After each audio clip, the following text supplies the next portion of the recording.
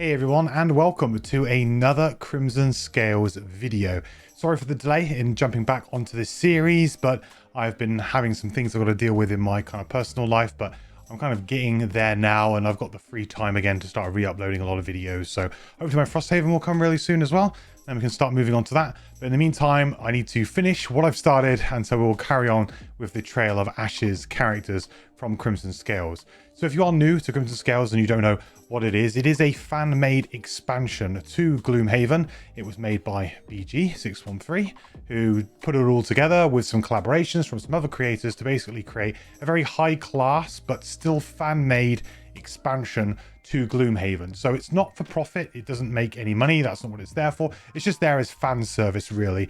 And they've put a lot of work and a lot of testing into it, and the Trail of Ashes is actually the expansion to that expansion, which I don't think anyone has the physical versions of yet. I think they're just about kind of getting printed, and they'll probably be going fairly soon. I did talk to BG about it a little bit, and he sort of indicated that they will be kind of starting to go out soon. In fact, I think when I saw him at PAX recently, there was one kind of physical version that he sort of had already received. So very soon on those for people.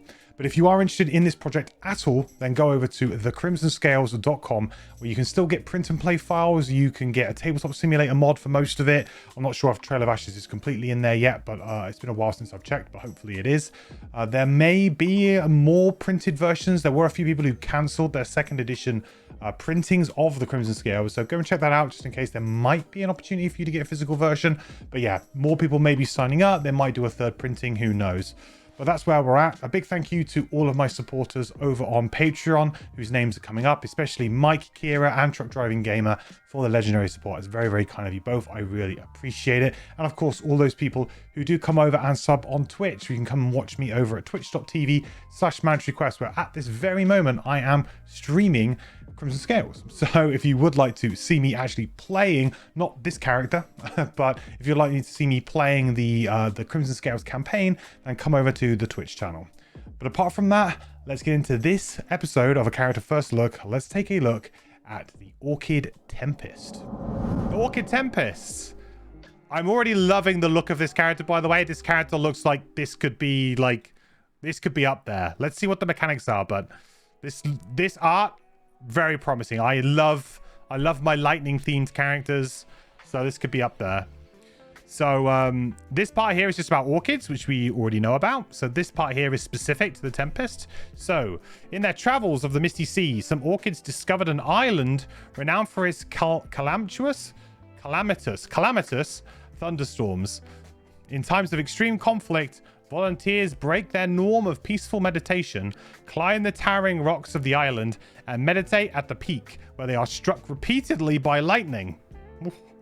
Through self-discipline in the midst of personal suffering, these orchids achieve perfect unity with the storm, enabling them to yield lightning itself in a weaponized form, and even to repurpose the electrical energy of the living and dead to augment their abilities.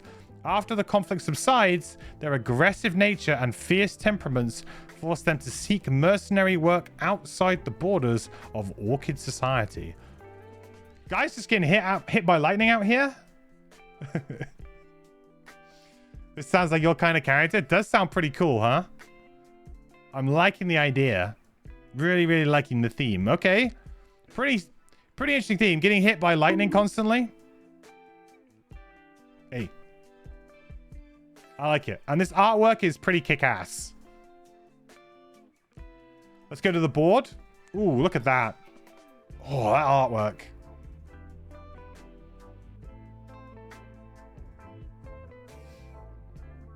Bonk, since we don't have lightning. Okay. So, we are a 10-card class. Sort of pretty average. Very average. Average size, hand size. Health-wise down here too. Pretty low. Pretty low. So, if I was to speculate, I would say we're probably going to be some kind of like range damage dealer. That would kind of make sense, right? So, we'll see.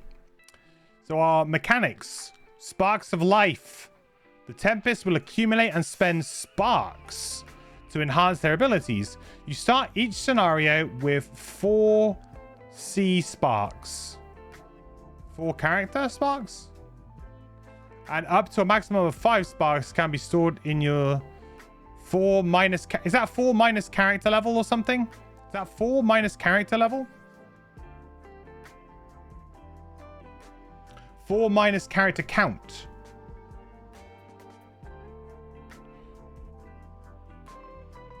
Okay, so if you're playing 2-player, you would have 2 sparks. If you're playing 4-player, you don't start with any sparks. You start with 0 to 2 sparks, depending on player count. Interesting. Okay. All right. Well, I mean, maybe that has something to do with... That's the first time I've ever seen a mechanic like that. That's kind of interesting. Really makes the player count, like... Maybe, like, really kind of makes the player count for a character like this maybe interesting. We'll see. So we can have a maximum of 5, though, and they can be stored in your supply to the left of this mat. Okay. When an enemy dies, place a spark token in the hex where it died. Hexes with only sparks in them are considered empty, and multiple sparks may be placed in a single hex. Sparks are collected when you enter or loot a hex with a spark. You cannot collect any sparks while you have the maximum stored. Instead, those sparks remain in their hex and may be collected later. Ooh, okay. So it's not even us having to kill them, right? It just says when an enemy dies. Just leave like a bit of lightning energy where they were. It's more because sparks dropping are more numerous. Yeah, I guess so. Yeah, with this mechanic, maybe this is, yeah, it's a balance that, right? Because if you're playing in a 2-player game, there's going to be less enemies on the board, so less sparks. Unless there are other ways to make sparks, but if this is the main way or the only way to collect sparks, then that totally makes sense why this would be like this. Cool. Well, I like it. Gives you something else to, like, kind of loot. Kind of a bit like the hatchet. Trying to get your favorite back. Similar kind of deal, I guess. Trying to kill things that get sparks down. We'll definitely reward a very aggressive way of playing. Kind of like a snowball type effect. Especially if we get stuff like this. Looks like we're coming up. So if sparks can help kind of increase our damage, it will feel very snowball-y type character. Okay, abilities that can be augmented with sparks use the kind of consume spark symbol. Some of your spark consumptions may require multiple sparks to enhance your actions or to perform abilities. These are denoted with a number following the symbol, okay? Where X is the number of sparks that must be spent. Simple enough. Optional losses. Some cards allow you to add or perform additional effects, but requires the card to be lost instead of discarded. These optional loss effects are written in sections with this. Okay, well, that makes sense. Like, so possibly we could get a one-time big buff. Kind of makes sense. So this one goes in Maya footsteps, also being bad against bosses. I don't know. Well, I guess we'll see. I mean, if we got some really big single target though, because boss scenarios are never, well, apart from the void, they're never kind of like, here's just the boss, you know? There's always like some minions around generally. Generally, there's always some minions, so maybe we can use those. Okay, well, so far, this looks really good to me. I'm liking it. Simple mechanic. Makes a lot of sense. Where it's gonna come out, it's gonna come out on the cards, right? This isn't really very confusing at all. And on the cards is where it's really gonna kind of come out, and we'll see how it does. Oh, one thing we're gonna have to do is we'll have to address this in a minute, which we'll do in a second when we get to it. Hey, Scuzzy. So, onto the cards. First card, Flash of Lightning. Move 2, consume air to get +1 move and jump. Attack 1, consume light to get +1 attack. Ooh, consume 2 sparks to get an additional +1 attack. This is a really cool ability. 11 initiative 2. Very nice. So we can move potentially up to 3. Attack for 3 with model if we time it right. Pretty powerful. I mean, it's a top action as well. Move 3, jump, attack 3 as a top action. I wonder if we're going to have some bottoms that aren't moves as well. Like some really powerful non-move bottoms. That's pretty damn powerful. As far as cards go, I mean, this is a card that, you know, if you saw it at level 2 or level 3, you probably wouldn't, you know, you'd probably be considering it. Depending, of course, on how easy it is to get sparks. But, I mean, killing things... You're not necessarily killing something every round. I guess if you're playing 4-player, you start with no sparks. There's quite a lot of investment on this.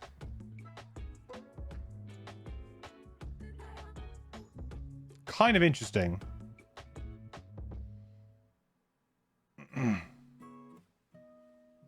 Move to attack 2 is good on 11 initiative and seems very possible. Yeah. Yeah, so even if we weren't to use the sparks, right? It was just going to be a move 2 attack 2. Or maybe like a move 3 jump attack 1. Something like that. That would still be pretty good.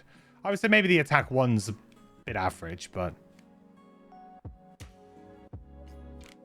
2 sparks...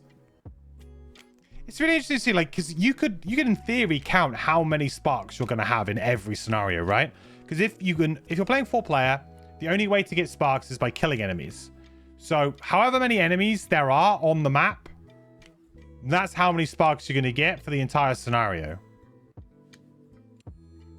So, you can kind of work out, like, what is the value of a spark, and that's going to change depending on the scenario. Like, if you're playing in a scenario where it's just loads and loads of swarming style enemies, half-point enemies, boy, is this... You feel like you're going to be, like, rich with sparks. Constantly just killing things and just getting more sparks.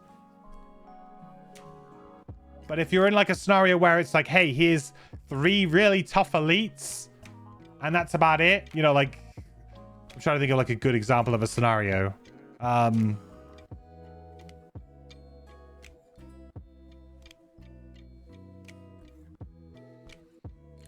Like, oh, we did it on Monday as part of the speed run. The temple, is it Temple of the Elements? Temple of the Elements with the altars. Like a scenario like that will be a bit weird for you because you're only going to have like so many enemies. I guess you could like cultists can summon and maybe kill them. Interesting idea, but there's certainly going to be a level here. Like how much is a spark worth, right? You will say 2 sparks is a steep cost. Sparks are a bit scarce at the start. Yeah, absolutely. This is not like a room 1 style power-up. Interesting. Really interesting to see, like, is that worth you spending it on? Because something like the Deathwalker, for example, also uses a currency kind of like this. Where it's almost finite. Because the thing is that like a Blink Blade, for example, could in theory kind of get the tokens whenever they need to by going slow and gaining tokens, right? They always kind of have like something in the bag where they can in theory kind of go slow to get tokens. So it's not necessarily an infinite supply of tokens, but they can have some tangible changes to the way they play to get them. Whereas the Deathwalker feels a bit more finite. Like if you use them, you want to make sure that they're in good places and you want to use them. They're more precious. And sparks are going to probably feel quite precious too, I feel. In terms of a resource, you're not going to want to spend them on just anything. It's not like an element where you just consume an element and it's like, cool, make it again next round. It's all good. Yeah. And especially as you can store them for as long as you need to as well. Deathwalker can play shadows by himself though. Yes, but you need to like burn early on. You need to like invest a lot into that, right? You're not just placing them. You're having to burn cards to do so. And that, I think, I mean, there might be, for all we know, there might be a card here that is like burn and you get like 4 or 5 sparks. Could be interesting. So the bottom of this is move 1, dodge self. The next time you dodge an attack, discard this card and gain strengthen 1 and generate light. So, dodge. What is dodge? Here you ask. So, Nit sent me over a nice little picture of this so we can talk it through. So, this is just a snapshot from TTS. So, dodge. Dodge is a positive condition that cannot be gained by monsters. A character with dodge, when targeted by an attack before modifiers are drawn, must choose to discard one card from their hand, lose one card from their discard pile, or suffer the attack normally. If a card is discarded or lost, the attack is prevented and no attack modifiers are drawn for the attack. Otherwise, the attack is carried out normally. Dodge is removed in all 3 cases. Any character that can lose a card to prevent a source of damage to another figure, e.g. summon or escort, may also discard a card from their hand or lose a card from the discard pile to negate attack against that figure if it has dodge. If a figure that is immune to disarm or stun attacks a figure with dodge, remove the condition for no effect and the attack is carried out normally. Kind of makes sense.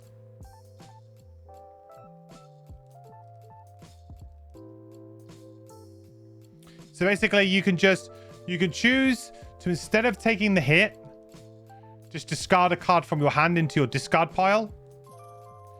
Or you could burn a card from your discard pile.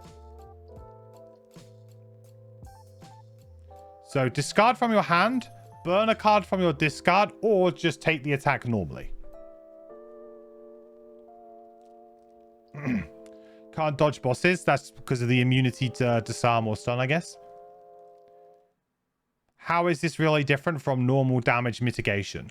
So when you have to burn a card to damage from your discard, usually it's 2 cards rather than 1. So this is a considerable saving. Discarding a card from your hand might not be that bad if you have an odd number of cards in your hand anyway. Like sometimes if you're on an odd hand size, you know you can't play a full round anyway. Just having the option to maybe discard a card to not take any damage would be quite nice. You know, it's freebie. Of course, if you were to take damage, you'd have to burn a card from your hand to mitigate damage usually. How is it different to, let's say, abilities that are like, you know, don't take any damage this round? A lot of those are burns and are generally quite bad. So a lot of the other damage mitigation effects are either kind of bad or very limited in what they do.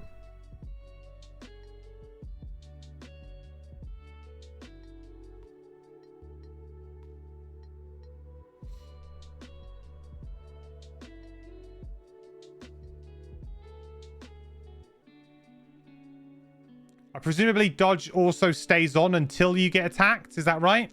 That's how I would read that. So it would be kind of like having a positive condition on you until you get attacked, right?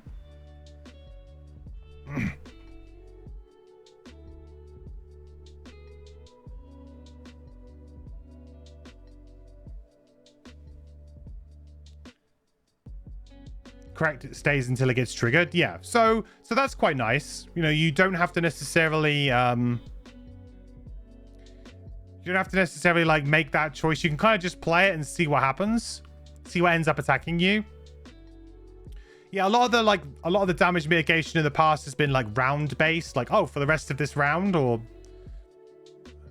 maybe it's charge based, like Defiance of Death or Juggernaut as 2 examples. And both of those cards have their uses for sure. Both of those cards definitely have their uses. Like Ward? Yeah, like Ward. Yeah. Exactly like Ward. So I feel like dodge is an interesting one. It's going to be very hard to kind of rank because getting you closer to a rest is generally not a good thing, because you're going to end up burning cards quicker anyway, right? So, you know, that's why burning cards early in a scenario is bad sometimes, because you're speeding up your own clock. So, of course, dodging when you have, like, a turn in hand could be quite bad. But again, maybe having the flexibility of, I'm about to be hit by a strengthened, you know, a strengthened living corpse or something, you know, a level like 7 living corpse or whatever.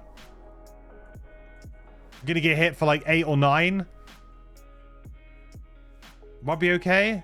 I think it means that stamina potions will be really important on a character list. I mean, I know that's kind of like whatever. Like stamina potions are important on every character, but I feel like stamina potions plus dodge give you a nice little kind of angle there to play around with.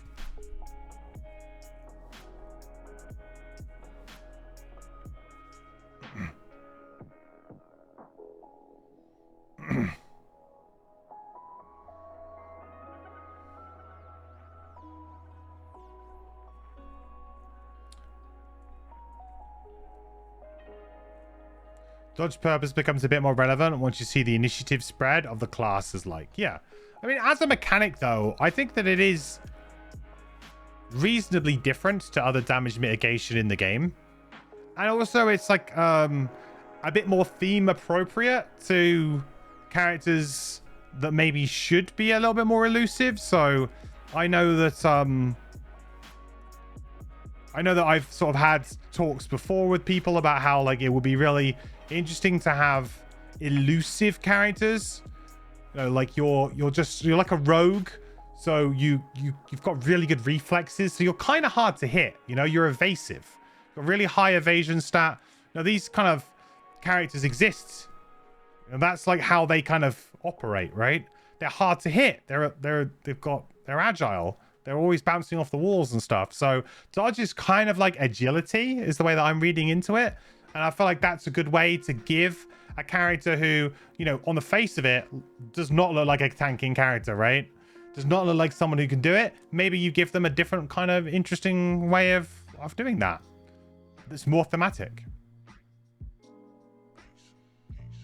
It's still a gamble on what you do. Being attacked for 3. Do you do anything to negate or just take the game and soak it? Well, I think that's the fun. That's what makes it interesting.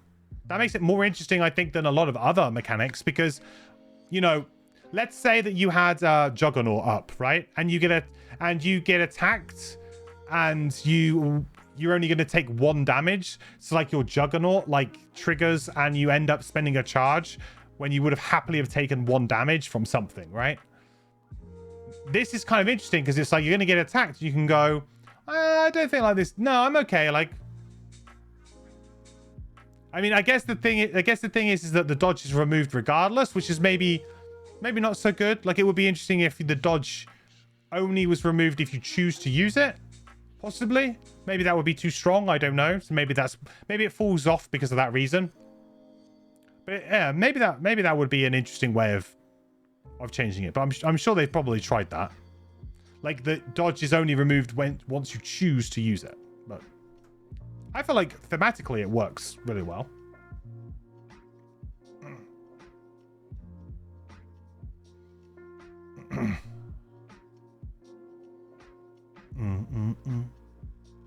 I think generally speaking, if you're getting attacked and you just have an odd card in your hand, I think you just do it. You would always do it, right? There's no reason why you wouldn't do it. Unless your plan was to stamina potion back something else and then have a full turn out of it that way. Cool. Well, nice idea. I mean, getting strengthened and generating light. I mean, this is a pretty good effect, I think. 1 XP as well. This is really strong.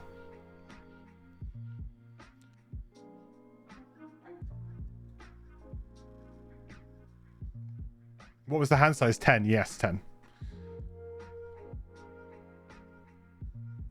So next up we have Static Shock, which is an attack 2, immobilize, consume light, 1 spark to get +1 attack and pierce 1. So it can be attack 3, immobilize, pierce 1. That's pretty good. Consume another spark, 1 new enemy within 2 hexes of the target suffers 1 damage. Okay. So this one's kind of interesting, right? So I can see this kind of going 2 ways, really. And I think this is quite good card design, because there's going to be times when you're really going to want to hit this. And there's going to be times when actually you could just ignore this and just hit this. And you'll be probably pretty happy about it. So, you know, sometimes you're just going to want to attack something for 2, immobilize it, and then run away, which is a fine ability on itself. Like, just these words are absolutely fine, especially on 17 initiative. You know, this character As a bit of a spoiler, we kind of know that they're going to have a very early initiative split. They're going to be very fast characters, so having abilities like this on fast initiative is always going to be pretty useful. Or they're saying that you want to go late then early, so maybe actually not as useful as I'm implying, but we'll see. Certainly allows you to get out of trouble. But the idea then is that, you know, you would add this or shoot to add this when you're actually trying to do some decent damage to something as well in the meantime. But if you need to just finish an enemy off that just for some reason didn't die, then you can use this to finish them off. And then they drop a spark and you can go and pick it up maybe. You know, you attack something, immobilize it, then you run away.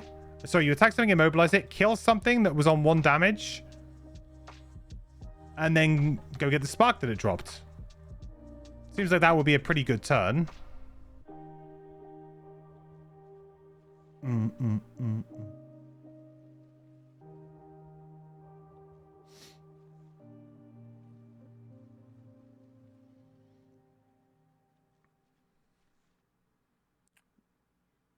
Is dodging when the condition is removed or when you really dodge it? Guess this stays out in front of you until you actively choose to dodge. Yeah, you have to actually take the dodge action, which is to discard a card or lose a discard card, I guess. You can also get the double kill. Yeah. I feel like this is a really versatile top action. Very solid, gives you some nice options, some nice interaction. I like it. Also, we've already seen a way to create light, potentially, if we wanted to. Get strengthen. Seems pretty good. So the bottom is heal 3 self. Consume air to get +1 heal. Consume a spark to get regenerate.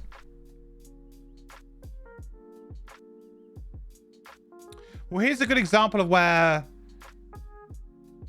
in theory, regenerate could be very powerful. But is this a good use of spark?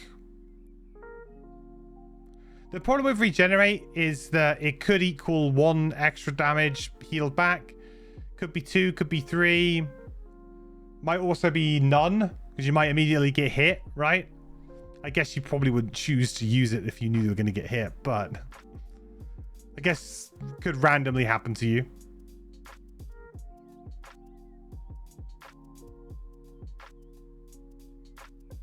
But if you're on really low health, then hitting the regenerate and just taking a few turns off might be okay. We've seen this is a melee attack and this is a melee. So we've actually seen 2 melee attacks, which wasn't really what I was expecting. I was expecting like throwing lightning bolts around. So I mean, heals are generally important when you're a melee character. Having some kind of self-heal is useful usually. Heal 4 regenerate can be pretty good for a bottom action. 4 long rest with the right steps could be heal 6. Yeah, for sure. And so as far as heals go, this is a very, very good heal. Obviously, it only targets you, so your mileage may vary depending on what party you're playing and how kind of things shake up.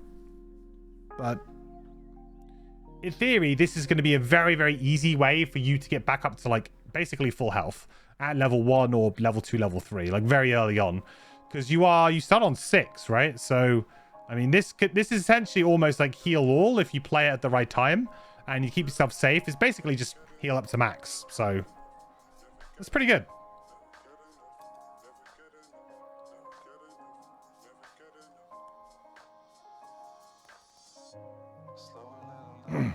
More likely to dodge when you're regenerating. Yeah, I guess that's a good point. There's some synergy there too, because dodging would mean that you wouldn't lose the regenerate condition.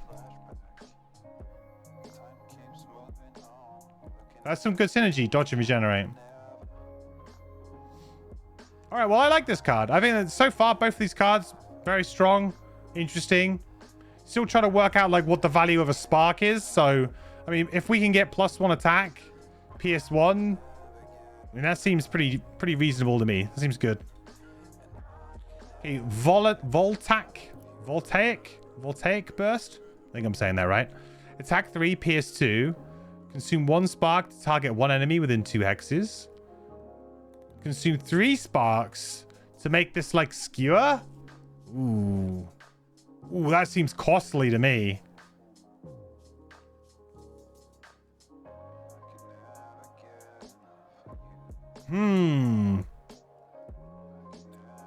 That seems pretty costly, huh?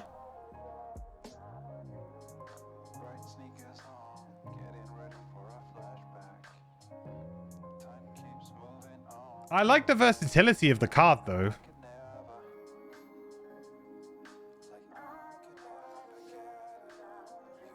It's pretty costly. Hitting 2 things for attack 3 PS2 is spicy, though. Could hopefully kill 2 spirits with that. It's true.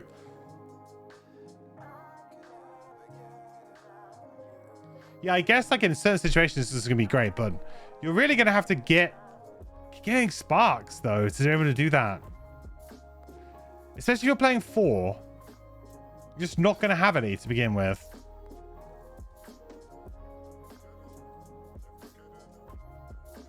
Three seems good for that, but yeah.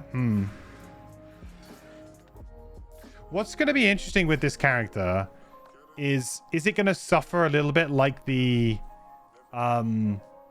like triangles and like with a few other characters, where if you just don't kind of get your sparks game going early, are you going to struggle?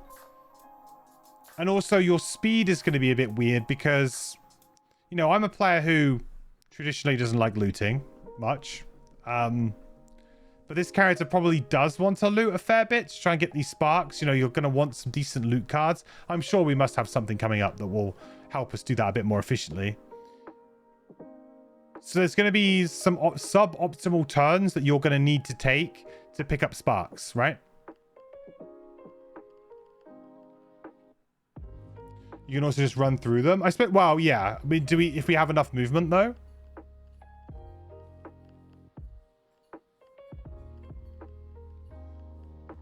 I guess we'll see. This is some good movement too. It was good. Yeah, this is... I'm not 100% on this. But, I mean, it is essentially getting, like, an extra 3 in a PS2. Like, it's a good attack. You're basically paying 3 sparks to get an additional attack 3 PS2. Right? So now you're doing 6 damage. And it's a non-burn action, so...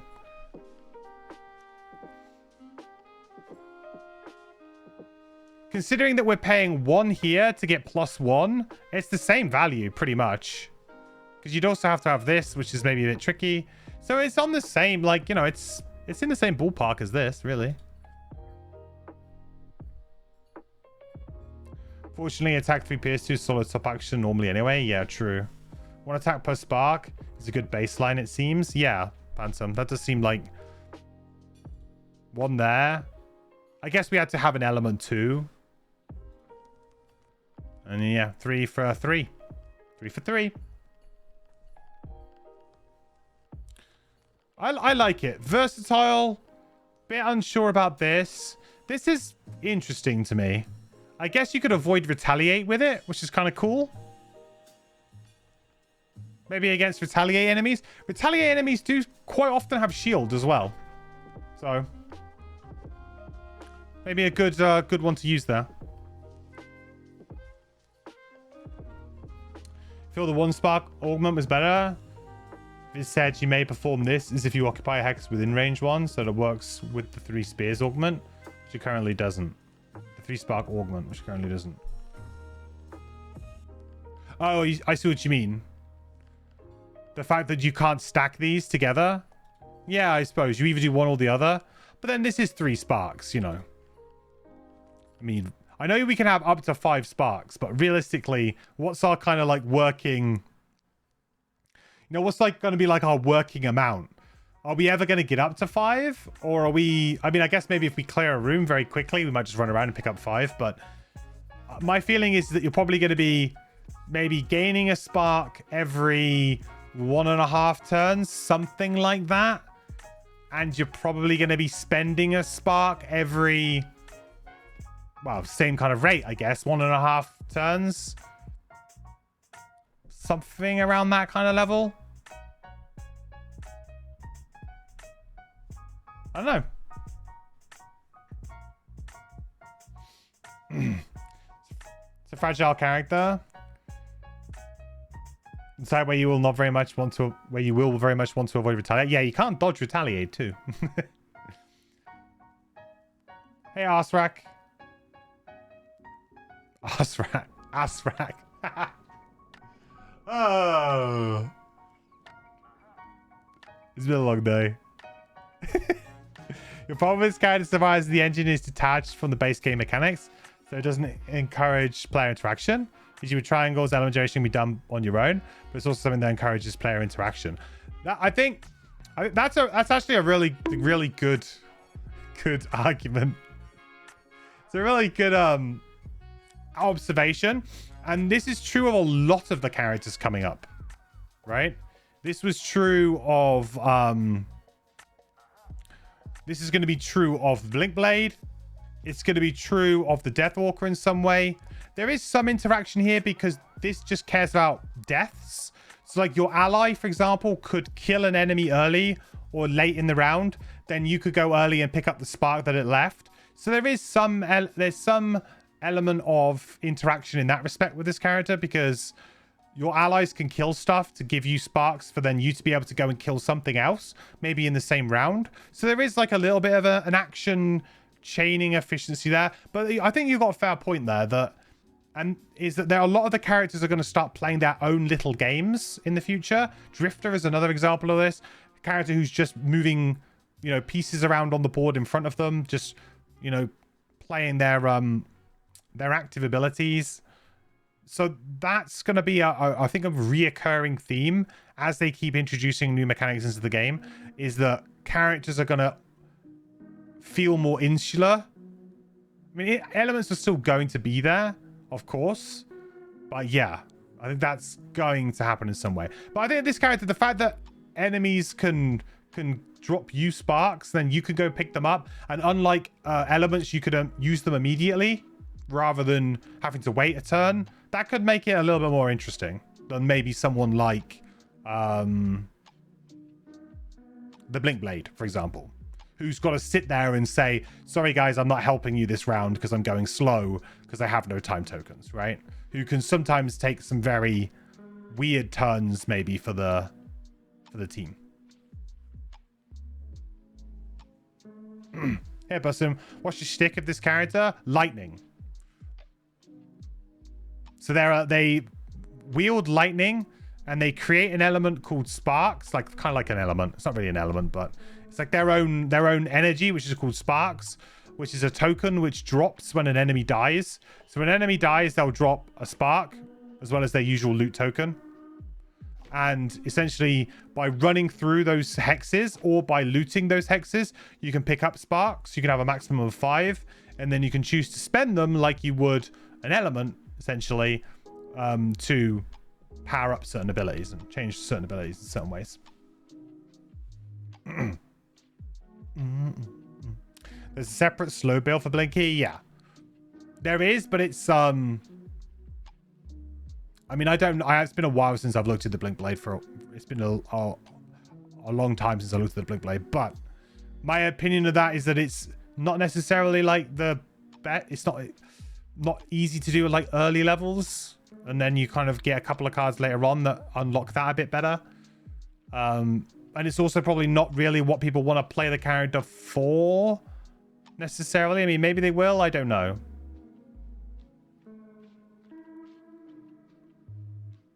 But anyway, the point stands, and I think it's a reasonable point to say that with more mechanics that are being added into the game, more characters are going to become more insular, which I think, and inwardly focused. And I feel like that's a fair comment.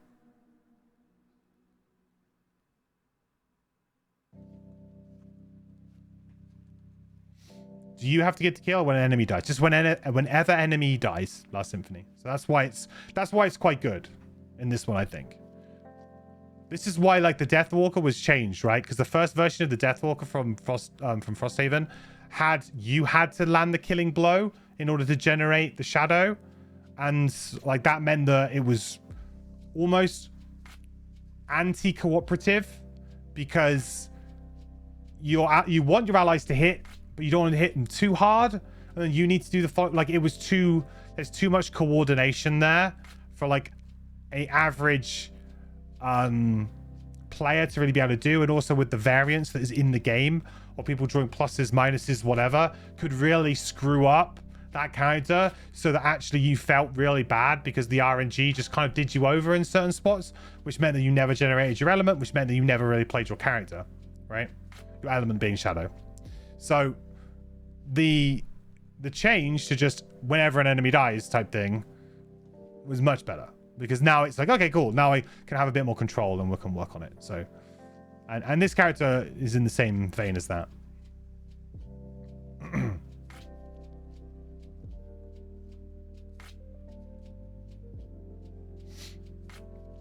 Yeah, it's four minus character for sparks. So if you're playing 4-player, you start with 0 sparks. If you're playing with 2-player, you start with 2 sparks. Just to compensate for the number of enemies that will be in the scenario because you're playing 4, 3, or 2. Although having said that, the difference between 3 and 4 is often just that there's more elites, not necessarily more enemies. So there's like that in itself is, you know, I appreciate that they've done something to balance it there, but that is probably not perfect. I don't think you can really get perfect.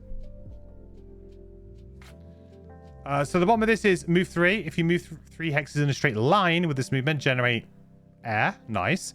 Gain 1 XP, then perform a move 1. So you could then deviate from that line a little bit. So this seems pretty good. I generally like these abilities, the kind of move in a straight line, because I feel like that they get you to look at the game in a slightly different way. Because usually you just get like move 3. It's like, okay, well, it doesn't really matter what hex I end up in. You know, a lot of the time you're like, yeah, I guess I just go here. Like, this actually rewards you for thinking ahead a little bit more and trying to hit a line. That's why I like, is it the bottom of Rock Slide that allows you to move 6 if it's all in a straight line? So I like those kind of cards because it's like it forces you to kind of go, okay, well, I can go here, then I can do a super long movement if I use this line. I like them. And this is a nice little sweetener.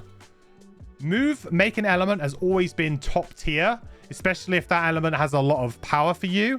And we've already seen, you know, some use of it here, some good use of it here as well. So, I mean, air, as far as I'm concerned, looks like a real premium element this character's going to want to get a lot of. And will always have like a pretty good use for. So already. So I think that this is really good. Or that Brute level 2 card. Brute level 2 card. Moving in a straight line. I always get Juggernaut at level 2, I think. That's why I get confused.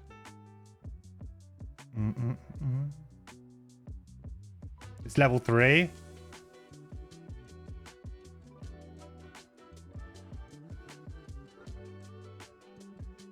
I don't even think of the card. Oh, move 4 attack. Oh, yes. Sorry. Yeah.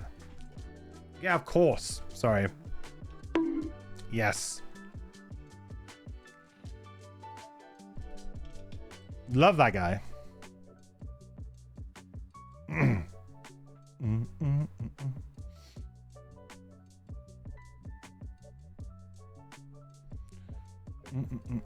Starting with 0 sparks makes getting the spark train going harder. Yeah, as I commented earlier, this character feels snowbally.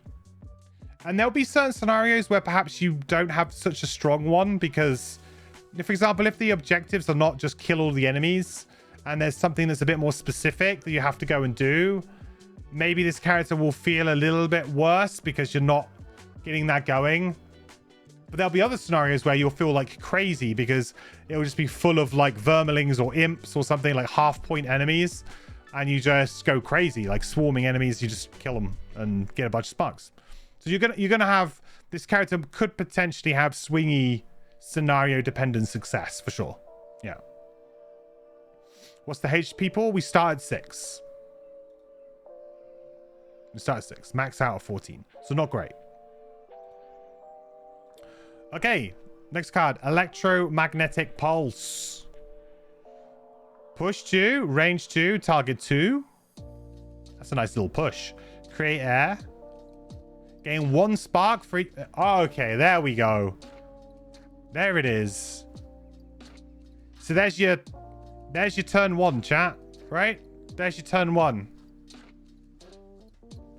Create a relevant element. Create 2 sparks, potentially. That's your turn 1.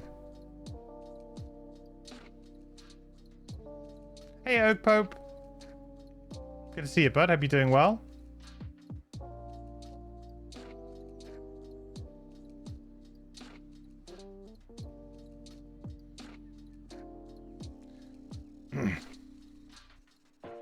It's also just gain sparks, not even dropping them where they're pushed from. Yeah, you don't even have to worry about running through. So you just move into a nice position, hopefully push 2 things away, gain your air, gain your 2 sparks, then next turn you're away. This is like absolutely a turn 1 play at like 3 and 4 characters. Definitely a 4. The top does everything you ever want. Yeah, absolutely. It's kind of nice to have a card like this, I think, early on as well. Like, this is the type of effect that I would imagine that like, we've had a couple of characters that have done this before, I think, where it's like they starve you of something for a little while. So, like, the early game difficulty of playing the character is more that you're kind of starved of an element or an effect. So, the Fire Knight, for example, it was that we didn't actually have a reusable way to create fire, but we had so many great ways to use fire. We had some burns that created it, but we didn't have like a really good one. So the temptation is to like starve a character early on of their element, make them have to burn cards, make you have to like work really hard for it. And then the temptation is then to, as you level up, make it much easier to have that mechanic, which I personally, I generally dislike, because I feel like then the character almost loses its identity over time. Lightning Bolt's a great example of this. You know, you having to pay life for things early on when your life pool is low, and then trying to get to that half health threshold is really interesting and fun way to play. And it means that you're trying to dodge enemies. You know, you're trying to make sure you don't get focused, try to be at the right time, play the right initiative. You're living on a knife edge the whole time you're playing that character like level 1, because you're just trying to like make sure that you don't die, and it's just fun. But then when you get up to the higher levels, it's like, oh, we'll take away any of that kind of stuff, and we'll just give you really good value attacks. And you just don't have to really, oh, here's a big heal now. Well, you know, they just kind of, in my opinion, they kind of take away the fun element of the character, because you gain a bunch of life. So taking the odd hit doesn't really matter. And so the character just kind of dilutes over time. So I like that we're actually getting a good card here early on that allows us to play what we want, because it would be a really easy tactic to just put this behind like level 4 or 5 and be like, there you go, you know, because we'd be like, oh man, now this is so good.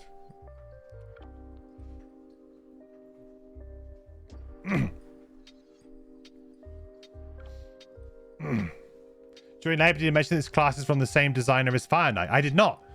But all, you know, I don't want to rinse the Fire Knight, but so that hopefully this is a good sign for me. 22 initiative, move 3, 1 adjacent enemy suffers 1 damage, consume spark, and so burn this card to add stun and wound and gain 1 XP. Place 1 character token on the target the first time each round that the target suffers damage. Gain a spark. Oh. Oh boy. Oh, this is kind of spicy. This has got me excited. Dude, that is awesome.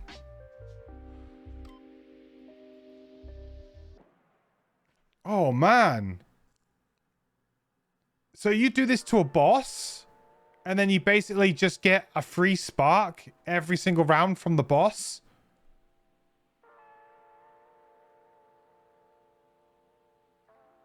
And you just gain it as well, straight onto your board. Don't have to go pick it up.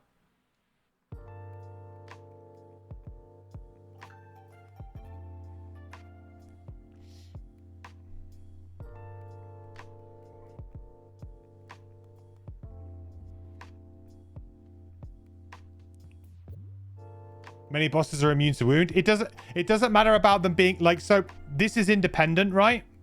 So add stun and wound and gain 1 XP, sure.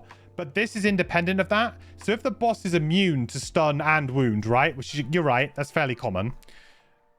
It's just, you still get to place the character token, and then the first time it suffers damage, it doesn't have to be wound damage. Could be you hitting them. Could be your buddy hitting them. Could be whatever. Could be a summon hitting them. Doesn't matter. The first time they take damage, this is going to trigger. Your character token is separate from this, right? Obviously, wound is a great way of ensuring that this happens, but it's not exclusive. You don't need to have it.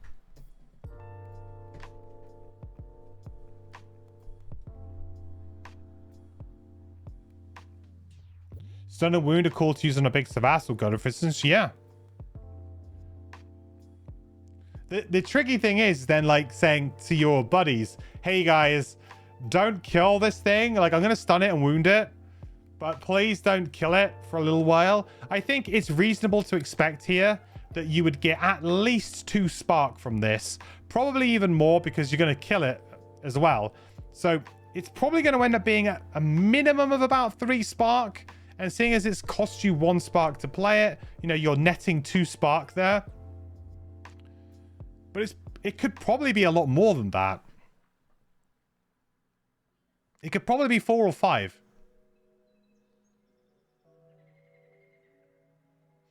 Just have a Mind Thief, stun, and damage lock it. Yeah. There'll be a lot of good combinations, right? Crackheart, to just run up to it and just do a little rumbling advance. Just to trigger a bit of damage on it as well. Stuff like that. Like, even if it's like a boss or something. And if we have more abilities like this as well ourselves, then possibly we can use it. To be honest, just a move 3, 1 adjacent enemy suffers 1 damage is pretty solid anyway on 22 initiative, you know? Like, regardless of this, I feel like this is still like a pretty solid ability. No range on this bottom. It would be this, right? It's adjacency. The range is adjacent. Because it's move... yeah, this is a little bit confusing, actually. That's a good point. This is actually a little bit confusing because this goes into like your... It almost looks like it goes into your active area, but it doesn't. Like, I'm not quite sure why this is a different color. Because it's really an added effect to this. Is it just to differentiate the fact that it's a burn spark or what? Just seems a bit strange that... Because usually, let's say...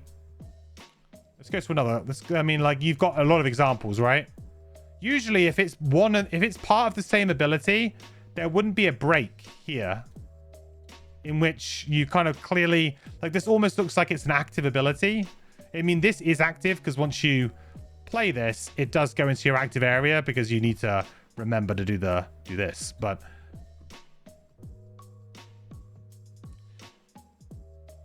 character token stuff goes to active area. That's why. Yeah, I get that. I get it's because of this or this. But I can see why that would be maybe slightly confusing because it is breaking up of the ability in some way. So I can see why you would... But I feel like the way it's worded is very clear to me. So, I mean, like, I personally don't have a problem with it. But I could see how someone could question what the range of this is. Because it looks different.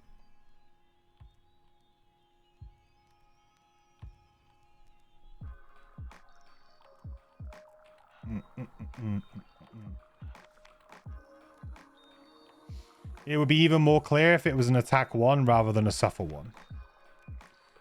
Yes, yeah, that's true. But I mean, I think it's fine.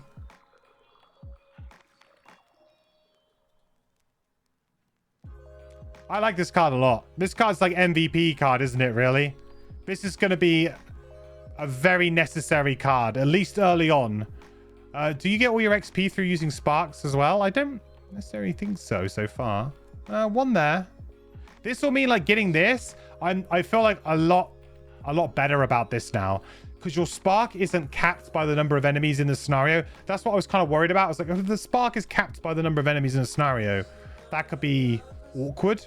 But this shows you that actually, no, you should be able to get a good amount of spark regardless of how many enemies are in the scenario, and you know, with good play. So actually, this now seems quite reasonable to me, really. And in fact, if you did this super late, you might even be able to get up to 3 on the first turn, depending on how things go. Few of the moves have given XP, yeah. Love it. All right, moving on. Scorching Arc Bolt. Attack 1, range 2, our first range attack. Create light. Wound. That's a pretty good attack. Ooh, then we get our... we get to pick our poison. Consume 1 spark to add plus range. We could consume, I guess, 2 sparks to have +2 range here if we wanted to. We could consume a spark and discard. For all enemies on the path to the target, suffer 3 damage. Ooh. Ooh. Now this is a versatile card. Really versatile. So let's say, I mean, you obviously want to consume 3 spark for this, right? The reason why this is only 1 spark is really because you need to consume both of these to make this good. So this is really like 3 spark. Do it all. So that would be a range 4. So you could do 3, 6, 9. Let's say you managed to max this out, right? Maybe a little bit Magical Christmas Land, but let's say hypothetically you managed to max this out. Do like a proper Impaling Eruption, right? You just play this like Impaling Eruption and just go... So that'd be 3, 6, 9. Then it'll be an attack 1 on the leftover guy with some range. So with wound. So let's say 10, 11 sort of damage maybe. That's a lot of damage for a burn card. Not to mention that you have the flexibility of when to burn it. Like Impaling Eruption is like, hey, you're either burning this card or you ain't playing it, buddy. What are you doing? You know? This is Impaling Eruption, but arguably better than Impaling Eruption at level 1 because it's just 3 pure damage. And it's actually probably better than Impaling Eruption for several levels because realistically your attack modifier deck sucks. So pure damage is a godsend. Guaranteed 3 damage, I'll take it every day of the week. So this is actually like a really, really powerful card. Really powerful card. Telescopic Lens. Oh, yeah. Hawk Helm, Telescopic Lens as well. Jesus. This is really strong.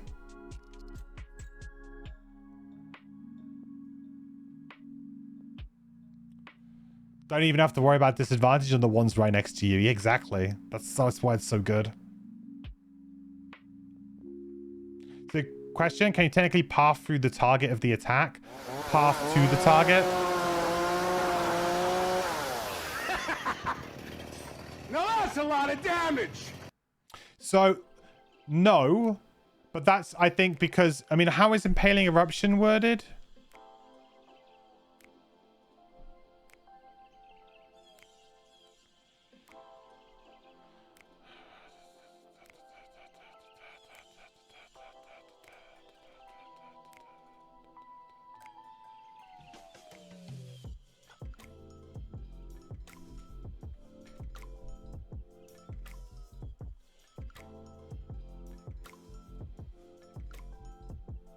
Same, it's the same.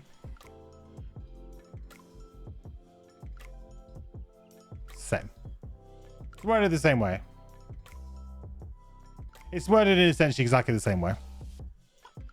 So, no. You can't go through and then back. This was I was having this conversation with somebody actually really recently because they were confused why they couldn't do that. They were confused as to why they couldn't just like trace, like they could basically just keep going like all the way around their character like this, and so they created like a perfect, you know, as many spaces as they wanted sort of thing.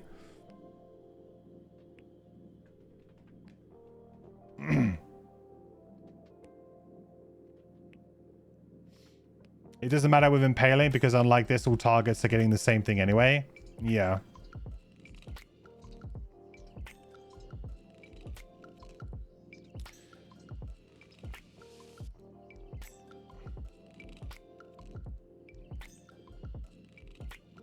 I think the fact that it says Like the way that this is stipulated as well, it doesn't say all enemies on the path suffer 3 damage. It says all enemies on the path to the target. So all enemies that are leading up to it, not including the target, right? I feel like this kind of implies that the target, sufficiently implies that the target is not included just in the wording of it. Anyway, but you're not the first. Like, a few people have asked me about this before and have thought that it could work that way. So you can't go back and forth. Not really. No. A lot of people think that it's like it's. So let's say like you have range 4. A lot of people will trace it weirdly. It's. So let's say like the enemy was adjacent to you. You can trace the path, like, to still make it range 4. But you couldn't go back through him and then through him. Like, you got to end on that hex without going through that hex. Like, I've never found it personally confusing because, like, thematically, it just makes complete sense in my mind. Like, how the card should work, and it operates in that way. So I've never really struggled with it.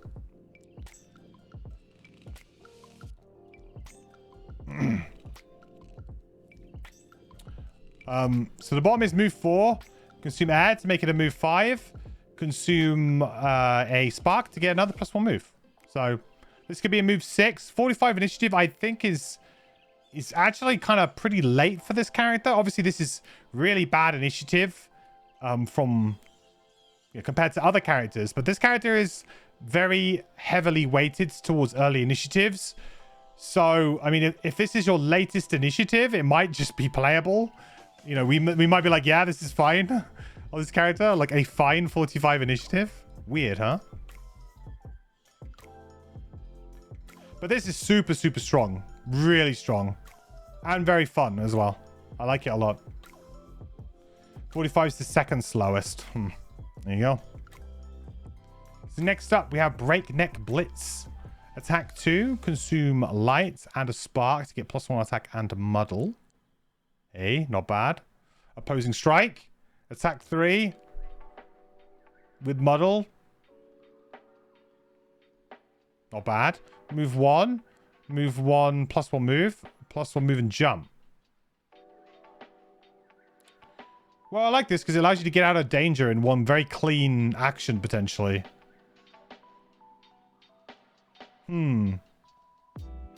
This is an interesting one. To me, it doesn't stand out as being, like, incredible. Because, I mean, I played opposing strike and I could never really get it to do... It just doesn't work for me. I feel like this is a really odd pattern because you have to kind of actively move into it. This isn't the kind of pattern that you will look down on the battlefield and go, oh yeah, I've got it. Like, it's... Generally, if you're playing like a character who wants to stay away from danger and then move into danger, you shouldn't find yourself in a position where you're like pincered like this. If you're playing like, you know, a tank, then you get surrounded on all sides, so it can happen.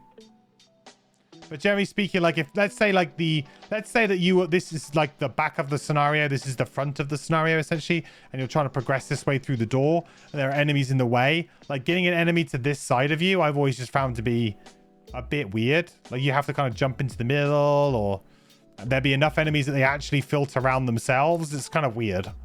So I've just never personally been a huge fan of this. It's just doesn't seem to come about. That's why I don't really play opposing strike very much past like level 2, level 3 on the crack heart. Kind of like that Hollow Pact card. Yeah, Hollow Pact's, you'll see, taking a lot of inspiration from the crack heart cards too, yeah. Opposing strikes is great, but only when you're not playing. Right.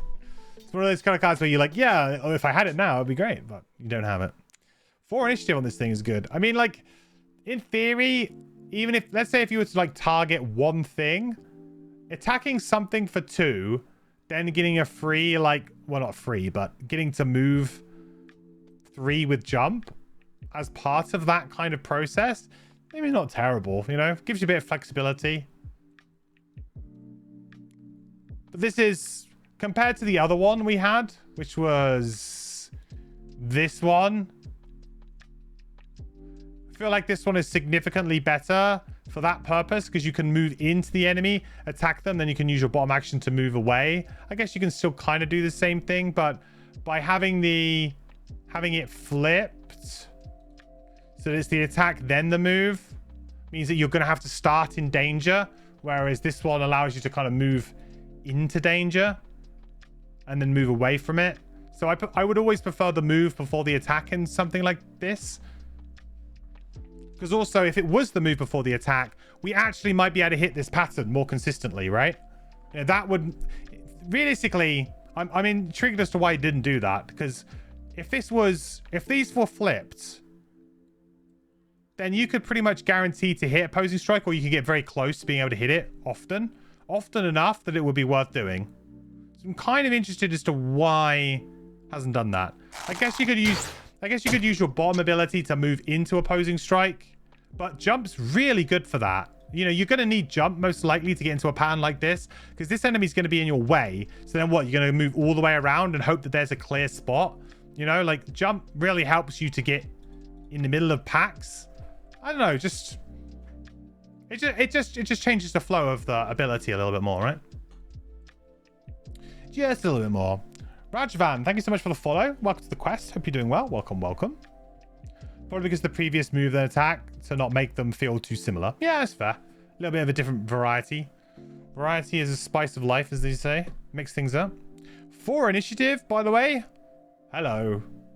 Very, very early initiative. Ridiculously early initiative. Basically, go before everybody else unless you're playing with a red guard or a scoundrel. So,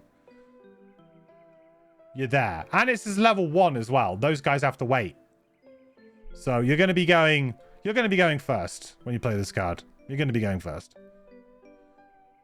The bottom is move 3. Consume air to get +1 move and jump. Also really good on 4 initiative. If you enter 2 or more hexes with a spark with this movement, gain dodge and 1 XP. Quick spark pickup.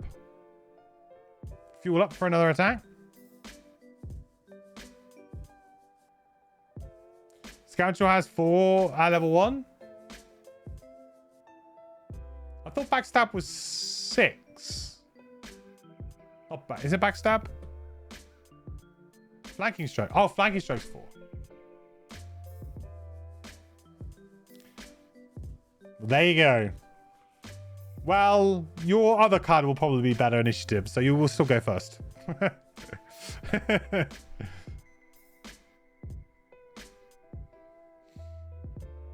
I mean, 4 initiative, move 4 with jump is very good. Very, very good. 4 plus the 6, yeah. Kind of a weird turn, but I guess he wanted to use the movement. Very good card. Very good initiative. Getting a little bit of free dodge there. Just a little Brucey bonus. Don't think you're necessarily gunning for this. Dodge, I say, I'm not completely sold on dodge yet. But I feel like it's at least an interesting change. An interesting mechanic that could mix things up a little bit. So I don't think it's like dodge doesn't seem to be like something to rely on. But just something that maybe could get you out of a hole at a certain point. It will feel pretty nice when you get it. All right, let's go to next up. So we've got Energy Siphon. Loot 1. If you loot hexes containing 2 or more sparks in them, gain Strengthen. Okay. The next time you dodge an attack, you may consume a spark instead of discarding a card from your hands to gain 1 XP, then discard this card. Ooh. How about that? So how do we feel about that, chat? How do we feel about that? Consuming a spark instead of discarding a card from your hand. I mean, that's got to be value, right? Considering that we'll probably be able to... I mean, a spark is not massively hard to come by. Plenty of ways to do it.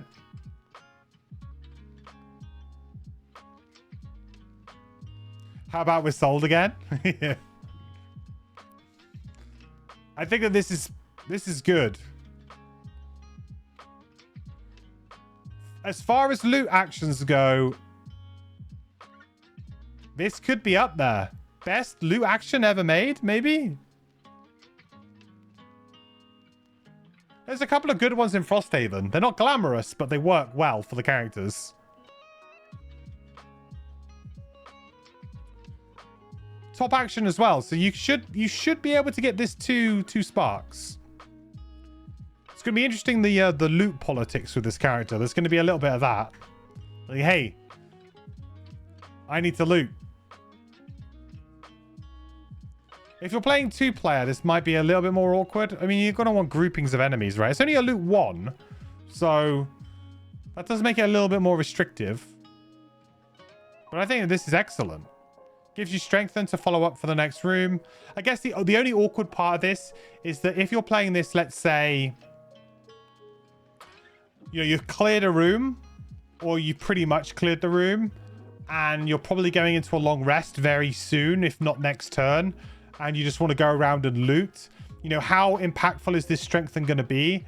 Because you're certainly not going to be... You're probably not going to be looting mid-room. Would be good for short rests, you know, to then maybe go into a short rest to carry on. Like, the value of the strengthen here, I think, is maybe a bit deceptive, because taking a turn off, especially a top action to do a loot.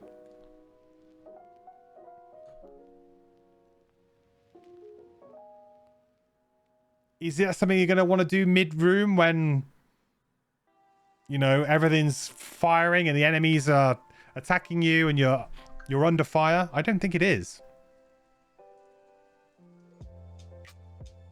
I think this will most of the time end up being a loot 1 and then this dodge thing happening. And you'll be pretty... I think you'll be pretty happy with that. The wording is a bit awkward. Like, it is looting 2 separate hexes with 1 loot token, or looting 1 or more hexes that have 2 sparks.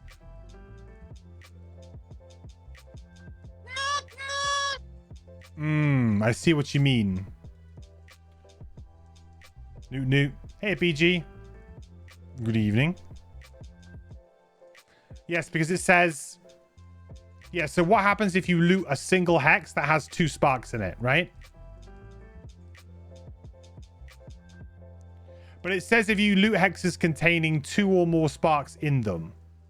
Yeah, you're right. This is not... You could interpret this in 2 different ways. You could say, okay, it needs to be a minimum of 2 hexes, each of them having a minimum of 1 spark in them.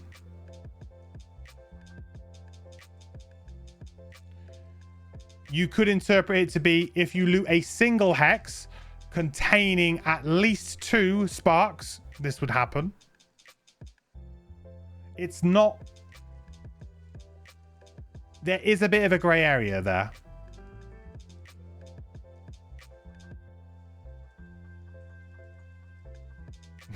The penguin meant to say loot loot, not newt newt. That'd be an interesting one for me to change. Maybe I should change him up. Maybe I should put a little adventurous hat on him or something.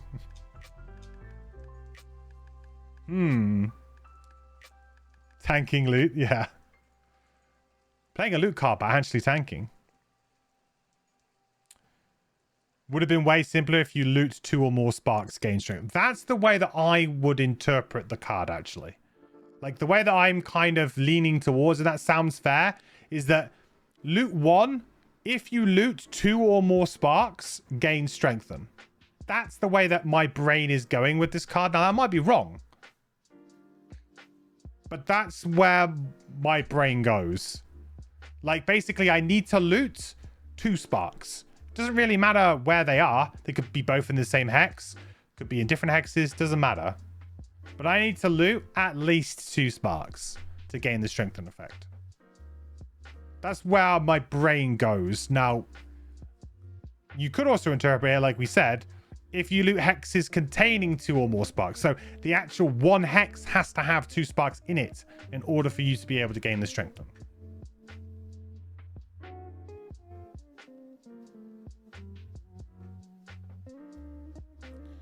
Sounds to you kind of if you loot any hexes containing 2 or more sparks in them, gain strengthen. I think that needs to be clarified in some way. Like, I feel like it is ambiguous, this card.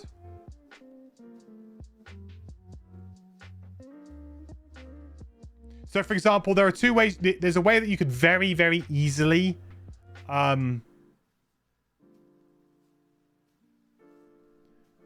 you can very, very easily clear this up with some very simple changing of the wording. Like we said, you could just have it loot 1. If you loot 2 or more sparks, gain strengthen. That would be like the simplest way of doing it. If the intent is just to say you need to get 2 sparks from anywhere during the loot action, you get the strengthen. If the intention is that actually it needs to be 2 sparks from the same hex, it should just say if you loot a hex containing 2 or more sparks, gain strengthen, right?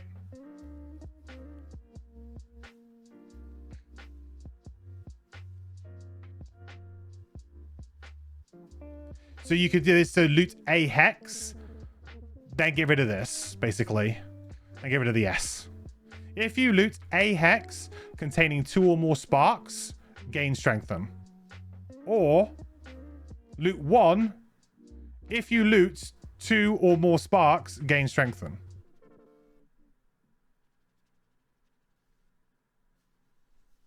I would change that. Although I guess the thing is that if you loot a hex, I mean, then I guess the worry here would be that the way that if you loot a hex, it could in theory stack, but stacking strengthen doesn't do anything, so it doesn't matter. Like, it's irrelevant. If its ability was like gain +1 attack, then it would be a problem. But because in theory, you could then say, oh, does that mean I get strengthened 3 times? If there are 3 hexes, each with 2 sparks in them, you're like, yeah, sure, knock yourself out, buddy. They all drop off next turn anyway, and they don't stack. You know? So it doesn't really it's not really a problem. Hey, Tut. Thank you so much for the resub, buddy. 14 months now. I appreciate it, my man. The quest continues. Good to have you here. Hope you had an awesome day so far, dude. Hope you're doing well. Anyway, so weird, ambiguous potential wording aside, I felt like the card's cool, though. The card is really cool. 19 initiative, and the bottom is attack 2. Consume light to get +1 attack. If this attack inflicts damage, gain 1 spark and 1 XP. That's also really cool. Hey, I tell you what, this character's not going to struggle for sparks. Like, that was my initial concern, but we have got multiple ways to get a huge amount of sparks. Like, I don't feel like we're going to be wanting sparks, are we? So far. Doesn't feel like we're going to be like, oh, I can't do that. I don't have any sparks. It's like you're always going to be a couple of turns away from being back up to a very healthy amount of spark. For sure. Also, multiple ways to burn through them fast. Yeah, true. You go for that big turn, right? But that big turn isn't going to necessarily going to ruin you for the rest of the scenario, which is what I was maybe slightly worried about. Because of course, burning a card is a big investment anyway. But then if you then consume, a load of sparks that cannot be gotten back because it was only by killing enemies that you got sparks, right? You could, in theory, it's like an extra investment, right? It's like you're burning a card, but you're also potentially hampering yourself for some rounds as well. But, to be honest, you'll kill stuff you'll consume sparks to kill stuff. They'll drop sparks. You'll pick them up. So there will be a nice sort of flow to the character where you just kind of keep going. Like I said, I feel like you're going to be able to comfortably. You'll be going to be comfortably sitting at 3 sparks very regularly. You're glad the design went more into alternative spark gains rather than only on kill, as it was at some stage during development. Makes it less daunting and restrictive. Yeah. Well, this is... I mean, I don't know if the designer took notes from the Deathwalker or vice versa, or I don't know the timeline there. But the Deathwalker was a character that went hard on that premise, and just did not work very well. So having You know, if you're going to have a resource that you want your character to use in order for them to play their game, you need to make that, in my opinion, maybe scale down the power level, but make it more available, right? Scale down the power level a little bit, but make it more available, because that's fun. Like, you want people to have fun, and they're going to have fun by playing with the mechanic. They're not going to have fun by complaining that they never have the resource to do the mechanic.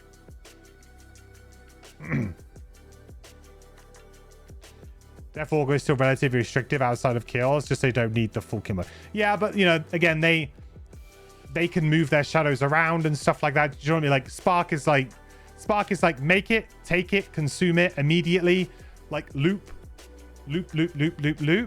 Whereas like Shadow is more kind of like tactical, place it here, pop up, attack someone from it. You know, you're not going to be making, consuming. You're going to be, it's a slower game plan with the Death Walker. This seems like a very, very fast game plan. Make a bunch of sparks, kill stuff quickly. They drop sparks. Kill some more stuff with the sparks. Make more sparks, right? It's just bam, bam, bam, bam, bam.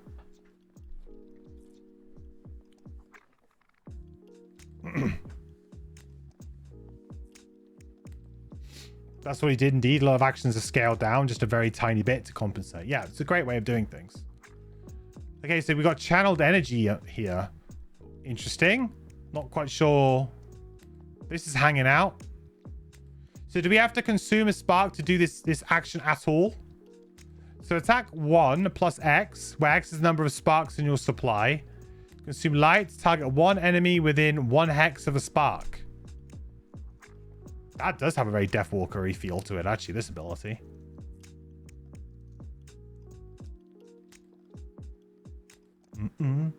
So we have to consume at least 1 spark to even do this ability, right? So if that is the case, maximum number of sparks is 5. So maximum number in our supply would be 4 at this point in time when we do this ability.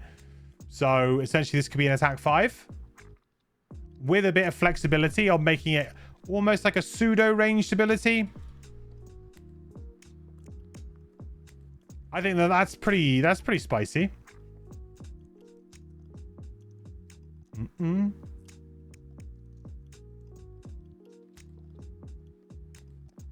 I think this is strong. What do we think, chat? Attack 5 potentially. Let's say even that we don't have necessarily 4 in our supply. We're like maxed out. Let's say we had 4, then we went down to 3. So even if you were to do something like an attack 3 plus 1, this to me still seems incredibly strong. Like an attack 4 on a melee character at level 1, I'm very usable. Really, really good. Hey, Froster Lion. Welcome, Raiders. How you doing? Evening, my guy. How's it going? How was your stream? I hope you had a great one. Welcome, Raiders. Welcome to the stream. If you're new to the stream, you didn't see me before. My name is Mandatory Quest. I make Gloomhaven content and make videos, stream Gloomhaven. And today, on Wednesdays, we've been going through the Crimson Scales characters. And now we're onto the Trail of Ashes characters, which are all fan-made, like high-quality fan-made character designs. And we've just been reviewing them. And they're available on Tabletop Simulator and as a print and play. There was a physical version available, but unfortunately it's not available anymore. But yeah, so we've been checking them out, doing a lot of fun stuff, just reviewing them, checking them out, getting ideas for different characters. It's really interesting to see like how so much like depth has come out of the character design system in Gloomhaven and how like the community is run with it. It's really good. I'm saying these are all really very high quality, been play tested a lot. Had a lot of feedback from other people, and they even have artwork by the original designer from Gloomhaven as well, which is awesome. It was fun. Was just completing some personal quests by face tanking the university scenario. I know that feeling. I know that feeling. Just trying to get through some things just to try and get a couple of characters unlocked. Yeah, you gotta do what you gotta do. Okay, so anyway, Channeled Energy top I think is pretty decent. I think it's a nice card to have once you've got all of your sparks up. would probably be a fairly good room opening type card as well. Because let's say you clear a room, you collect all the sparks from all of the enemies that are dead. You're probably sitting with a nice healthy pool of sparks ready to go into the next room. And, you know, you can go in there, you can hit something for 4 or 5. And that seems pretty decent to me, you know? Like, not a bad opening kind of move.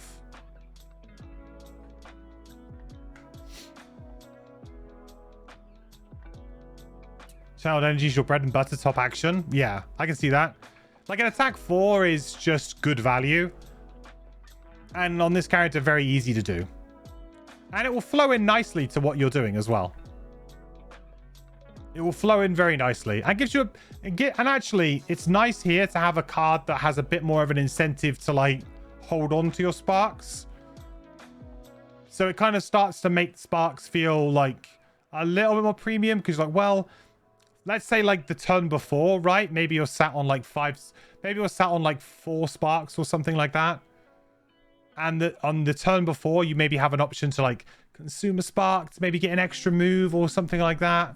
And you're tempted to, because it would be really nice to get over there onto a pile of loot or something. Maybe this would actually go, well, do you know what? Actually, I want to try and keep my sparks because next time it's going to be an extra point of damage. So it's worth keeping it, you know?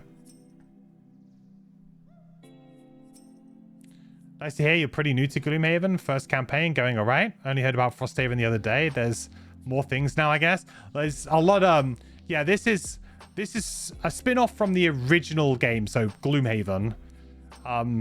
It's been in development and people have been working on this stuff for quite a long time. There's a very active kind of custom content community for Gloomhaven for the tabletop game. So a lot of this stuff has been in development for a long time. Lots of people playtest it. There's whole campaigns. Like it's pretty crazy the amount of like kind of custom stuff out there for Gloomhaven. Like it's nuts. And so Crimson Scales kind of was an attempt to bring a lot of that stuff together into a coherent project that had, you know, a certain level of quality to it. And they did like a printed version of it and everything. But it's all not for profit. Just people doing it for the love of the game. And Isaac, the designer of Gloomhaven, he's always been very open and he's shared files and stuff for people to be able to create their own characters. He's always been very encouraging of people to do so. It's just really, it's really awesome.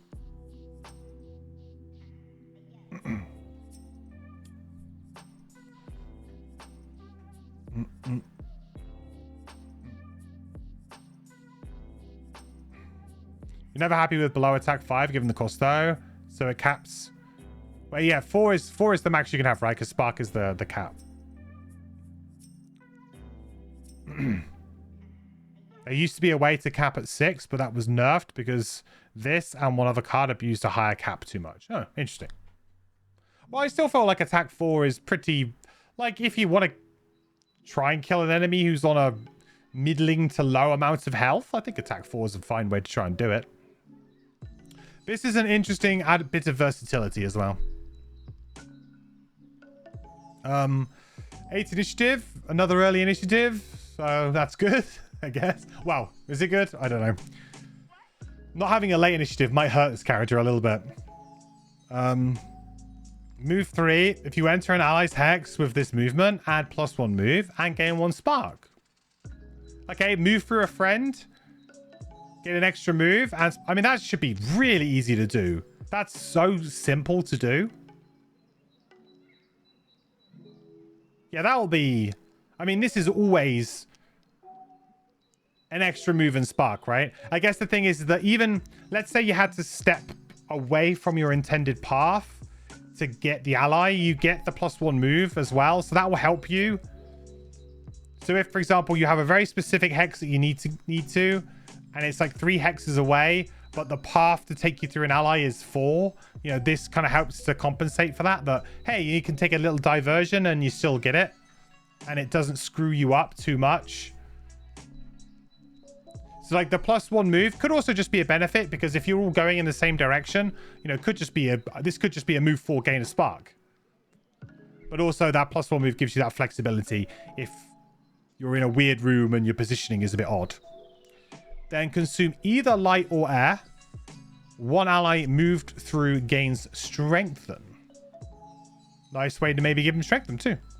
Maybe not the best use of your element we've seen so far, but if it's kicking around, it's kicking around.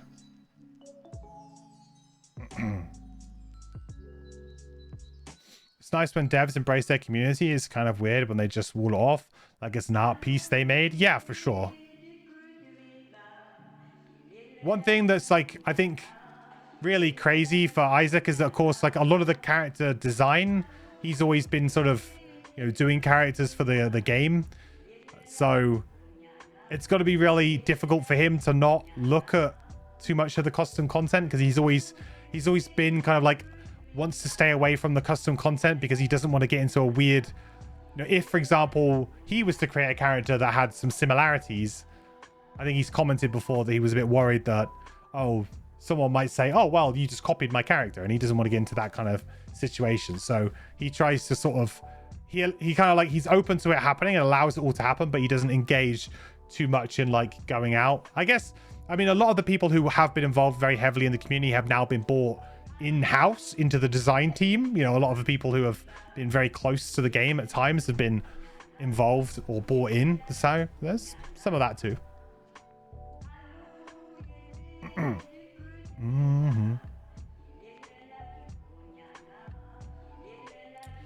Child energy, either you're at 5 spark and you hit for 5, or you aren't and you move through an ally to get more sparks.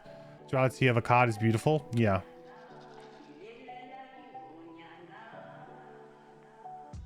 Definitely.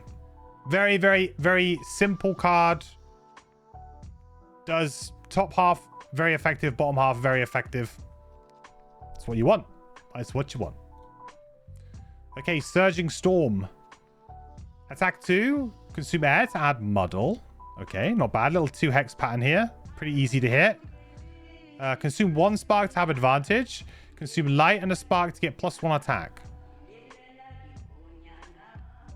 So this could be better than the skewer, right? So the skewer was very similar, except it was three of these guys. And light, did we have a good generator? Like a really easy generator? Oh yeah, we did with this guy, right?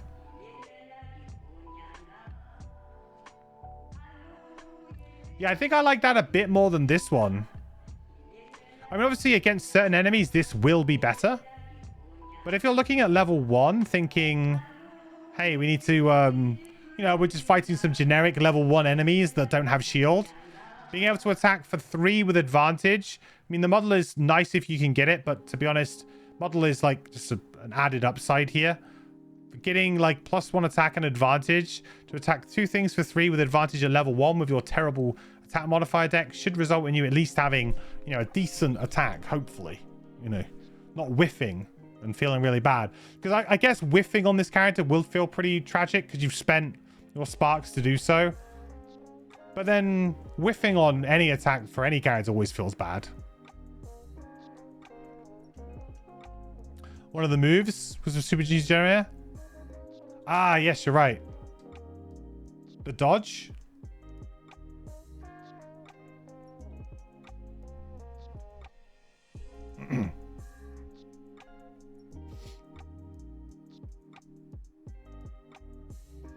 Brute gets an attack 3/2 hex on its own. This is hella weak without multiple consumes. Well, so Leaping Cleave, yeah, is obviously a pretty decent card. I can't. It is not bad, but it doesn't, like, advantage means a lot here. You know, the lack of advantage that the Brute gets is just a straight attack 3. You know, also, you know, we are living in a post Gloomhaven world, if you like, where we now know what values and things should be. So I feel like this is more on point with what you will see going forward with these types of attacks anyway. So, you know, I wouldn't like hang my hat on saying, well, the Brute's got a better card at level 1. I would say, yeah, well, good for the Brute, you know? Lucky Brute. Because I don't feel like that's necessarily gonna be the case anymore.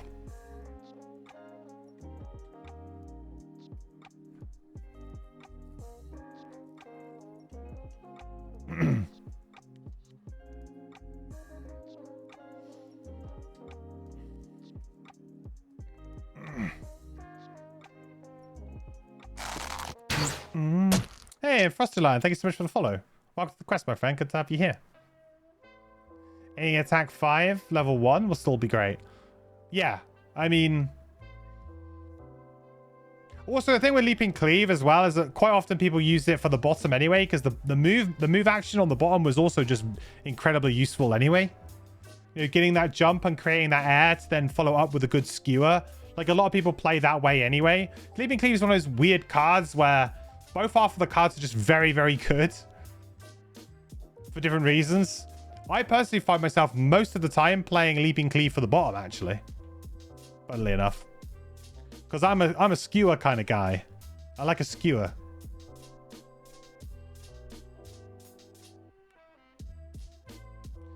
Hey, well, thank you so much for the raid, Frosterline. Nice to meet you, buddy. Hopefully see you again soon. Have some nice dinner. Enjoy, my friend.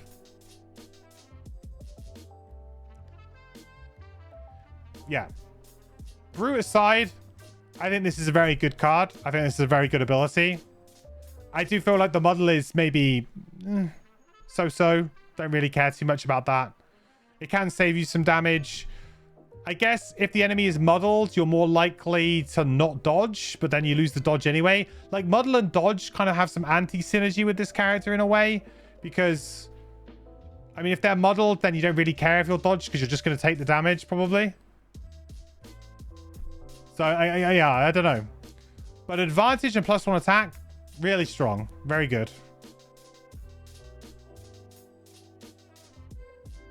The bottom... 35 initiative as well, boys. So this is late for us. This is a late initiative for us. Move 2. Create either light or air. Nice. I'm in. I think that might be the first time I've seen a create one of these. Maybe not. No, it can't be. It can't be. See plenty of consumes, but it can't be the first time I've seen a create either or. There's got to have been someone like the Luminary or on like the Bright Spark maybe. No, the Bright Spark was a lot of like wild though. A lot of wild.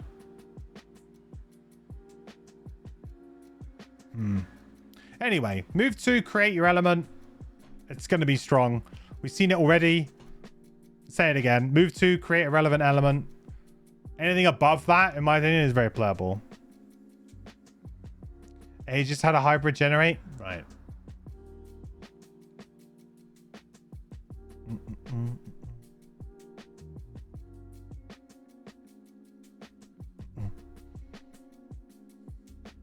Attack 3, push 2 isn't too strong.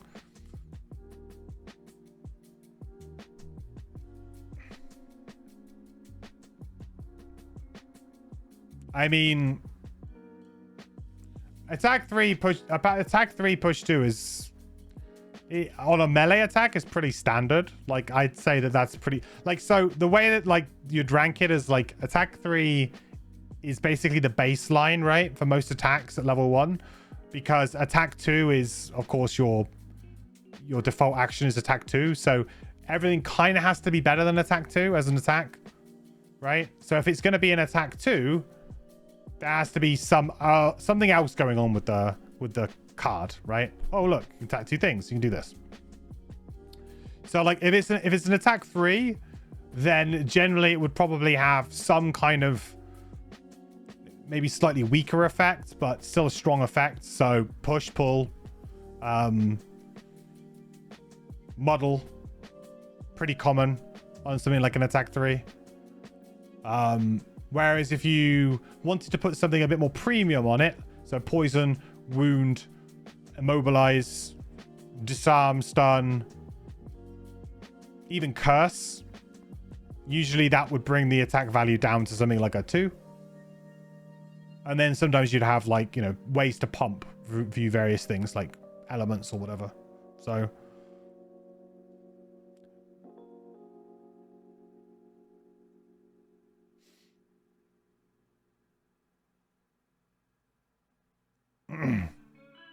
Reference pushes are stronger on attacks than movements. Well, yeah, because I mean, in theory, you could in theory be pushing an enemy away from you being able to attack them here. Obviously, there is some really nice synergy of being able to attack something, then move on to something else, push it through a trap, I mean, this is a pretty strong ability, but it is a burn, right? To kind of do this out. Move 2, make an element, push 2, I think is pretty strong. Easy to push things through traps. You do have a couple of ranged abilities as well. So, for example, you could choose to create air here, then use this as a ranged attack, right? And then you've got them both.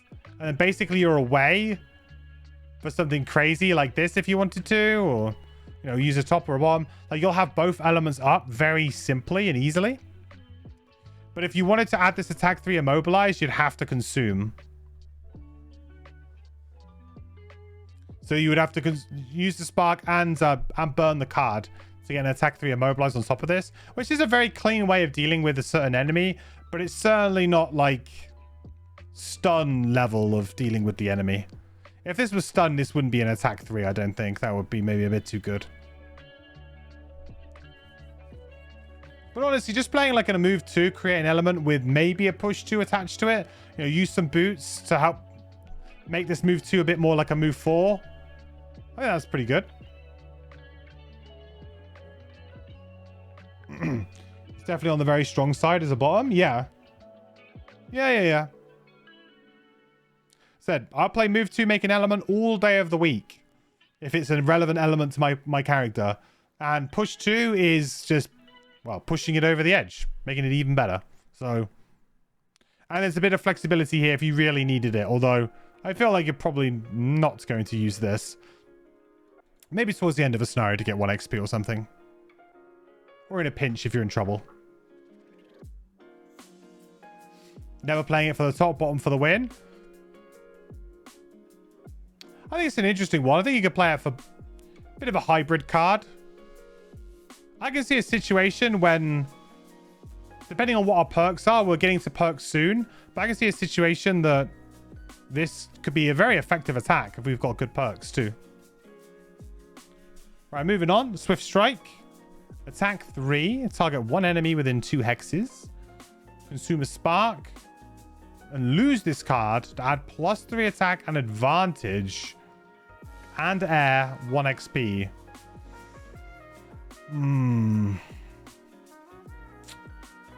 So this is an attack 6 burn with advantage. Attack 6 with advantage burn. We gain dodge and 1 XP if we killed an enemy with the attack ability.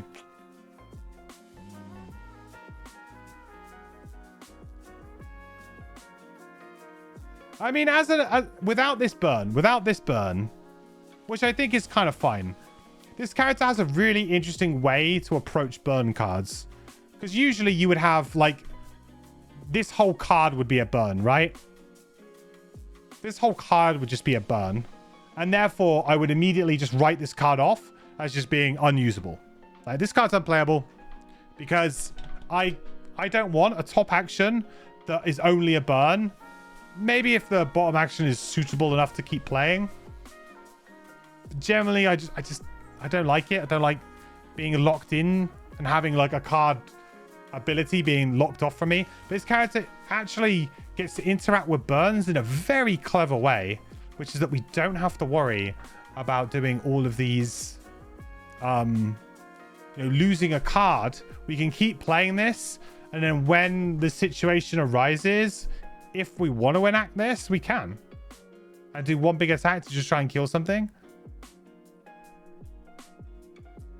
I mean, this is almost like the way that this type of card is kind of meant to be played. It's how, like, I would think that the intent of this type of thing is. This type of, like, oh, we want to do 1 big attack. I think it's a really good way of doing this. For a Swift Strike, this has terrible initiative. I guess so. Yeah. There's nothing swift about 31 initiative.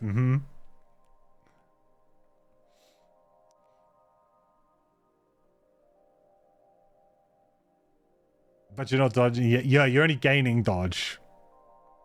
You might not be choosing to dodge.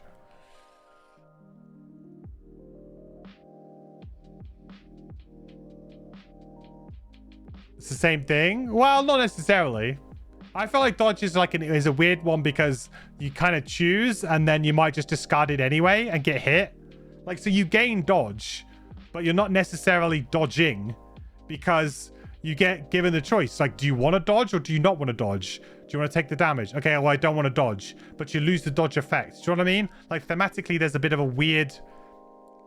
There's a little bit of a disconnect there between, like, what dodge is and what dodging is. Because, sure, you gain an effect, but all that does is just give you, like, hey, you've been attacked. What would you like to do? Would you like to discard a card from your hand? Would you like to burn a card from your discard pile? Would you like to be hit? I guess I'll be hit because I don't want to do any of those two other things. Okay, great.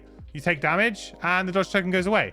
It's like you're choosing to be hit, whereas dodge implies that the enemy tried to hit you and they couldn't.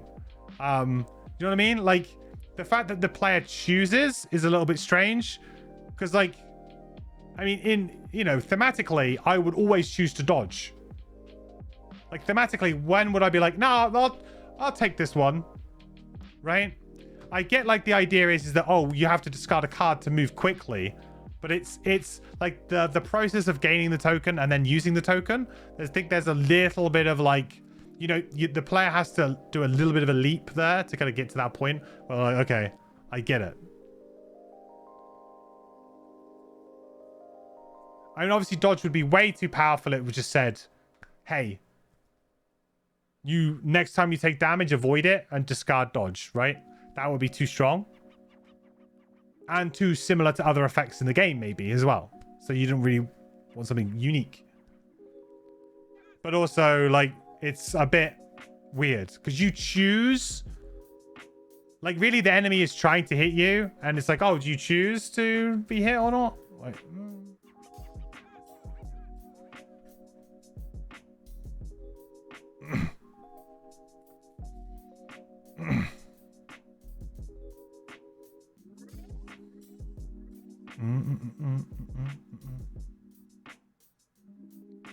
Well, you could have dodged. You just stood there. Yeah, but it's like I think there is a small, like, disconnect there. I think you can explain it. You can absolutely explain it, but it doesn't, like, maybe inherently, like if you say, oh, you gain dodge, and dodge doesn't quite operate the way that maybe my brain would immediately jump to. But when you, like, explain the rules, it's very clear. It's easy. It's obvious. And yeah, sure. An enemy tries to attack you. You sort of spend a bit of your stamina to avoid the attack, which is the discarding of a card or burning of a card. Like, that's you essentially expending a little bit of stamina to move out of the way to kind of get out of the path.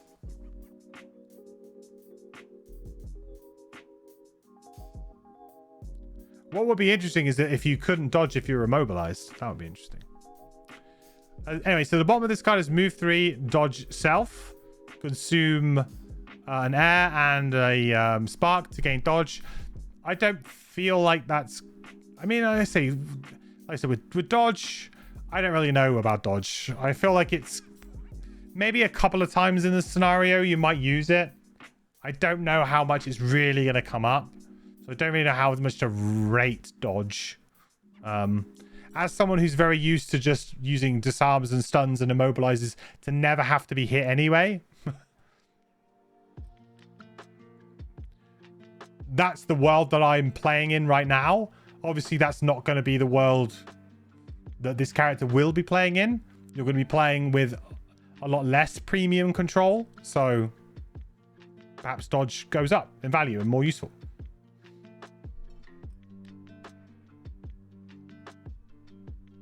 It's an instant card and thematic fail in your opinion? I think it's a thematic fail. I think Swift Strike is maybe the wrong type of word for this card. Because really you're gaining an additional +3 attack and advantage. Like, it's more of like a heavy strike for this character. Dodging is swifty, sure. But I felt like maybe the fact that you're adding attack and advantage, it's more like a concentrated burst. Not really like a Swift Strike to me is usually like something that's like lower value, very quick, and maybe has like some other benefit to it. Like Swift Strike, for example, would be much better for a name for a card like Where are you? Like a card like this, right? Because you're kind of getting an attack and then maybe you move away. Feels more of like a heavy attack to me with the additional attack because it's a big attack. Such an easy take for you at low levels. I think it's fine. This as well is saying that I feel like this is pretty playable regardless. And also, like, you don't have to have used this to get this. So this could just be an easy way to gain dodge and 1 XP by killing an enemy by attacking for 3, right? Might just be a really good way of doing that. Getting 1 XP. Ooh, X cards. All right.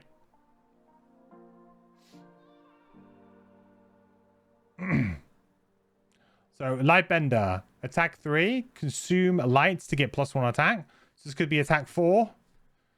Consume a spark to make lights.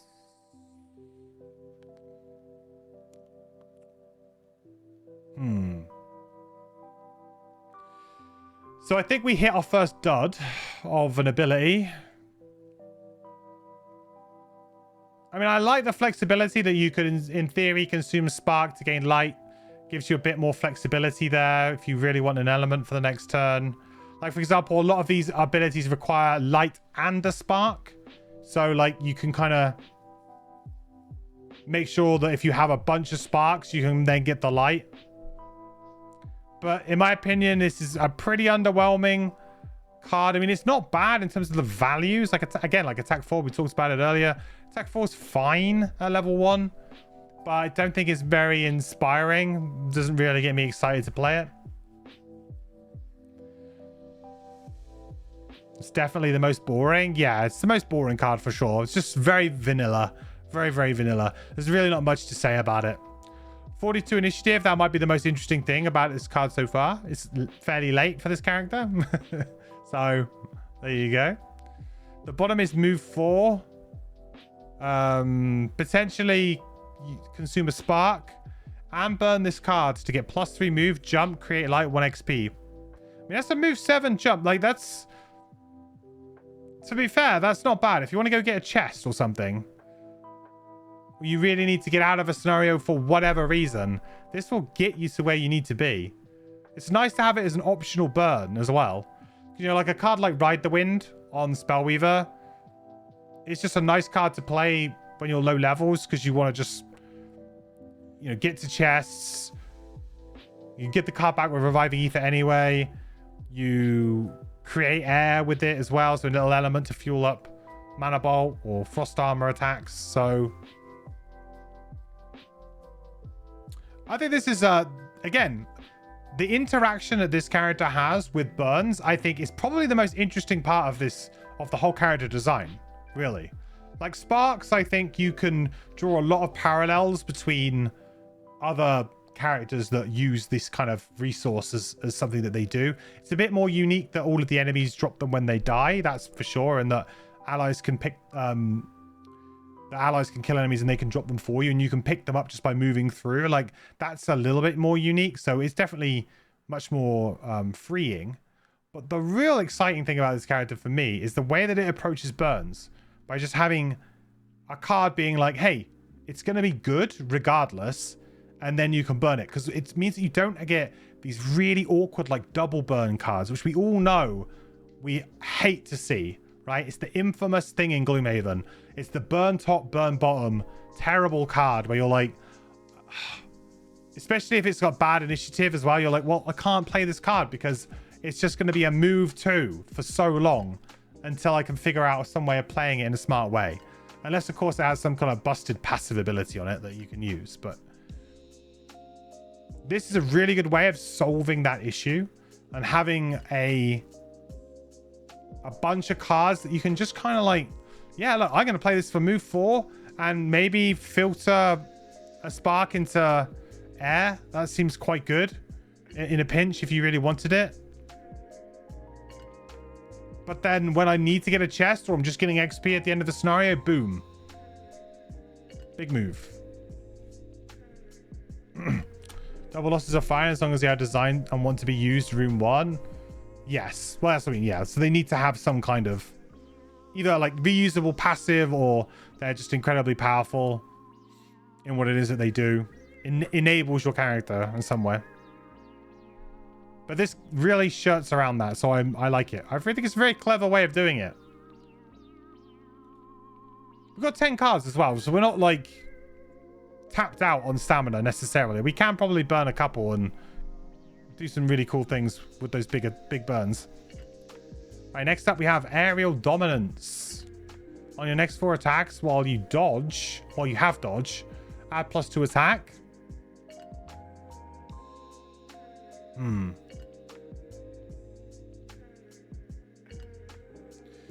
So this is essentially 8 damage and 2 XP and 2 air.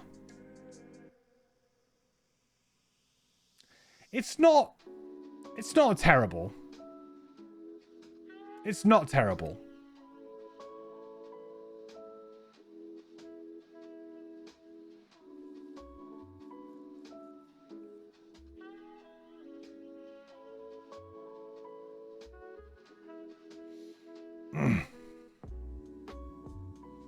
Don't understand the hate for lost cards. You play lost cards with your spell wheel all the time and you do fine. Yeah.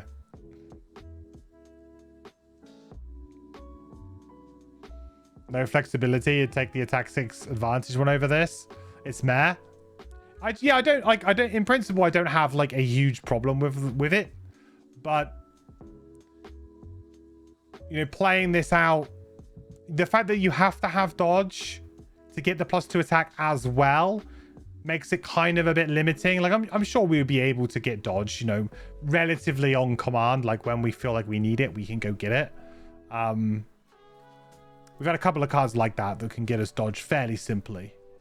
But it's like you got to play the cards. You got to spend a turn to play the card, and then you got to spend a turn, you know, maybe getting dodge or whatever. Like you got to worry about having that dodge later on down the line.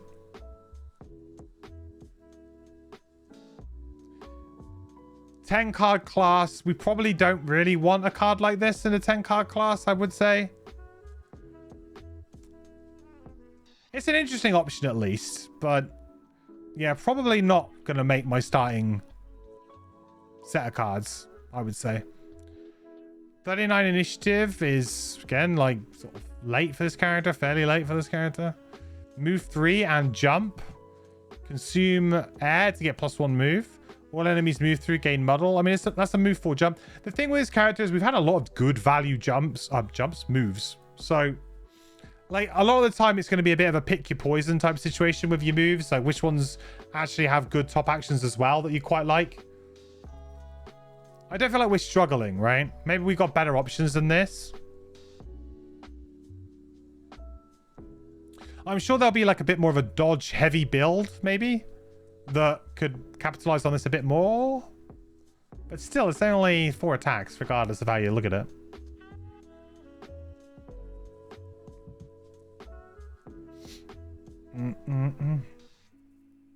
Top could even have been 6 charges. Could have been 5.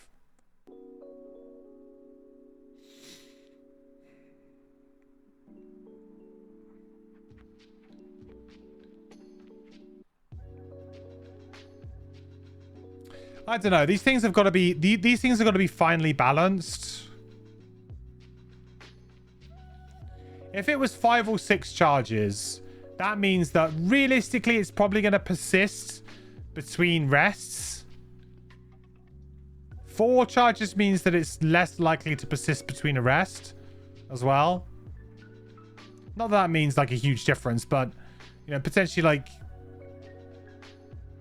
it's quite a lot of longevity. You've also, to be honest, the more charges that you give it, the more you have to worry about other cards affecting it as well. So, you know, potentially we then get to a situation where, well, we can't really play this card. This could blow open some other cards, make it too strong. I think burning a card for about, you know, basically 8 damage is about right for level 1. Like this is about level 1 kind of power level for this kind of effect. But unfortunately, I'm not a huge fan of this kind of effect anyway, so I just probably wouldn't play it. But it's probably about on point. If you were to make this 5 charges, then you could, you know, argue that some of the other cards are, you know, this is attack 6 with advantage. Now, that's probably only going to be like 7 or 8. Gifted a tier 1 sub to self ISH. It's probably only going to be 7 or 8 damage, right? Which is about what this is. So they're kind of like comparable. The difference being, though, that you can use this for a long time without burning it. This card, you got to burn it. And this is, like I said, I really like this avenue of this character. I feel like this is really clever. And this is just old-fashioned, you know, old-fashioned plus damage stuff. Hope. Thanks so much for gifting us up, buddy. Welcome, Selfish, to the Adventure Empire, my friend. Make sure to thank Hope in the chat. It's incredibly kind of him. Thanks, Hope. We appreciate it. And welcome, Selfish. Hope you're doing well. That's awesome. Welcome to the Adventure Empire, my friend.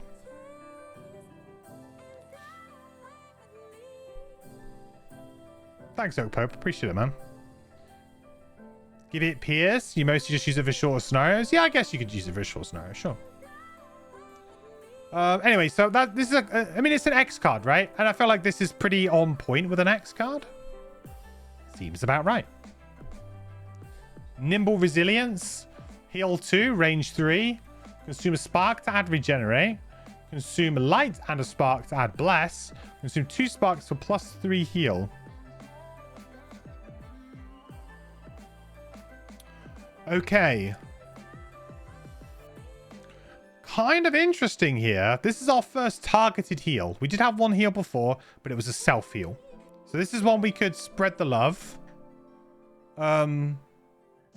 Honestly, I think doing a heal 2, regenerate bless is probably where you're at.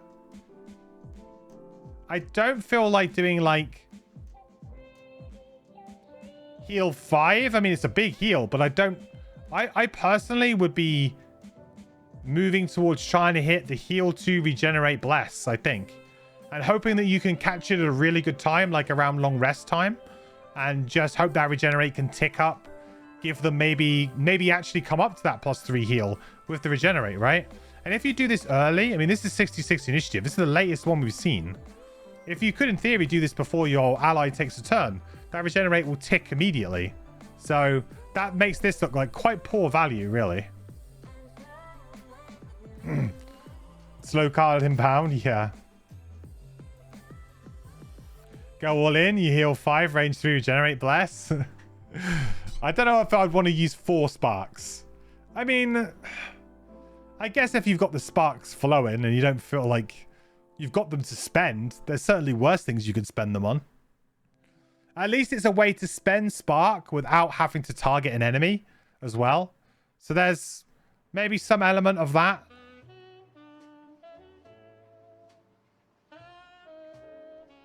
Can you just use 2 sparks to get +3 here without bless regenerate being added? Yes. So this is like you can choose which one you want to do. Yeah. So you could choose to just do a heal 5 here if you wanted to. Could choose to just do a heal 2 range 3 bless. I guess the idea here is though you probably want to try and use, you're probably going to try and use at least 1 spark or maybe 2, I would think. 2 sparks I think is fair for this.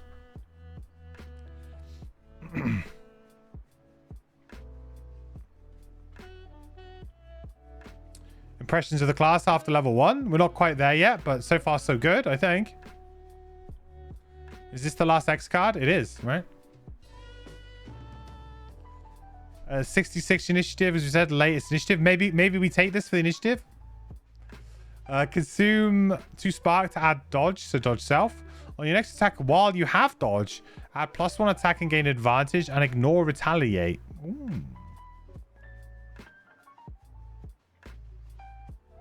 Interestingly, we could have dodge through other means. So we don't necessarily have to consume 2 spark to get dodge, right? We could, in theory, just already have dodge and just play the bottom of this and just get a +1 attack advantage.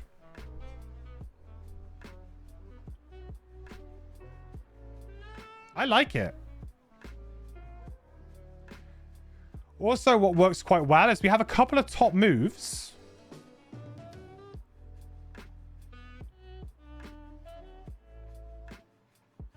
Gives us a bit more like freedom. Suddenly we could be attacking for 4 with advantage. And ignoring retaliate. The ignoring retaliate is what kind of makes it a bit more of an X card, right? You're not really going to care about that too much. But certainly in some scenarios you will get hosed. Interesting. This could make the dodge. This could make dodge strats a bit more prevalent. Consuming 2 spark for dodge there and then, I think is nice to just get this going. You know, of course, if you want to do it in one single turn, like, would you consume, like, as part of a top action, would I consume 2 spark to just get +1 attack and advantage and ignore retaliate? I probably would. So the only problem being is having enough spark to be able to do this and the top attack in the same turn, sort of thing, you know? So I feel like I would pay 2 spark for just this on an attack, regardless of the benefit of dodge, regardless of that benefit that we get anyway. The problem with this card though is that it's well, I say it's one-dimensional. It's really not actually. You got a big heal here. I feel like this could be a good card to bring along in like 2-player. Feels like a 2-player type card to me, where you might just need to kind of be a bit more self-sufficient, have a bit more heal just to help out, play a bit more of a hybrid role. In 2-player, you generally need to kind of open yourself up to be able to play a few different types of cards, just because there's no way that you're going to be able to cover all of your bases between 2 of you. So someone's going to need to have some level of heal. And this is a pretty good one-shot type heal to have in your hand for when you need it, right?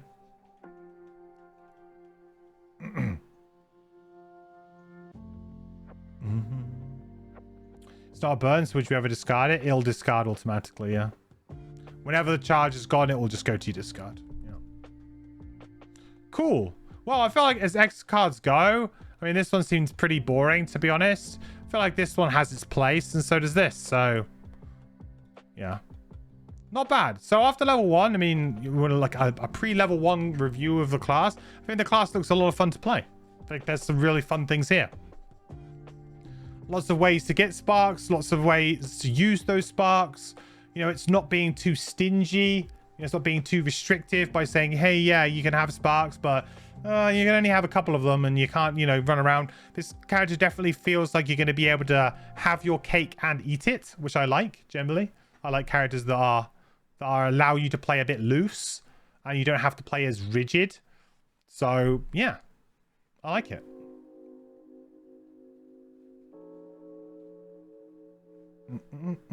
Attack deck, yeah. Let's go to perks now, shall we? Before we go to level 2. Perks. Ooh. Is that the storm symbol? What? I guess it looks different because on the mats, the sparks look different. That has to be spark, right?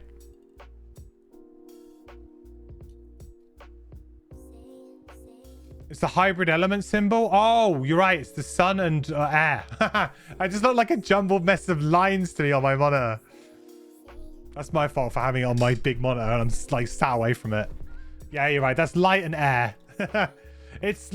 Those symbols look so weird. We said this last time on the other characters, right? Those symbols look so weird in black and white. Really hard to pass. So replace 1 -2 with 1 -1 to create air or light. I mean, it's a +1 damage upgrade, which is not bad. Could make your element that you need, or this character's got a lot of cards that consume elements. A lot of cards. You know, and also what's quite interesting is that a lot of them are not maybe necessary. Like, they're just kind of nice things to have. Like, there wasn't one where I was like, oh, you've definitely got to consume an element here. There was maybe a couple of the ones that there were a spark and an element. Maybe you could say so, that they were Oh yeah, you definitely want that. It does also feel like you can probably just look down at your cards and go, oh yeah, that will give me a little bit more flexibility there. Some nice flips. Replace 1 - 1 hybrid with 1 +1 hybrid. Okay. So getting a bit of an Eclipse vibe here. Eclipse did something similar with their perks, where essentially you could put in cards and then take those same cards out to improve them later on. So it's almost like you're basically double perking. You're kind of getting the same way, but you have to just spend multiple perk points to get that. So it feels like quite an investment, but at least it's replacing. So the deck's not getting any bigger by doing this. Replace 1 - 1 card with 1 +0 wound card. I mean, that's just pure damage upgrade. Very good. I think you had like you've got 1 or 2 cards that wound, but certainly I feel like flipping 3 wounds is going to be really good. So yeah, this is a strong perk. It's at least 1 point of damage. You know, wound usually equates to a 0.5 of damage, sometimes a little bit more, depending on how you do it. But you know, wound is usually equivalent to at least 0.5 extra damage or 1 extra damage usually over time. So worth. Pretty decent deck. Looks okay so far. Replace 1 - 1 card with 1 rolling regenerate range 1 card. That's interesting. Regenerate range 1. But it gets rid of it. So this is deck thinning technically, because we are getting rid of a -1, but we're replacing it with a rolling card. So this is deck thinning. And it gets rid of, you know, pretty bad negative card as well at the same time. So this is a good perk for sure. Just to get rid of this, really. Replace 1 +0 card with 1 +2 muddle card. Again, improving your deck. 2 free damage right there. Not bad. Replace 2 +0 cards with 1 +1 immobilize. Okay, so a little bit of thinning there. No crazy thinning so far. It's always been like replace 1, replace 2. So we managed to get rid of 3 cards so far. And I guess we got rid of our -2 as well, potentially, which is quite important. Add 1 +1 dodge self card. That one I'm very so-so on. The dodge Dodge I just need to play with before I really get to make a big opinion on dodge, I think. But certainly adding +1s is more something you would do towards the later half of the game when you've got the better perks first.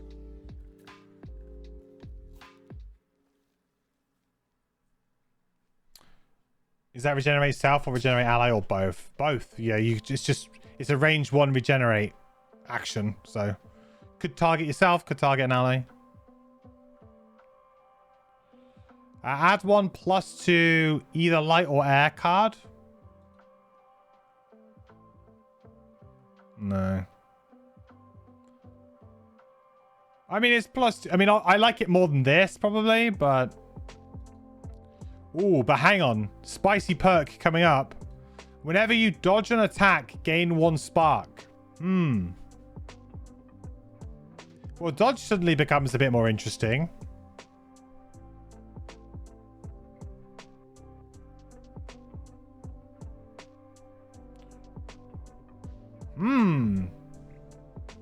There are also other cards that I think gave us this kind of thing anyway if we use dodge, right?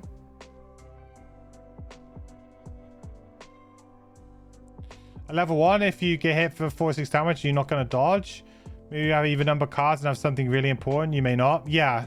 I feel like most of the time you probably will. But then does this character end up just like...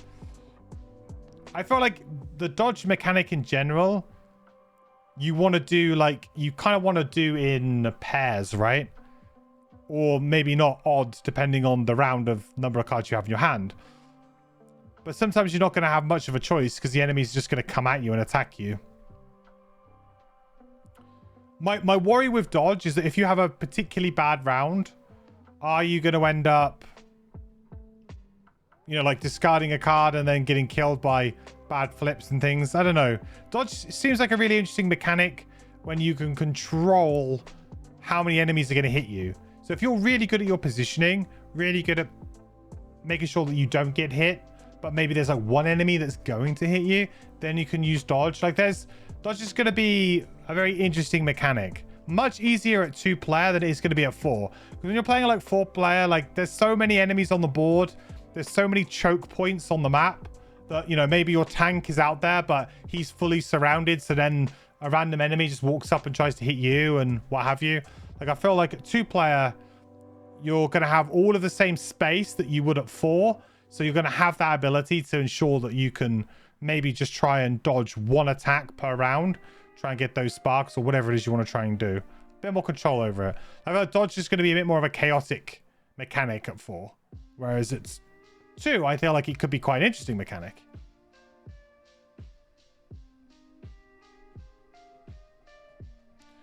The next one, even, is whenever you long rest, you may gain dodge. That's 2 perk points. Oof. That's pretty hefty. That's so hefty that it makes me feel like I'm undervaluing dodge. You know? Like, that's such a clear expense on a perk that I'm like, huh.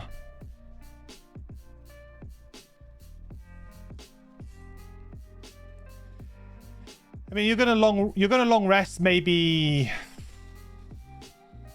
4 or 5 times in a scenario, tops. Then you're gonna short rest probably a bunch of times as well.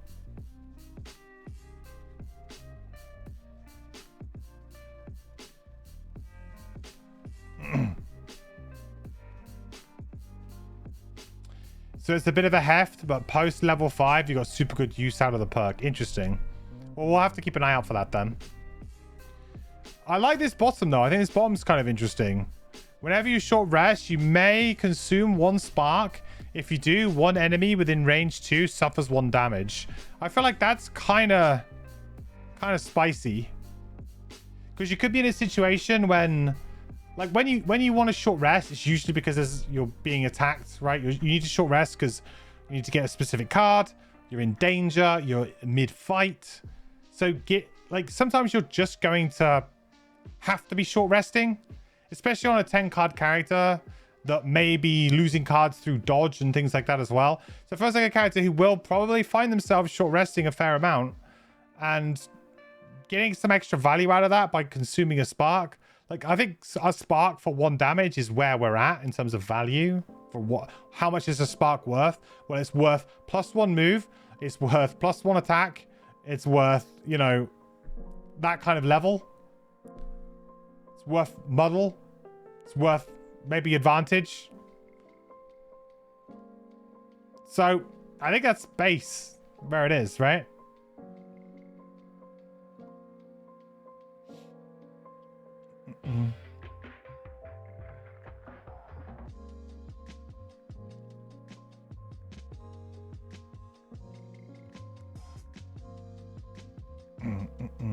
Counters the other perk too. Well, I mean, like in theory, you could have all of these perks on the bottom here. Like, this doesn't mean that you should exclusively short rest, right? And this doesn't mean that you should exclusively long rest. Because you're often, realistically, most of the time, you're pushed into either of the two. This just gives you a benefit for when you do it. Like, if you play on lower levels of difficulty, then, yeah, there's a bit more flexibility to be like, I'm going to long rest in the middle of the scenario, guys, and you might be fine for a round. But the way that I play is that long resting is kind of like a luxury and short resting is a necessity. So I don't necessarily make an active decision like I'm doing it. I just do whatever's right for the situation at hand. Ideally, you don't want to short rest. Yeah, true. Like, short resting is is not the ideal action. Ideally, long resting would happen every time, and you'd be able to pick the card and get the health and refresh your items for sure. But you're often pushed into short rests. And why are you pushed into a short rest? Because there are enemies around you that you need to kill or deal with. So this works fairly well. Short rest is a panic move for you. Well, I mean, yeah, it kind of is for most people. As I said, short resting is not the ideal thing because it's, you know, randomly losing a card, but it's a necessary part of the game. And especially towards like the later rooms when maybe you've already lost a couple of cards through long resting or for whatever reason, you are then getting through your entire hand very quickly. You know, short resting becomes something you need to do.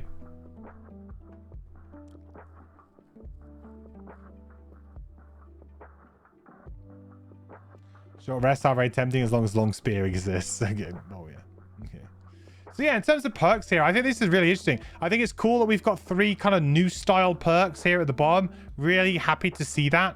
Really happy to see this new kind of ethos of perks kind of spill over into Crimson Scales, like some of the later classes that we've looked at. And these Trail of Ashes classes, the Shard that we did last week. That was good too. Similar kind of thing. This is like future perk design to me, and it makes characters really interesting. So more of this, please. I really like it. And like this almost feels like it enables an entire build, and that's really cool. Level 2 Arc Blast. Attack 2, Pierce 1, Push 1 is a sweeping blow style pattern. So 3 in front. Consume light and 1 spire to get +1 attack. Well, that is definitely worth it. That is very good. Now that is the new king of the AoE kind of melee AoE value. We found it. Arc Blast. It's blasted all of the others out of the water. Haha.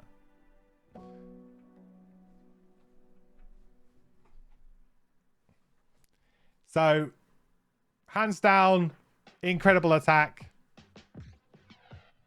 9 damage potentially, non-burn, with a pierce and a push attached to it to maybe get some trap value or just to move them away from you.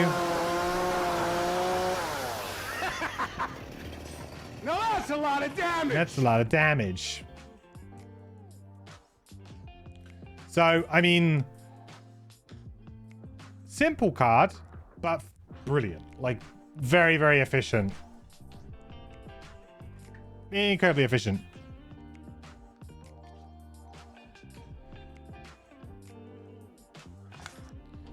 Swapping my battery out. So, yeah. I mean, we're going to be taking this. There's no way that we're not taking this, right? I mean, we'll see what the other card is, but in terms of damage, you'd have to do something pretty spicy. This is very good.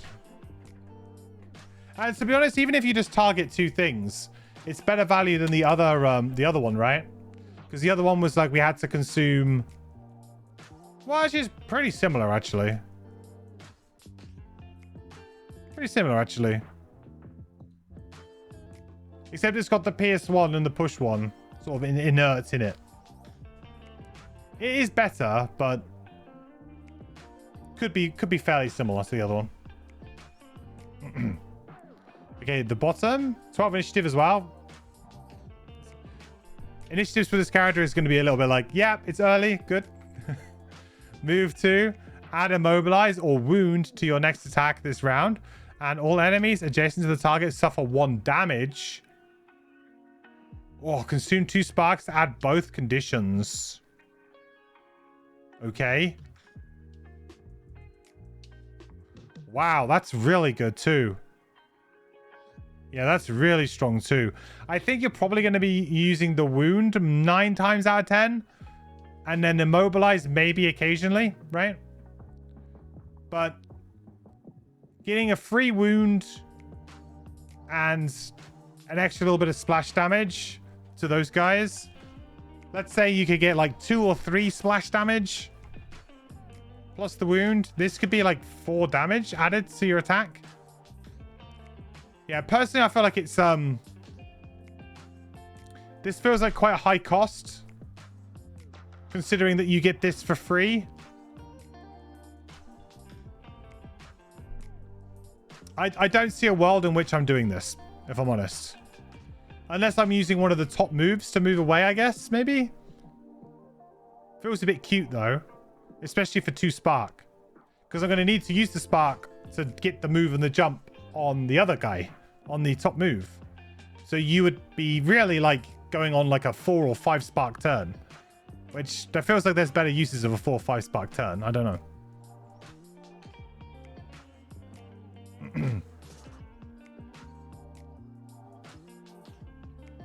It's nice to play the top and bottom of this card at the same time. The old cheating rules. Yeah, I mean, this is very solid, very strong card. Move ability with some extra damage tacked on and 1 XP as well. You just get 1 XP for just moving 2 as well. Look at that. If you want to level up, easy. So what's the other card going to be? Because this is quite high in power level. Hard target. Attack 3, muddle. Consume light to get +1 attack.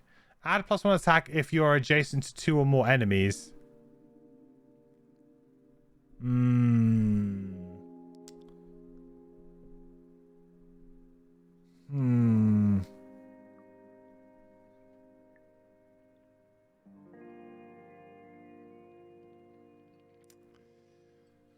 Well, the annoying thing is that the bottom of this works really well with the top of this card, so I don't know, maybe you want to come back and get them both, but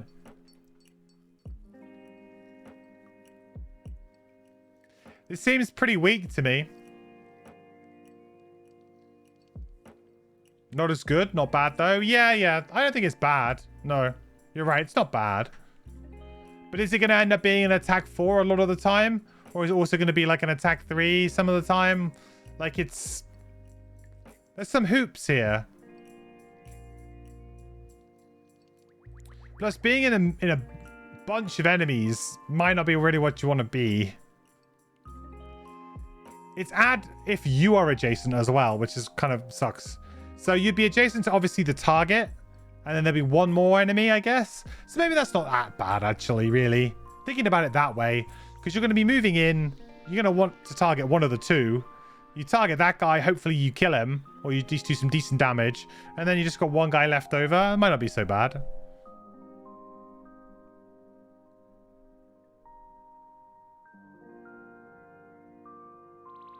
It might not be so bad.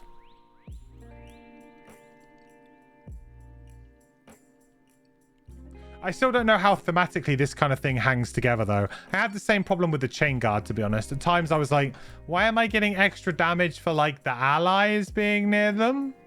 Like, surely that would weaken my attack? Surely, like, it would be more difficult for me to attack if there's more enemies around me? I don't know. Like, for me, I can't thematically connect those dots. And I had the same problem with the chain guard.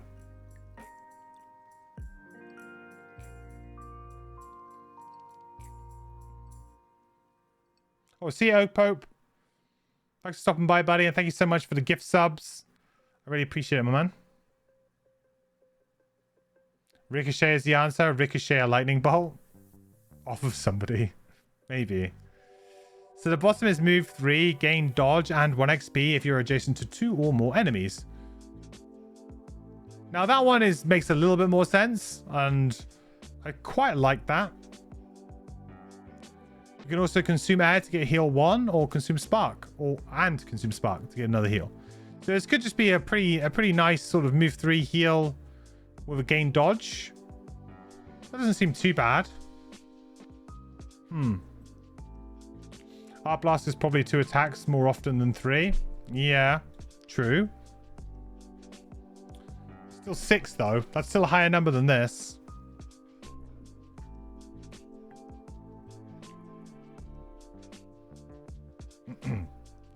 Easy poison cleanser. You think the 2 cards are surprisingly close? I feel like top. I mean, the thing is that the problem that Arc Blast top has is that it is competing for other cards that we kind of already have. Like, it is the best version of those cards that we've had. but it is competing in a very similar space to other cards. Like, it doesn't really do much unique. I think this bottom is really what this card actually really brings to the party.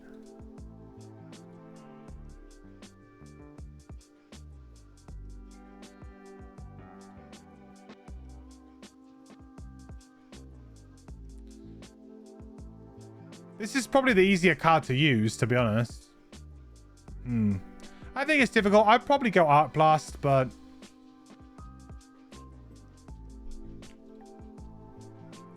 this card's also decent. And to be honest, if you're going for like a dodge build, which I presume is a thing, well, obviously you're going to take as many cards with the word dodge written on them. And this seems like a very easy way to get dodge. So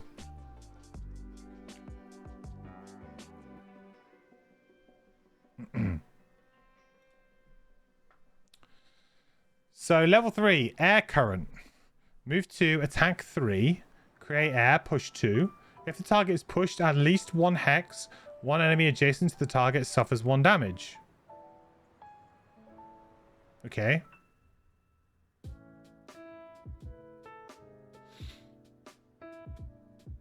If you have dodge, gain 1 spark. Yeah, boy. A little bit spicy. Works quite well with this one, huh? Move 3, gain dodge. Create a spark, and dodge. Move and attack 3. I mean, this is a lot of stuff on a card. Also works well with this, I guess, if you were like penned in. Another move on the top.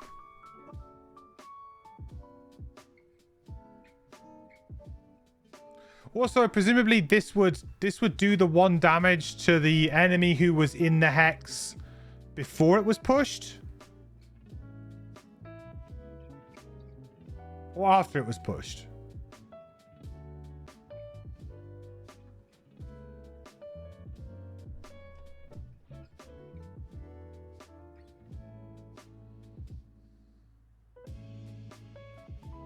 After the push, okay.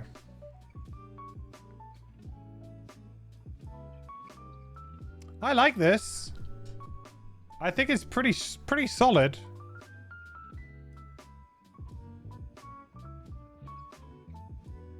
Plus some easy spark generation if you're playing dodge. Okay. Creates an element as well. Air. Nice easy air generator. 14 initiative is good. Move 2. Dodge self. The next time you dodge an attack, discard this card before move 2. Generate light and gain 1 XP. So much dodge. I like this as well. So what this could do is that you could move in, play the dodge. Nice. Then the enemy attacks you. You dodge. Discard this card. Then you get to move 2. So then just run away from the other enemies. Generate this, gain 1 XP. And then hopefully the other enemies can't hit you or they change focus. So this could be quite a nice way to get like the 1 turn dodge. Like, because my worry with dodge is that if you're being attacked by 5 enemies, you only get 1 dodge and the first enemy attacks you. What are you going to do? Like, I use my dodge. Okay, great. Now what? Now you're going to be attacked by 4 enemies and you have no dodge, right? So this kind of thing allows you to maybe take the dodge and then move away. What I would like to see is a card here that says something along the lines of the next time you dodge, after the attack, gain dodge. You know, so like you can do a back-to-back dodge. That'd be kind of cool.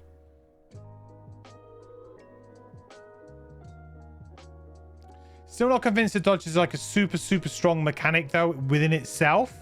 Just because of the fact that you're kind of using cards in a different way. And potentially going hard on dodge is just going to end up with all of your cards in your discard pile and no cards in your hand. And you're going to be doing a lot of resting. I don't know. Right, moving on. Electric current. Attack 3, immobilize. Create light. Consume light. Add +1 attack. 1 enemy within 2 hexes suffers 1 damage.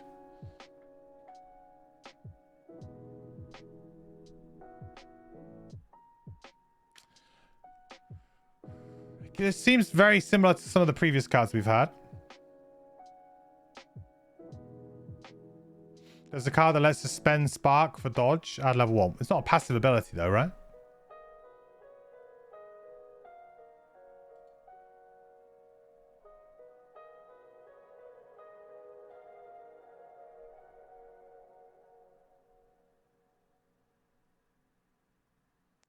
What about energy siphon? Like, this seems really good, but you can only do it once, right?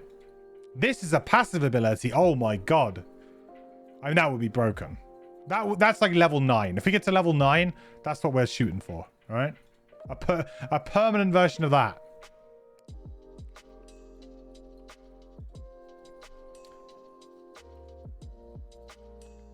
Yeah, the problem with the top of this card is it just feels so similar to other cards that we have that I'm not particularly jazzed on it. It just feels so samey to some of the other cards we've already seen. We've already had like attack 2 immobilizes on the top here. This is nothing new. Yeah, it just doesn't really excite me. Immobilize is a really good control ability against certain enemy types, but it's not a catch-all. So we'll see, but I'm not huge on this top here. I think it's very, very samey, maybe even a little bit weak compared to some other things we've seen. Move forward jump on the bottom. If you move through an enemy with this movement, gain 1 spark and generate air. Okay, so we had the ally one, this is now the enemy one, so a bit different. Consume 2 sparks for 1 enemy move through, gains movement. Now that's more useful, because then it's like this one particular guy I want to immobilize, and then we can deal with everything else. That's way more useful. So the bottom of this card is actually pretty excellent, because also we gain 1 spark by just moving through an enemy, and then we're going to consume this, right? So this is really only costing like 1 spark, I guess, in a way, because we're kind of, I mean, it's costing 2. You have to have 2, but we're kind of gaining a spark through the action and spending 2. So it kind of replenishes half of the cost. So this 2 might look a bit daunting, but really we're getting a free spark as part of the action. So it's actually not that bad. I rate this bottom. I think this bottom is actually very good. Very, very good.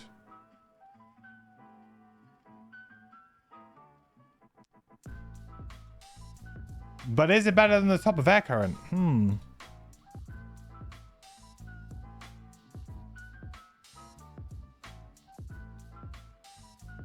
I think they're pretty similar. If I was in a situation where I was kind of happy with my top abilities, I think that this is just like an amazing bottom ability.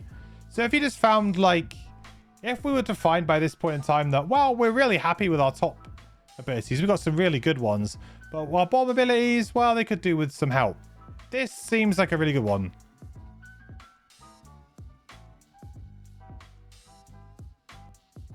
Move forward, jump bottom, never really bad. No, I mean, maybe on a character that's got a lot of it, which this character does feel like we're not wanting for movement, put it that way.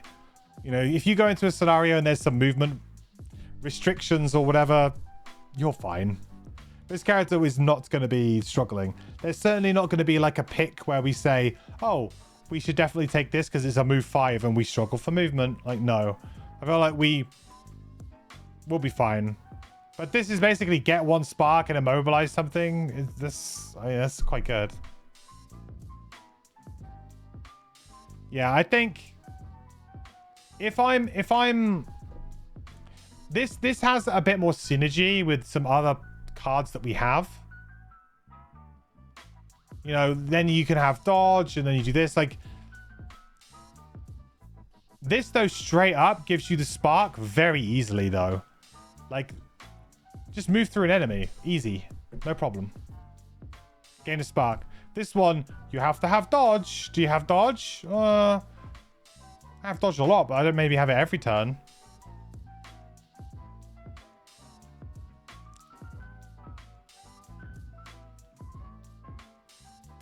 I think I might go for electric current bottom. It's that good. The top is pretty rubbish, though. Well, I say it's rubbish. It's not completely rubbish. It's just very average. Not really what you're looking for. This is also kind of fine, though, as well. I don't know.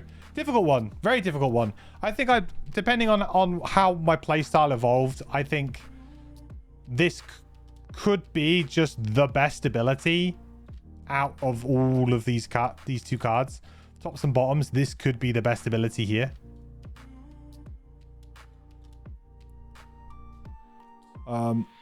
Arc reaction. Consume a spark to do an attack 2 plus X. Target one enemy within 2 hexes. Pierce 1. Where X is the number of sparks in your supply. Okay, so this is like the improved version of the other one that we had, right? So the yeah, whatever it was, focused energy or whatever it was called. So this is it now has a Pierce 1 attached to it, and it now says attack 2 instead of attack 1. It also has the option to consume any element and burn this card to add an additional target. So this could now be a pretty reliable 5 and 6 attack with Pierce 1, potentially a target 2, and that's a lot of damage for a burn. Feels like a very good incremental upgrade to the other card that we're probably already playing as well. We're probably still playing that other cards. This will just be like a very easy like-for-like swap, right?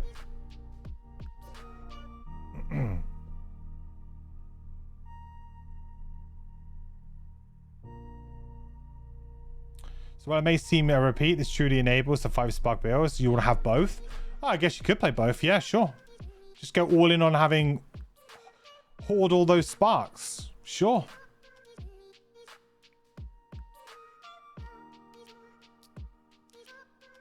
I like it. I think this is good. And you've got the big burn effect just to when you want to try and kill 2 things, you know, just try and get something dead and start on another thing or whatever. You'll end up using this for sure. Move 2, bless and strengthen. Affect 1 ally within range 2. That's very simple, very easy to do. Consume 3 spark to affect 1 additional ally or self. Ooh. Hmm.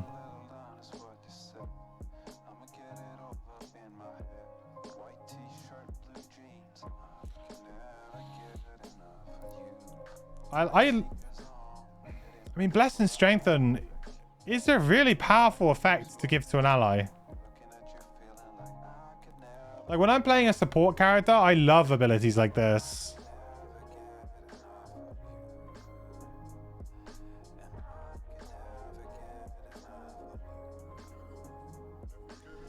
I feel like consuming 3 spark is a lot, but then being able to affect yourself, you then immediately get to use the benefit of the strengthen.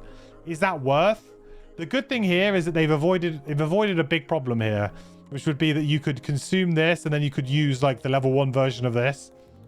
No, not going to get there. And also consuming spark is kind of difficult for you, I guess. Like, because you're going to consume 3, your max is 5, which means that even if you had 5, you've only got 2 to spend on the top attack. I mean, if you could do it on something like this, though.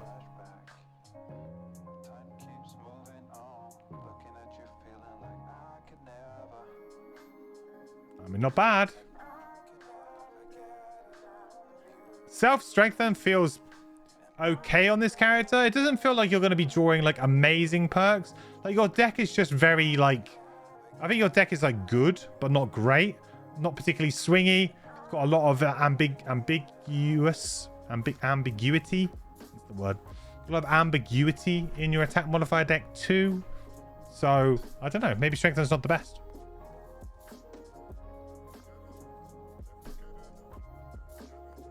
Three sparks is quite expensive, but regardless of that, it's strong. Yeah, it is strong.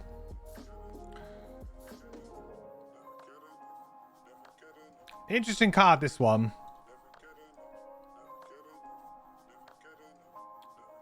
I mean, this is a very strong attack, whichever way you cut it. So, Next, we have Rejuvenating Charge. Heal 3, range 3. Oh, so this is pretty similar to the other one we had, the X card. So consume 1 spark, regenerate, spark and air to get dodge, light and spark to get target 2. 21 initiative. Bottom is move 2. All adjacent enemies suffer 1 damage. Very similar again. Consume this card, or consume a spark and burn this card to get 3 damage instead, and then do a loot 1. So maybe get some sparks back, possibly. Also, that loot 1 is not part of the burn, so I guess you would always get that anyway. So it's basically a move 2, everyone take 1 damage, loot 1. Which could be quite a good way of just picking up sparks and doing damage to enemies at the same time. It's Rumbling Advanced Ridiculous Edition, yeah. This bottom effect is pretty damn good for keeping your character going. Unfortunately, though, it's not this.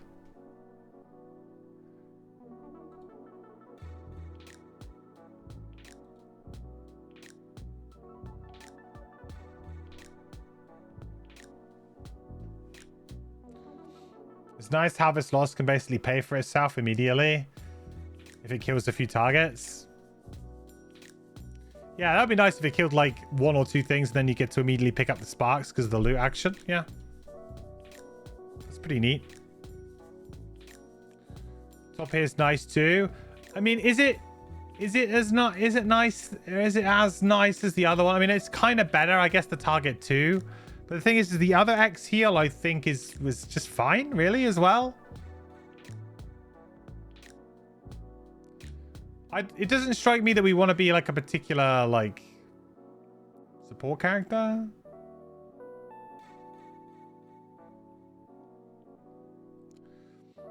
Heal 3, range 3, target 2 plus dodge or regenerate would be nice. I mean, that's 2 sparks, you know, and at least 1 element. I mean, the thing is with this character, I guess we're not wanting for elements either. Like, we seem to generate a lot of elements with our cards, which is nice. Target 2 is definitely a difference. Yeah, target 2 is usually is where these kind of things come. Like, usually this would be something like a heal 2, right? A heal 2 if it had a target 2 on it. I don't know. It's just, this isn't a card that I would love to carry along with me particularly. Whereas the other one, I feel like I would happily play the bomb. And to be honest, this is also just a pretty solid support action anyway. And then you go in for the self-strengthen. I mean, come on, chat. How can we turn away self-strengthen? You can't turn that down. Can't turn that down. We pay like 100 gold for that. And it only costs you 3 sparks. The low price of 3 sparks. Okay, level 5, spicy. Okay, here we go. The level 5. Let's do it. Stormy Retribution. Attack 2. Create light or air. Okay. Consume light to get +1 attack. And a spark. Consume 2 sparks to get +1 attack. This pattern's pretty common, to be fair. So this shouldn't be too much of a problem. And then potentially consume air to get dodge.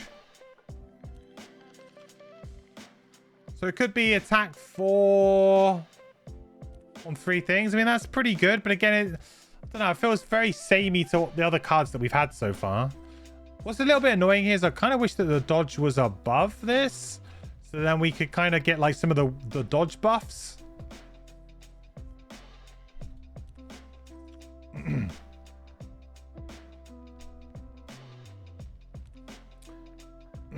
The top notes are good because the other card can be attack 4, pierce 1 for 3 sparks. Oh, the level 4. I mean, this guy, you mean?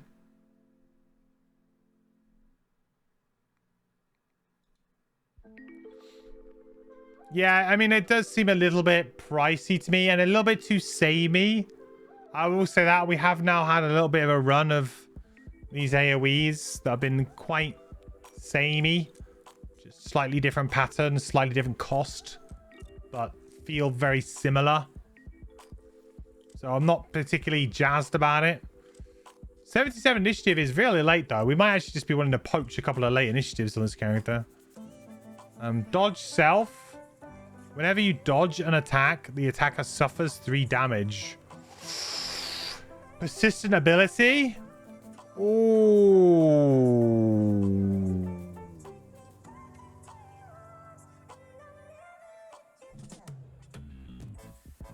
That's the one, huh? There it is. Yeah, boy. A little bit. All right. Dodge build it is, boys. Dodge build it is. Now that's a lot of damage. Dodge build it is. So what we're saying here is like, are we willing to discard a card from our hand to do 3 damage? And that's 3 like pure damage, like just straight through. Yeah, I think so. Like most cards are going to be worse than that. I feel like as you get to like level 9, maybe your cards are a bit more premium than that. But certainly at lower levels, that's absolutely a trade that you would take. Yes, you're losing a bit of stamina, I guess, because the act of playing, but yeah.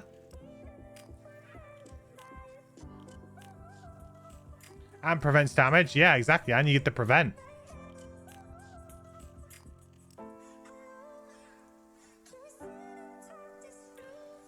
The only problem with dodge that I'm seeing at the moment is that we can only really dodge once per round. That's my concern with dodge right now. It's because we have no way of stacking multiple dodges. So this becomes like every round you may discard a card for like 3 damage, like when they attack you. Sometimes they won't attack you. Like that's my concern with dodge. Is this very it's capped. At the moment it's capped. Having said that though, would you really want to discard like 4 cards from your hand? I don't know.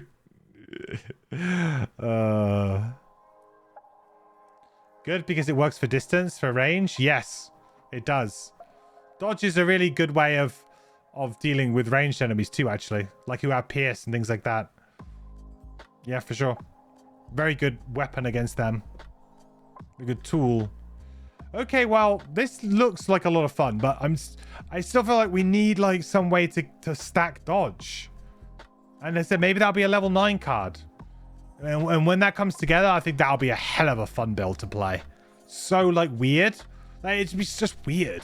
And that's why I kind of want to play it. I don't even know if it would be good. It would just be weird, which is why I want to play it.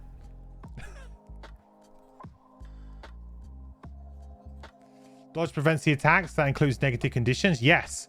Basically, you just don't perform an attack. They don't draw a card. Nothing happens. Like, well, you have to discard a card or burn a card, right?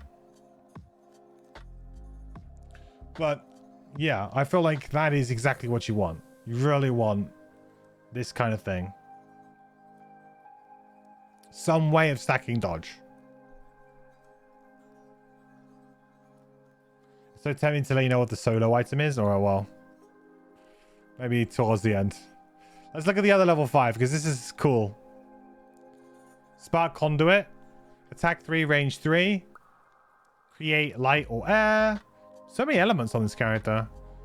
+1 attack, +2 range for spark, light and a spark for target 2. That's probably the way you're at. Consume 2 spark for wound. Okay. Oh, so you're definitely just good. You're at a bare minimum here, at the barest of minimums here. You're probably consuming 2 sparks and the light to get an attack for target 2, which is actually insane. 8 ranged damage, non-burn, for the cost of 2 spark and 1 element.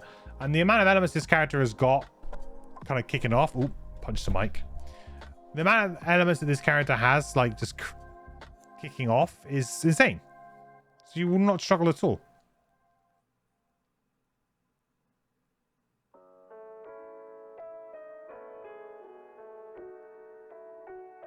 Don't call it retaliate and MQ won't hate it. Okay. I've been tricked. I've been duped.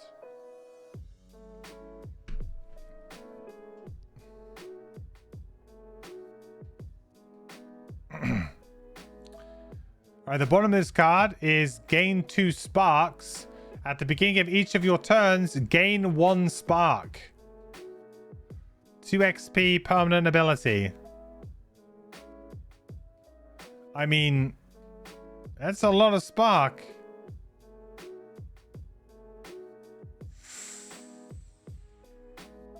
I mean, that's your spark problem pretty much solved, huh? Yeah, boy. A little bit spicy. Very spicy. This is a clever card because, I mean, Spark Conduit top, without a shadow of a doubt, is the best attack card we've seen this character get so far. Hands down. Like, it's so reusable, so flexible.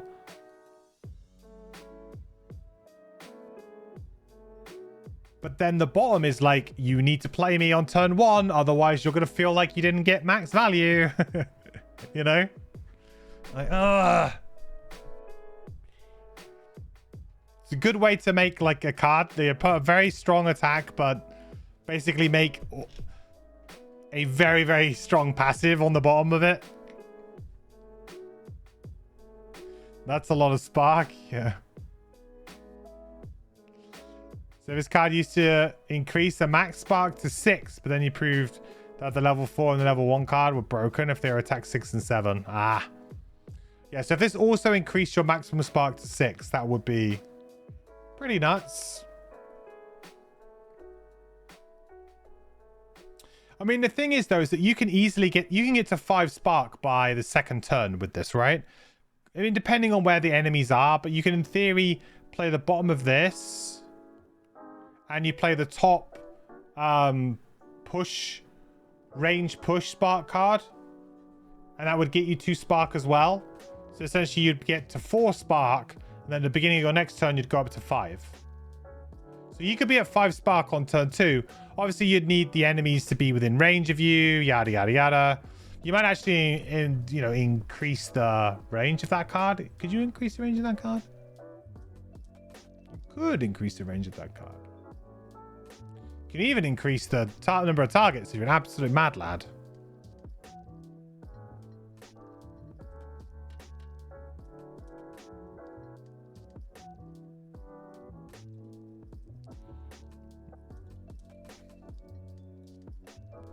So, very easy to get to 5. Not hard at all. In 2-player, you'll be guaranteed to start round 2 with 5 sparks without any other cards. Oh yeah, of course, because of the extra 2 you start with. Yeah, for sure. That's pretty nuts. Yeah, maybe that's how you play. Like 2-player, maybe use that to your advantage, huh? Play 5 sparks. Just a 2-player, that's very strong. It's bollocks. Thank you so much for resub, buddy. 6 months now, half a year, my friend. Thank you so much for sticking around. I really appreciate it.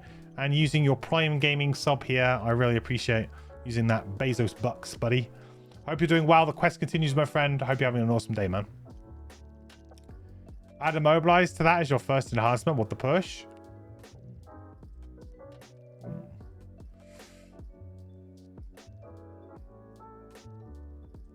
Yeah, this is tricky, huh?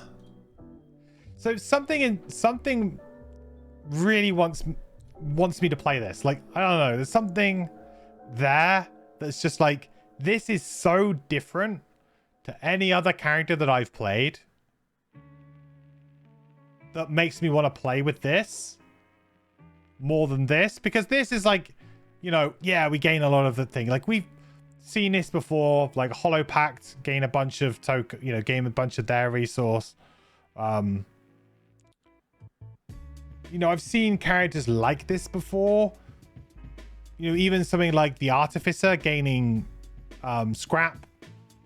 I'm like, oh yeah. If we can gain 1 scrap at the beginning of each of our turns, stuff like, I don't think a card like that exists for the Artificer, but in theory, this kind of thing, we know that it's going to be cool, it's going to be good and strong.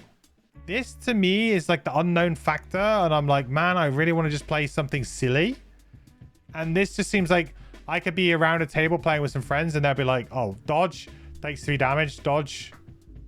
Like, what are you doing? And then I'd want to find like a really good bunch of items to just break it in some way. Just get all of the recovery stuff. Play with the 3 spears, and the 3 spears keeps recovering my, like, my star earrings and stuff for me. Just keep doing it. It's dumb. But I need a way to stack dodge. Otherwise, that dream will never come true. And it will be... it will be good, but it won't be as broken, as stupid as I want it to be. Dodge Caravan is a silly build, yes. Quite a lot of fun, though. Yeah. This, though, is... I mean, this card is a powerhouse of a card, top to bottom. Absolute powerhouse. Which is accurate for a character all about lightning. Electrostatic Bypass. Level 6. Immobilize. Target 1 normal or elite enemy within 2 hexes. Place your character token on the target. You and all allies add +2 attack to all your attacks targeting this enemy. Immobilize. Just full stop? What? Hello, Doom? We just get a Doom?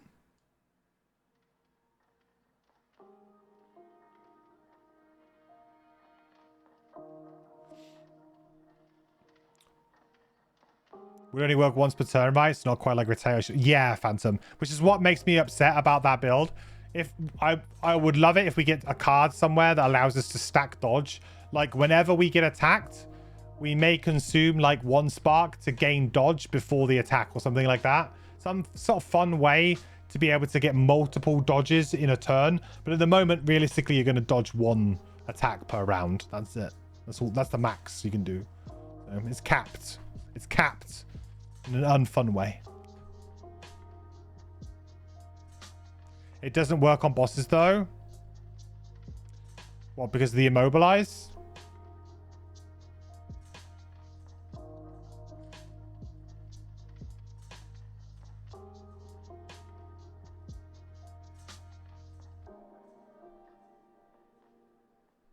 It's like Strangling Chains, but it's better than Strangling Chains, right? Because Strangling Chains goes off after a round. Although Strangling Chains is pure damage, so you could make an argument that Strangling Chains can be better in certain situations against certain enemy types. And, you know, you just want to try and kill something in a round. Strangling Chains is probably better.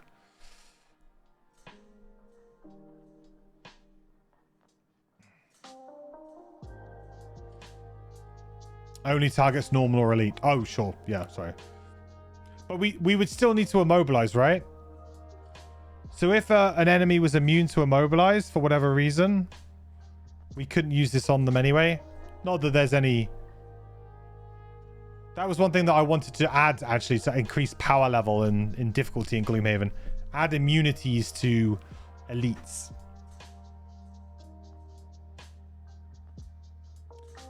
My complete difficulty rebalance mod that I've thought a lot about, but never actually committed.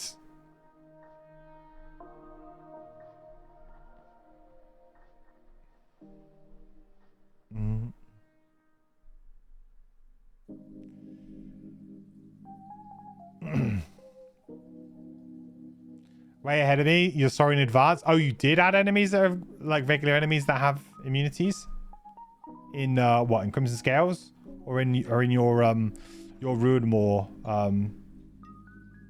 campaign? Can you use it and not immobilize them? I would say no, because I think that immobilize is like part, like if you can't immobilize the enemy, I don't think you can place your token on them. I think that's the trick here.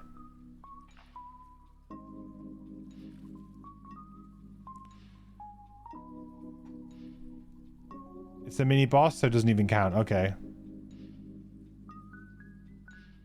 You do have some all enemies are immune to hard CC because you're a sadist who wants to know. I think it's fine to add a different element to it.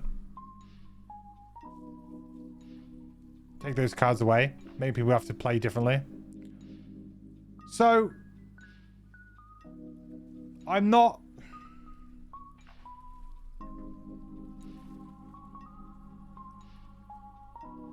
I'm not a huge fan of this. I'm not a huge fan of this for a couple of reasons. First one being that it's a top action. Now, although we do have a couple of bottom attacks, we have seen them. They do exist for us. I feel like this would have been better placed. I mean, I know the idea is to immobilize and then maybe run away or something. I don't know. But I just feel like it's a top action. You have to give up a top action to do this. You know, we could have attacked the guy for 3 or 4 anyway. It's underscore bollocks gifted a tier 1 sub to Standard Brilliant 3. Hey, bollocks, thank you so much for gifting a sub, man. That is incredibly kind of you. I appreciate it, my man. Thank you so much. I really appreciate it. Welcome, Standard Brilliant, to the Adventuring Pie. Make sure to thank Bollocks in chat. That was incredibly kind of him. Thank you, man. I really appreciate it. Thanks, buddy. Welcome to the quest, Standard.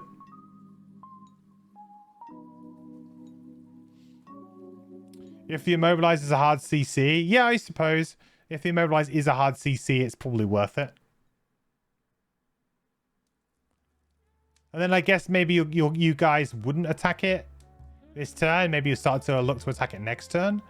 The thing is, it's functionally, it's kind of like a Doom, but it's on the top of your card and it has immobilize on it. It's a bit different to a Doom, but it's like a Doom-like effect. The bottom of this card is attack 3, pierce 1.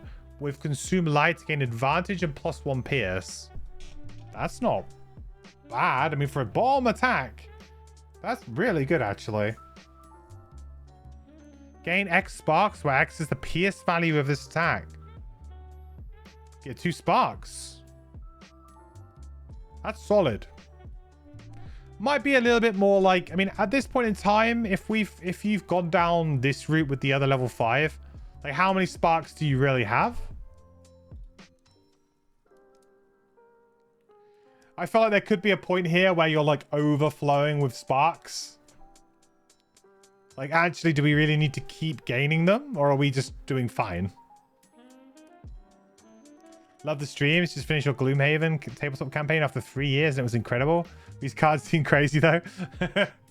Yeah, these are like custom fan-made classes and they can get pretty out there sometimes.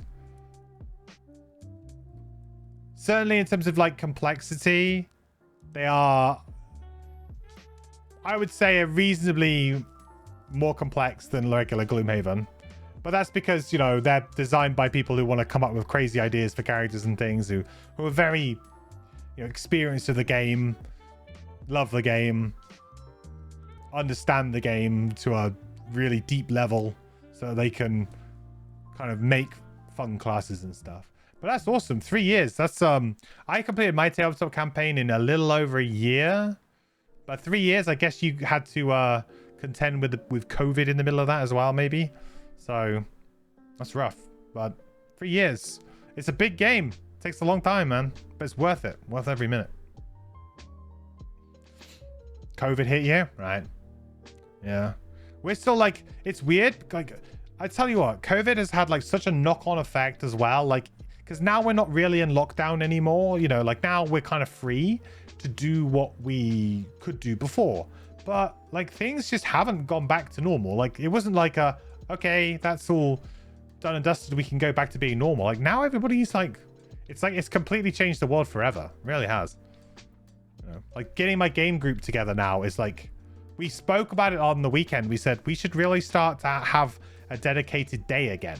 And we were like, yeah, like we had a dedicated day and we haven't been doing it for like so long now. Years we haven't had like a dedicated, let's meet up once a week to just play board games. We should do it every week. And also like people wanting to work from home and stuff. It's really difficult now. Like we got people at work who kind of had to work from home and now are like basically, I want to work from home all the time. Yeah. You just wanted to make a class that just hits a single target hard. That's inherently simple technically. Technically, yes, but mechanically, no. So, I mean, this is I think this is like a solid card, but I'm not like massively drawn to it. This ability is quite good. Maybe we were spoiled on the level 5s there a little bit. Could we play both level 5s? That's the question. No, you definitely can't. No, you can't. Not 10 cards, I don't think. Or at least both passives. You could certainly play the top attack on that other level 5, that conduit. So Jetstream Gust is attack 4, push 3. All enemies the target is pushed through suffer 1 damage and gain muddle. Consume 2 spark to get all enemies pushed through and gain wound. Okay. So let's say you get 2 enemies each time. That's 2 damage and extra wound. Yeah, seems pretty solid. It's very solid. 69 initiative too. Yeah, nice. Always reminds you of fire orbs. It's great initiative. Actually, really good to have late initiatives on this character. Like, some of these picks are going to be potentially just because of that. Nice. It's actually somehow non-jokingly a great initiative on this class. It's always a great initiative, no matter what class it's on. I love it. I don't know. This top is good.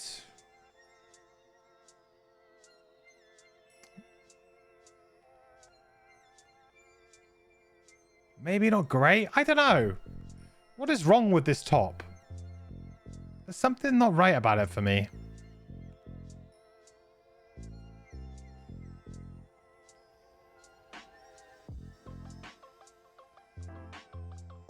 Maybe it needed like to be push 4 or something.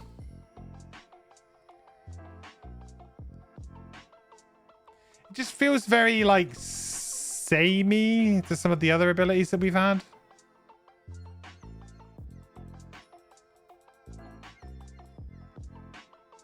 I'm pretty sure we had one that was kind of similar to this.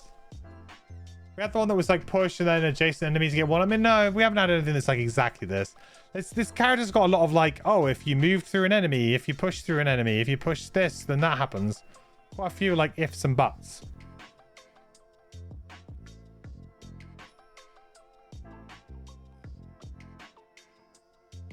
You turned your head upside down and it's still the same initiative. It's magic. Jesus. The bottom is move 4, jump. If you move 3 hexes in a straight line with this movement, gain 1 spark and 1 XP.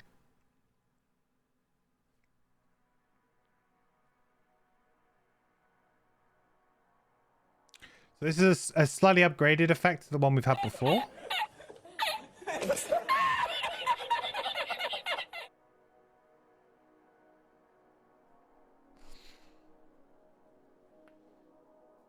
If you move 3 or more hexes in a straight line with this movement, gain 1 spark. So, I mean, that should be really easy to do. So that's a free spark right there.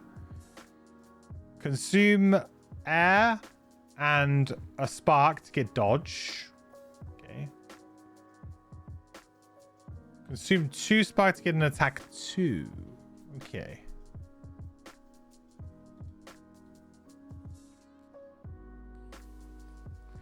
Huh. So it's like, I mean, this is about what the level 1 sort of power level of spark usage was. I would say this probably is too. Like, sparks have stayed fairly, like the spark economy has held strong throughout the level up process. There might have been a bit of a temptation here to like, oh, let's let you consume 1 spark to do an attack 2 or something. You know, they get like they could have reduced this to 1 spark, right? And then suddenly it's like, oh, this is much better value than before.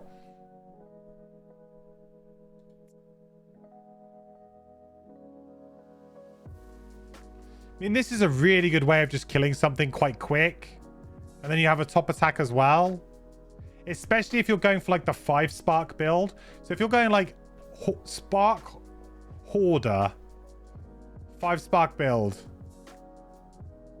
I feel like this and this could be really good because you could essentially like run up to, so you could like run up to an enemy, spend a few sparks, then on the next turn you could go, okay, I'll attack you for this, gain 2 sparks back, then you're back up to 5 sparks, then you can use the big top spark attack, right? Then you use like this.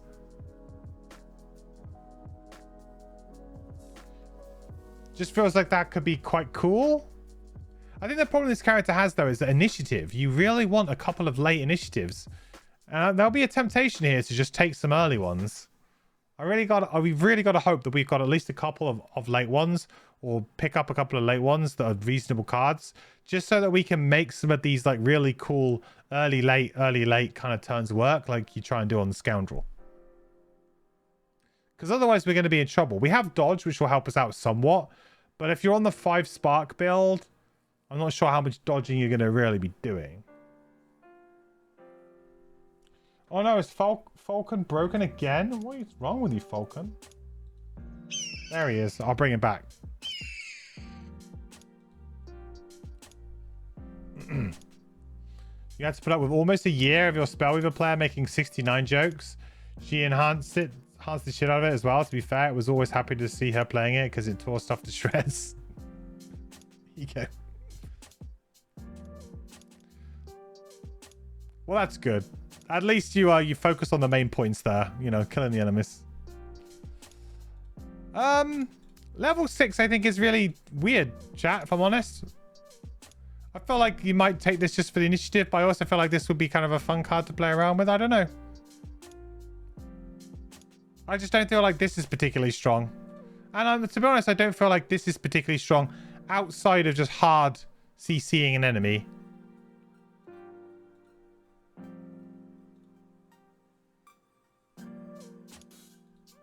Take the other level 5? Could do. I think if you went for the dodge build, you absolutely do, because Lightning Conduit is an insane attack. So if you wanted to go dodge build, go back to level 5 and take Lightning Conduit, because it was just insanely damagey. Like, oof.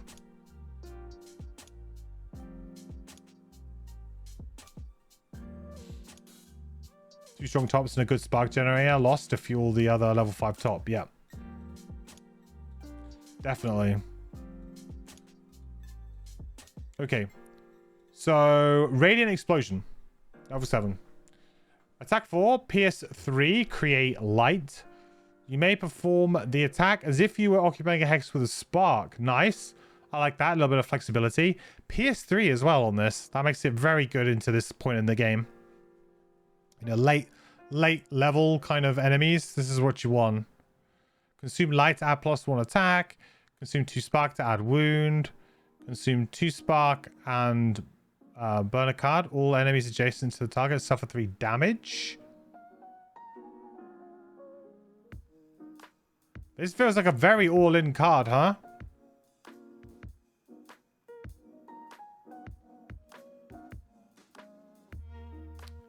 The thing with this is this feels quite hard to plan because the spark's just going to be kicking, you know, like just chilling.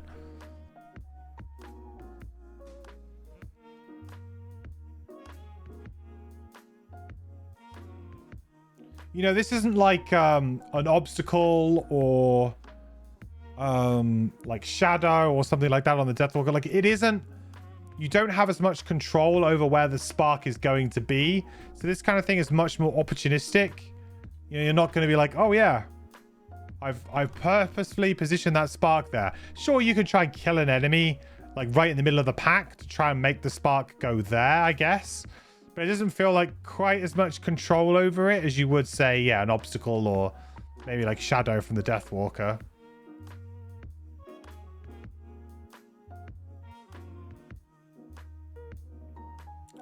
But it is an attack for PS3 regardless. With some sort of pseudo range, extra attack maybe. Feels like 2 spark for a wound is a bit expensive at this point in time, but fair enough.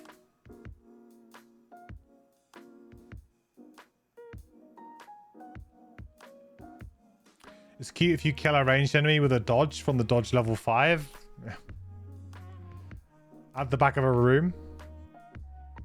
18 initiative, heal 3, regenerate, affects self, all adjacent allies, and all allies occupying a hex with a spark. Okay.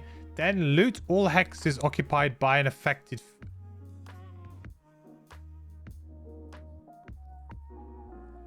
Ooh. So basically just gain a bunch of spark. Because if they're in that hex, there's no gold there. So basically just gain spark.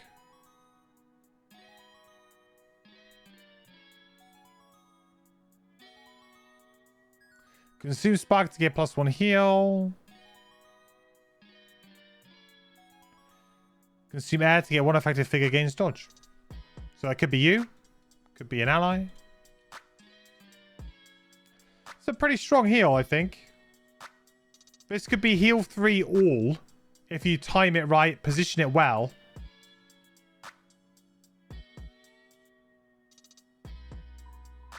Technically, you could loot underneath someone's summons. Ah, good point. Yeah, summons. Yeah.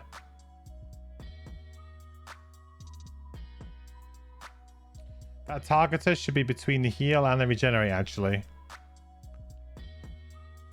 Oh, sure. Yeah, you're right.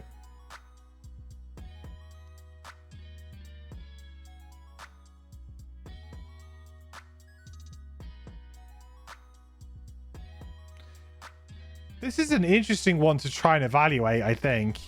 Because this could be really, really strong. Obviously, if you're playing 2-player, it might feel a bit meh. But basically, heal everybody or close to healing everybody. Then getting all your spark that's out there, if there is any. And you couldn't make it a heal 4 if you wanted to. As far as heals go, this is a nice one because it's not boring. It's not boring heal. You're actually going to have to work kind of hard for it. But if you do, you get a huge, huge, huge payoff. It might end up just being like heal yourself and one adjacent ally or something, right? That might be what it ends up being. It might not end up being all of this. You might end up just ignoring everything after this comma.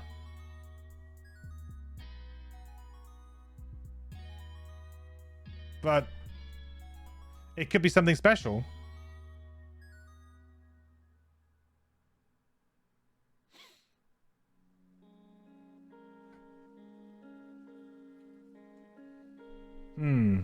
I'm still waiting for like something to kind of bowl me off my feet with these higher levels. I always have this problem with higher level cards. I think maybe it's just me. But I'm still like, you know, just the values are starting to creep up. The effects are still being quite similar. This is different though. This is kind of much different. The 2 level 5s were awesome. This is kind of different.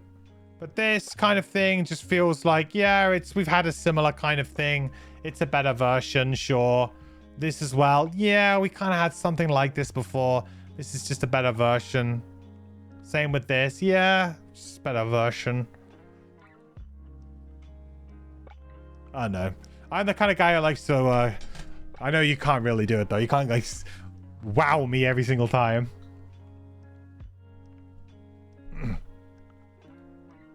So the other level 7 is Rushing Wind. So move 3, attack 3, create air, +1 attack, consume 2 spark to get +2 attack. Ooh, consume 2 spark to double the attack, the value of the attack. So that would be 10 as is if you were to do, let's say, the 4. But then there's also other ways for you to improve your attack, right? Through, you know, if you're dodged, or there's plenty of other ways to gain extra values.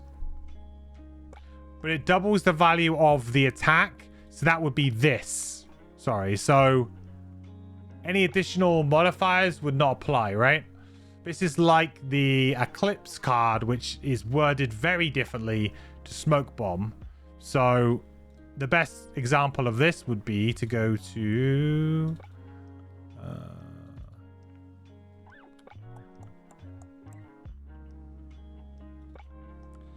So... Empowering Void. Double the value of your attack abilities. Playing the remainder of the turn, right? Or is that double the value of the attack, was it? Oh, maybe it's not then. Maybe it is Smoke Bomb. Maybe it is Smoke Bomb.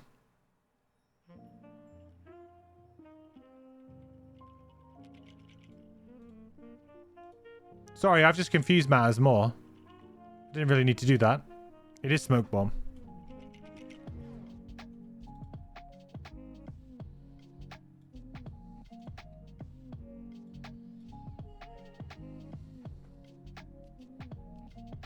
It is Smoke Bomb.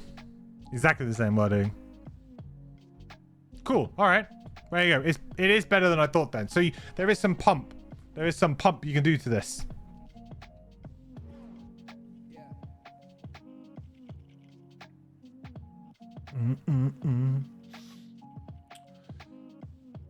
With light and 4 sparks, it's an attack 12. Yeah, not bad for like a single target burn on a boss or something, right?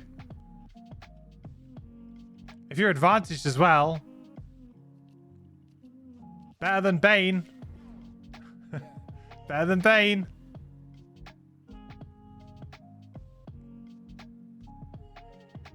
Move 3, attack 12. That's at least 1 spark back. You'd hope so, right? And that's because you're against the boss and you're just throwing everything at it.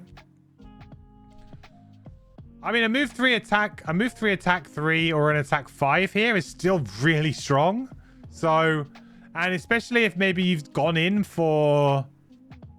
So I think, to be honest, actually, now that I'm thinking a little bit more about it, the number of top moves that we have actually makes this just really good at 6. So I felt like this is always going to be the pick because you've got so many little move top attacks, like, and then you just gain sparks back, right? So you can just go off on your little journey. You move 3, attack 3, consume this for 2 sparks, and at this, attack it for 6, create air, great. Then it's your bottom ability. Attack it for 3. In fact, actually, you probably don't consume the air, right? You don't consume that. You consume this on the bottom of that one to gain advantage and pierce. So then you gain 2 sparks back. Also, what would be interesting with this ability is it would, in theory, stack with anything that gives you extra sources of pierce. So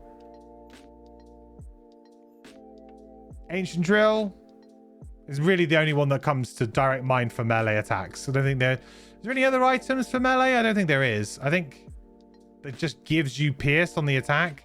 That's a melee attack. Scoundrel Solo. Yes. Well, yeah, but as per new rules, that'll never happen, I guess. You'll never be able to use it unless you choose to use old rules. I like it.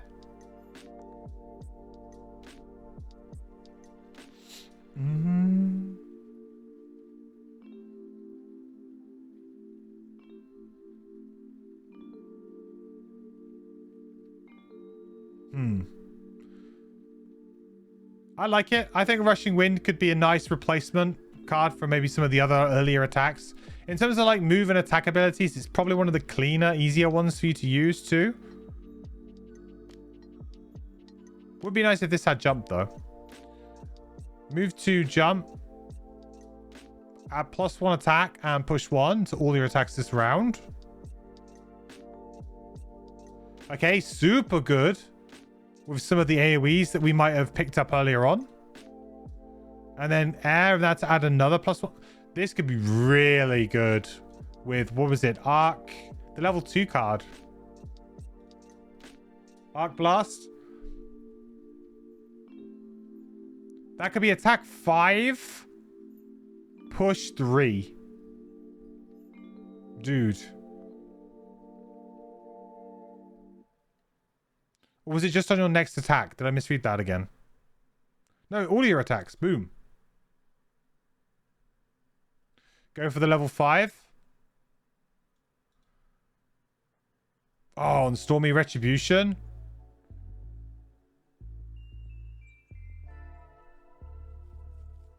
It's pretty good too.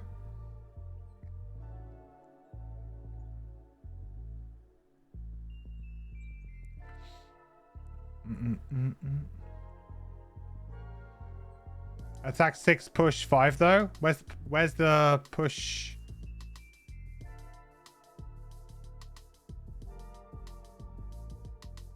What do you mean?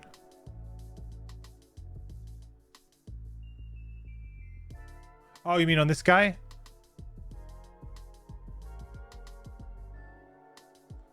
On Jetstream Gust? That would be kind of cool. All right, I'm liking what I'm seeing now. There's a couple of cool little synergies that are coming out here in the higher levels. It's not all just increases. There's actually some fun little interplay here between some of these higher level cards. And you can do a bunch of damage because you push them hopefully through a load of enemies. Get wound on a bunch of stuff. Yeah, that could be really fun too. You'd have to try and get very creative with your push. Make sure to get max value out of it. Okay, I'm down. There's some really nice synergy here. This card's really good overall. Is that the 2 level 7s?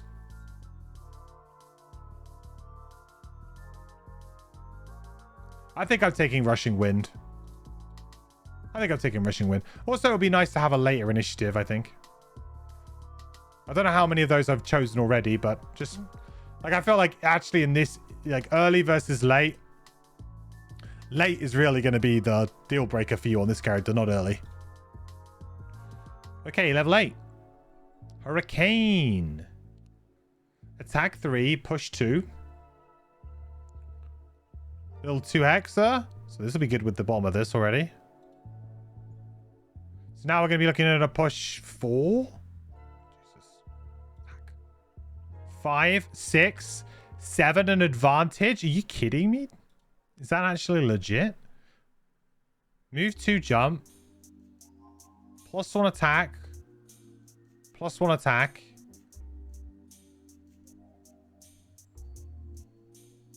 3, 4, 5. Push. 2, 3, 4. 5, 6, 7 with advantage on 2 things. Dude. And 3 cheeky enhancement dots. You rich people out there. Leaving Klee from level 1 is back. Yeah.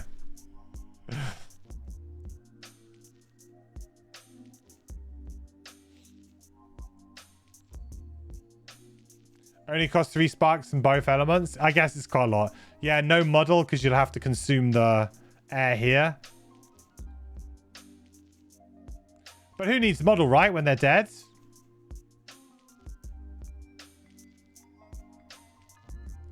I like this a lot. I mean, this has such inherent synergy with the 7 here. Wow. Now that's a lot of damage. Honestly, if you were... This is verging on, insane power level. The good thing is you can't get it immediately. That's kind of like the flip side of this, right? You are actually going to have to create both of the elements. You're going to need all these spark. You're going to need... How much spark are you going to need? You're going to need 3 spark minimum and both elements. So... That could happen in a single round, I guess, depending on the cards that you play. But yeah, you could probably generate that in a round. And then just do it on the next round, I guess. That's an insane amount of damage. 82 initiative, nice and late. Like that. Move 3, dodge self. The next time you dodge an attack, discard this card to gain strength and dodge. Yay! Double dodge. We did it. We did it. It only took until level 8 when we did it.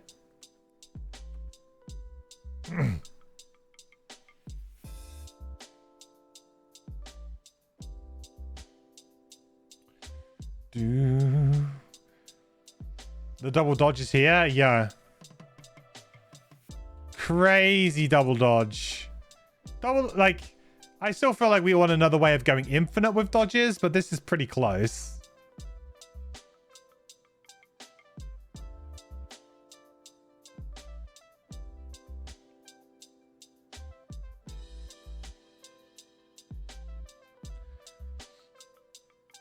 I mean, the double dodge is potentially an extra 3 damage.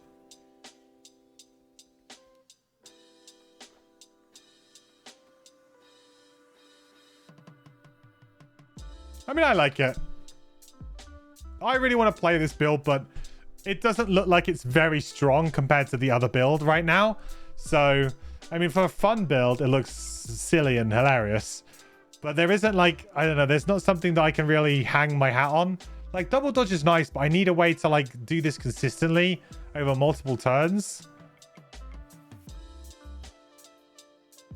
You know, just being able to do this for 1 round is not really going to do it. Kind of fun, though. What I really want is I want a way that if I'm getting attacked by a Living Bones, who's doing the all attacks target 1 character, you know, ability card, and they're an elite level 7 coming at me. I want a way to be able to dodge all 3 of those attacks and do 9 damage in the process back to him and make him look silly. That's what I want.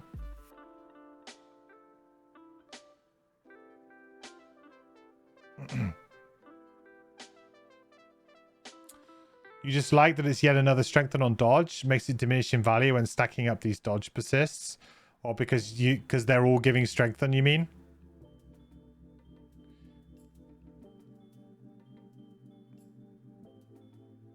I will say there's been a lot of levels with no dodge, right?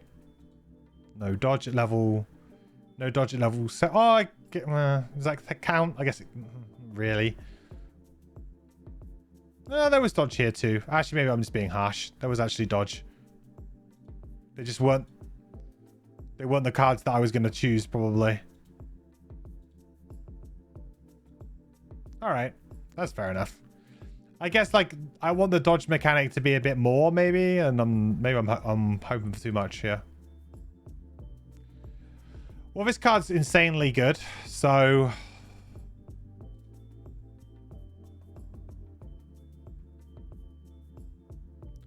Quite an investment, but insanely good still. If you ever get the gold to enhance these 3, that's pretty nuts. Or the other level 8 is Shock Therapy. Heal 4, range 3. Consume air to get +1 heal. Consume a spark to get another +1 heal. Consume a light and a spark to get strengthen. Consume 3 sparks to get target 2. Like, I mean, I know characters need heals. I am a little bit disappointed that we've had like quite a few heals on this character. I mean, I don't know. This character didn't feel like it needed it or wanted it. I mean, thematically, I'm not quite sure. I mean, Shock Therapy is a great name for this card. Like, it's a great play on words. It is. It's a great pun, you know? But is this character like... I mean, I guess they meditate as part of the lightnings. I guess you can kind of say that. They have got some kind of like, you know, that side to their character. 5 heals, 3 of them are quite samey. Yeah, that's just a lot of heals. And they don't... Like, if you wanted to go for a support character, I don't feel like you've got the other things that you would need.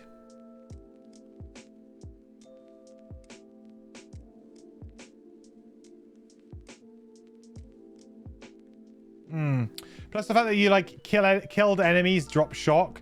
I know it doesn't mean that you have to kill them, but I don't know, inherently it feels like you want to be speeding that process along yourself. I don't know. So many strong attack cards to then have like, I mean, this is a decent heal, but it's just like, I would have loved to have seen this maybe on the bottom. I don't know. Hard to say. Same guy who made Fire Knight. He loves heals. Yeah, loves himself a heal. I said I think heals have a place in the game. They are needed and they can be useful, but like we have had several heals that are just very similar to each other, just different, slightly different flavors. And I feel like you could probably pick one of these, like maybe this one, and just be like, this is the best one. I'll just use this, thanks. Disregard the others. 10 initiative, attack 4, target 1 enemy within 2 hexes. That's pretty decent. Consume light and a spark for immobilize. I mean, if you do this, definitely hard CC someone down. Consume 2 spark to add +3 attack and stun. I mean, again, like, this is good because it's an optional burn, which I like. I really thematically like this, and I honestly, I feel like more characters should maybe adopt this. Because this is a really strong idea. Because, like, if this was on this card and this wasn't optional, like this is a bottom burn with this, I'd be like, no way I'm playing this card. But having it like this, it makes me go, you know, it's nice to have it as an option if you're really in trouble, you know? Dead enemies can't... Oh, yeah, I mean, a 7 is a big attack. But when you are, like, level 8, you're going to be against high-level enemies. There's going to be some elites that you won't kill with 1 attack of 7, even if you do flipper times 2.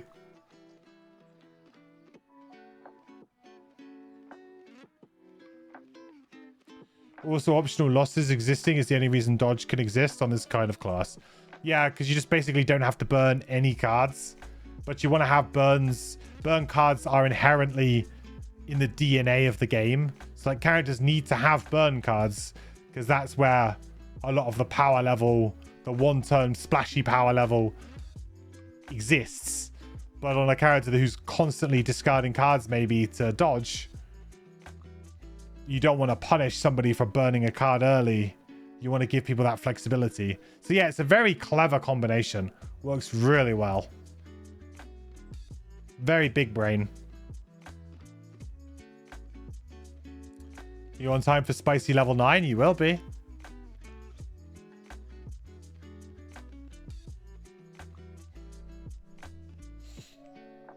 Yeah, I mean, in between these two cards, I feel like this is a no-brainer, personally. But yeah, there you go. All right, level 9. Storm Lightning. Attack 4, Pierce 2. All allies and enemies adjacent to, but not occupying the target area, suffer 2 damage. Ooh. Holy cow.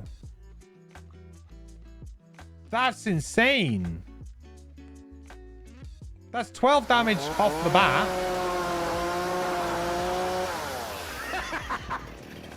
Now that's a lot of damage. That's 12 damage off the bat. And if you had a group of enemies, right? You could easily get like 1, 2, 3, 4. That's another 8 damage, probably. This could be about 20 damage non-burn attack. That couldn't be powered up as well. We can consume 2 a spark and burn this card to get +2 attack and +2 pierce as well if we really want to. So if you want to go to town, like towards the end of a scenario, you're like, gotta kill those flame demons, man. Here you go. I mean, to be honest, you're probably better off trying to kill the flame demons with the adjacency 2 damage. But maybe if you're only against flame demons, I don't know. Still, like, that's insane. You think Child of Ashes will kick Crimson Scale's butt? I mean, the power level on this class, I think, is high.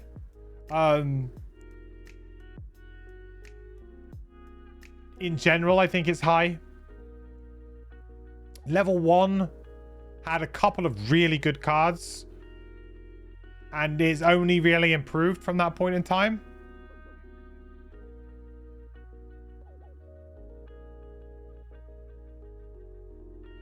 I don't think it's going to be that hard to keep Spark kind of going. This is the kind of character that if you were to play it like... This is the kind of character I'd say, don't play it on normal difficulty, man. You play this character on normal difficulty, and it will just wipe the floor with everything. It'll be so easy for you. Like, you'll just be killing everything left, right, and center. It'll just be a cakewalk. This is a character, a damage dealing character that I think would really do well playing on +2 and above, and just having fun with it.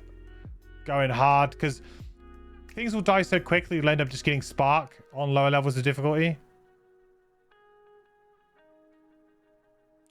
So you should be playing with level 7 enemies in this card for sure.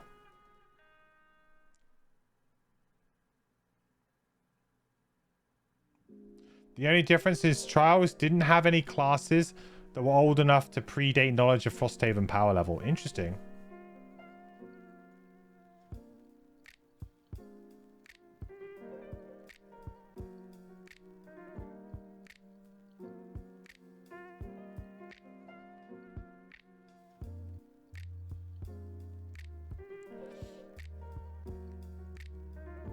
As the point is, if select few Crimson Scales classes are underpowered, most aren't. I don't feel like there's no, like, you have to be careful when you say, like, overpowered, right? Like, I don't feel like overpowered is, like... And also, like, level 9, I firmly believe that level 9 should be a bit wonky. I don't think it's a good design philosophy to try and hard balance your character around high level play, because there's so many variables, and realistically the payoff should be that the player gets to have fun and play with silly fun things that do a lot of damage or crazy effects or whatever, break the game somewhat. Like, the most boring level 9s are the ones that are fair, to be honest. We all know it. So I've always been a fan of broken level 9s, and don't balance your character around level 9. Personally, 7, 8, and 9 are just wild levels. I feel like 7 might be pushing it a little bit, maybe, but yeah, I mean, it's fair. Fair. It's interesting to see how much damage you can get, pair it with a level 7 bomb and do the optimal burn, and also execute 3 flame demons. It's pretty... Yeah, I mean, it's a lot of damage. Huge amount of damage. And the thing is you don't even need to consume any spark to get this, which is pretty nuts when you think about it. The 88 initiative, the bottom is add +2 attack to all of your attacks targeting enemies with immobilize or wound 2 XP. And this is a permanent effect, so you can burn this card for a permanent effect, and I guess if you play it on the same turn, you get the move 3 jump, create light or air, and gain 2 sparks. So a bunch of spark generation too. I don't feel like I think we're fine for sparks right now. I feel like you've already got your spark game sorted out. I wouldn't worry too much about sparks right now. This is all about this top. This is an interesting idea though. We had a couple of abilities that would allow us to do this, didn't we? Plus, we had the one that gave us and all of our allies a +2 buff. And immobilized at the same time. But I guess the thing is that immobilized wears off. Wound does not wear off unless it gets healed. So probably wound is the real power play for this. And we had a couple of cards that could add a lot of wound too. We had that one that we could push somebody through and gain wound on everything that was pushed through. So there's some very good opportunities to take advantage of this too. This could be quite fun to play around with. This is so insanely powerful though that I don't know if you'd ever want to burn it, but this feels like this could be a fun thing to play around with.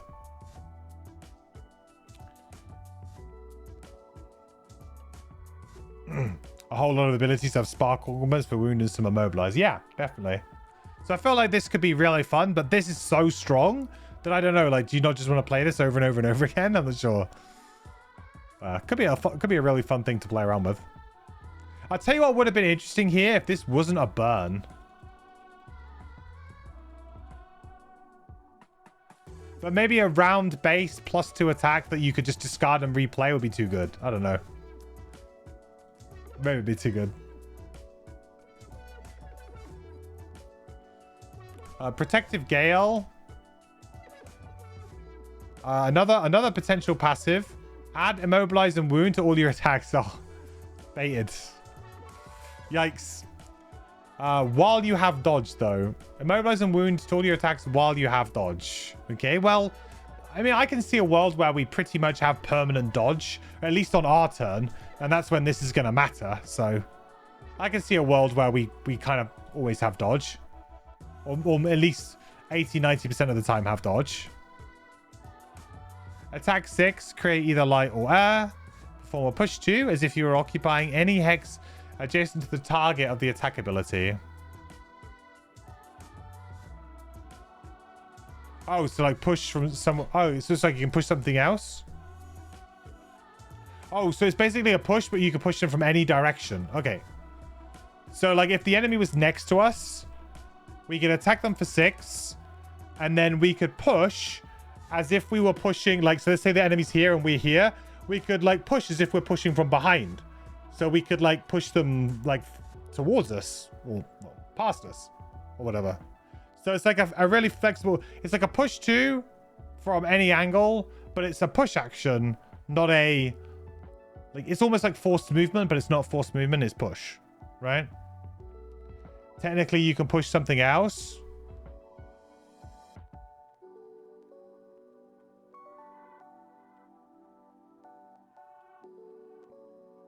I guess so, because it's the line here.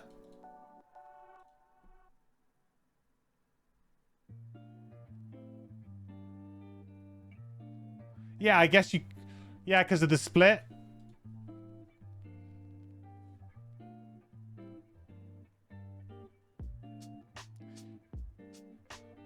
The wording doesn't really, like, kind of lead me to that conclusion, though, I would say. But...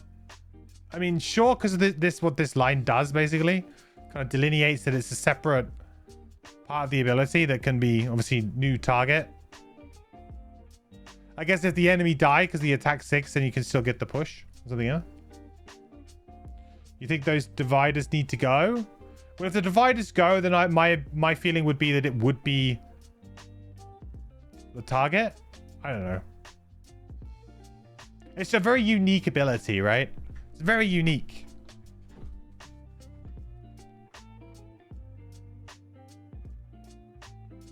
You think the dividers need to go if the intended was that the push was targeting the target? Yes. Yeah, for sure. No, you need to keep them there if the intention is for it to just be anything. Again, that's like, it's a little bit hard to like wrap your head around immediately because that's very different.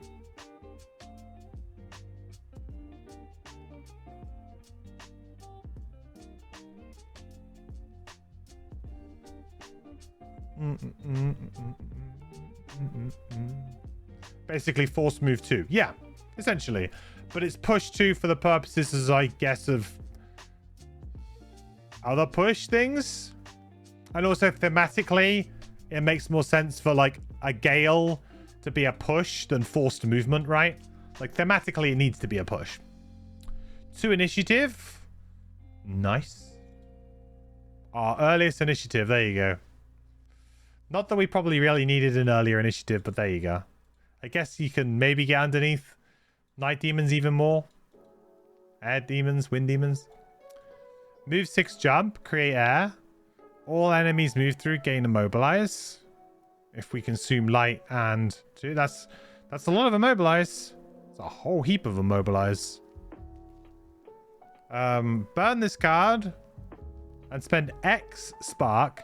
You and X allies may recover up to 3 discarded cards each and gain dodge.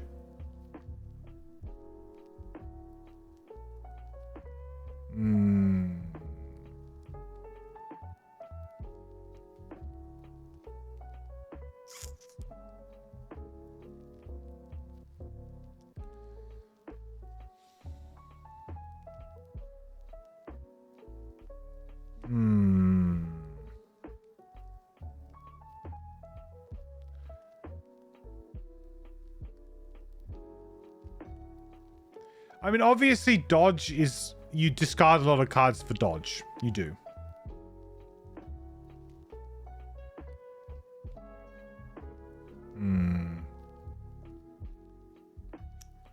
I don't know about this one, though. What is X? X is the number of spark. So let's say you spent 2 spark. Then it will be you and 2 allies may recover up to 3 discarded cards.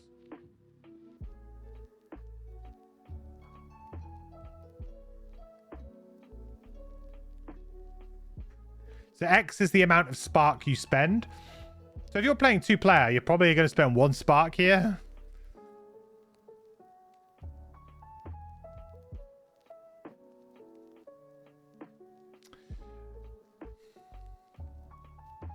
So the problem with this card is that it's a burn. That's the problem that I have with this. Now, there's definitely some value to getting back discarded cards. You know, keeps you going. There is some value there to that. But this is level 9. Let's not mess about here. Let's make dodge a thing. Right? Dodge has been very close to being a thing. I get that you don't want to maybe... Like, dodge is one of those abilities that is so close to just fundamentally breaking the game to a point where it's laughable, right? That you... Like, if there was a way, in theory, for you to kind of get... infinitely get cards back from your discard pile, because this wasn't a burn, right? If there's a way for you to kind of do that in a way, and then discard them to dodge all the time... then enemies would never attack you. Therefore, you would be invincible. There does feel like there's an element of that with dodge, where because of the way the mechanic is worded and done, that if you were to go too hard on it and say, oh yeah, you can spend spark for dodge at any point. So as you're about to be attacked, spend spark to add dodge, right? And then you'd have a card like this, which would be like, hey, you can, without the burn, saying, hey, you can get back cards. Then you'd be striking into like 3 spears level of like, I'm going to fundamentally break the mechanics of the game. Kind of territory, maybe. But I just feel like this is a little bit too weak for a one-time effect on a level 9.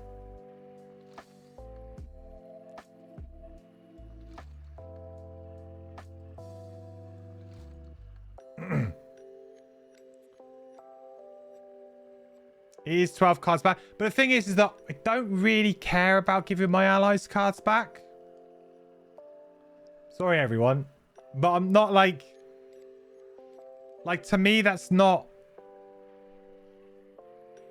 Like, everybody gains dodge. Hooray. But I want to play dodge. Like, I want a card that makes me better at dodging. I don't care about giving my allies cards back, you know?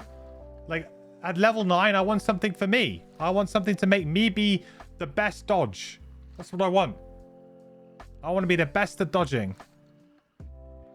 And sure, this helps somewhat, but I don't think it's like crazy.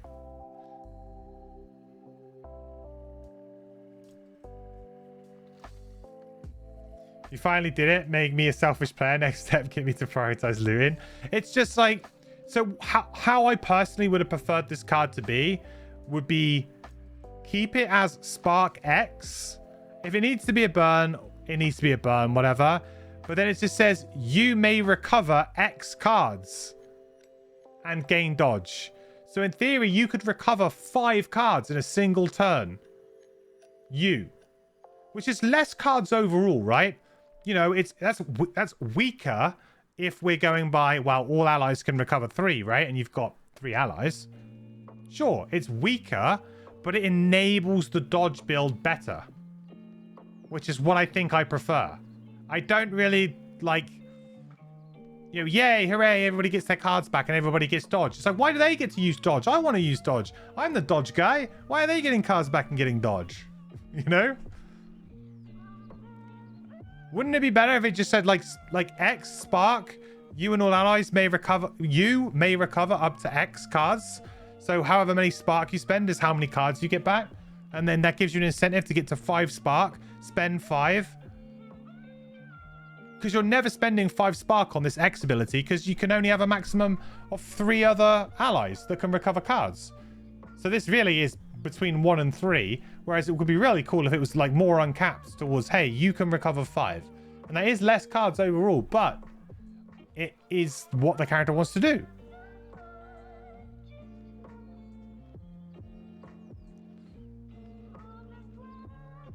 You think it's pretty strong for like a last room burn? You essentially can ignore 4 attacks, which is a lot of damage at level 9. And everyone has 2 cards left over because it's an optional burn. It's not a useless bottom half the whole scenario.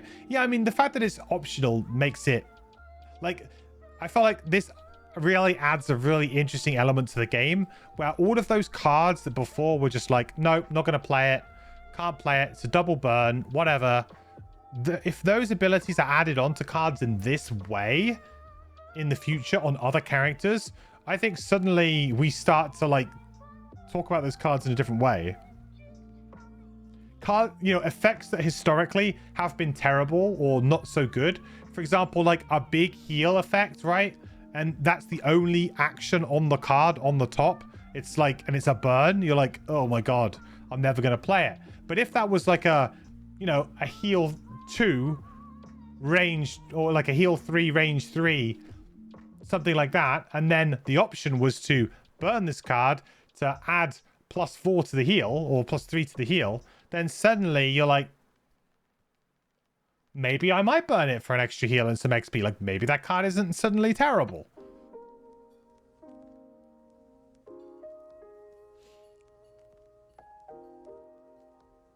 Did you miss an action somewhere that you had to regain dodge when you lose it? No, not for the number of X times, for the next time.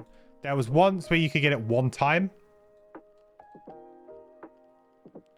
So this one would give you double dodge in a round, essentially. Every other way, this is the only way to get double dodge.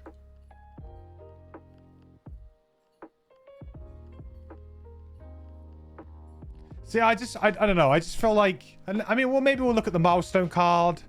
That's here. Doesn't look like that solves my problem. Briefly looking at it, but like realistically, I would have loved a way to make the dodge build like kind of broken, but I can understand why it didn't go to that level because, man, dodge just feels like that kind of mechanic that is so close to breaking the game. Like with a certain combination of other characters and things like that, it feels like dodge could just fundamentally break the game. Someone comes up with an infinite combo and then, it's a problem. So I kind of get why it's at where it's at, but I just find like it's probably the weaker build just because of that. Whereas if they went hard on it and said at level 9, here's some really busted dodge card that's just silly, then you would have to choose between the insanely good value attacks versus a stupidly potentially like, game-breaking level 9. There are plenty of game-breaking level 9s already in the game, so but I know that there's a conscious effort to try and make the game a bit more fluid, safe, less, more balanced, less crazy stuff, stupid combos.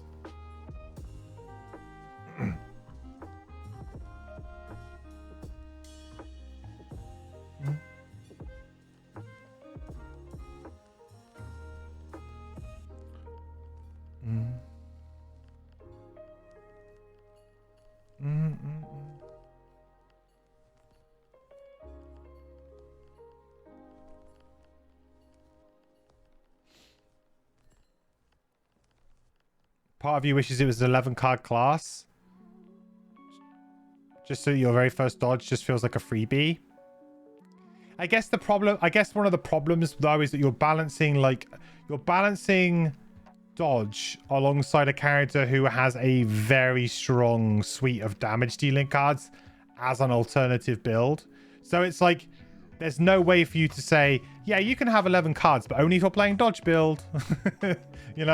So I guess there's a bit of a weird thing there where like if you do push that more, is that just making the other builds also just better and not too good? Like there are so many high value attacks on this character. And now you get another card with another high value attack on it. I don't know.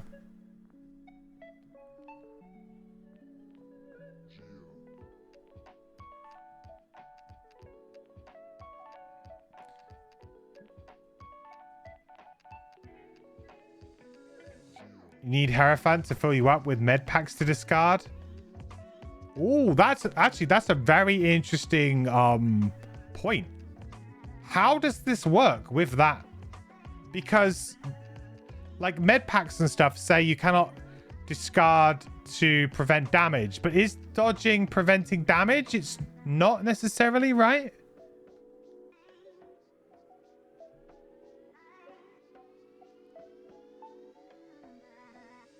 Like,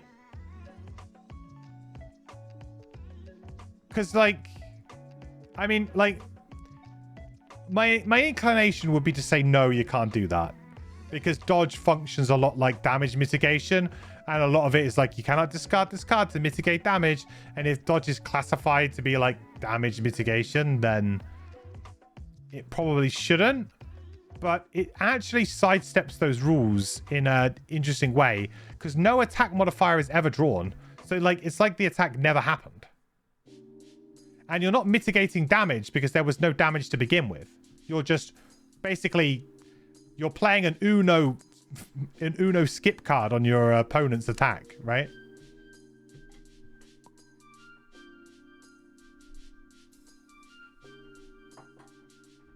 Right, you're doing an Uno reverse or an Uno skip a turn.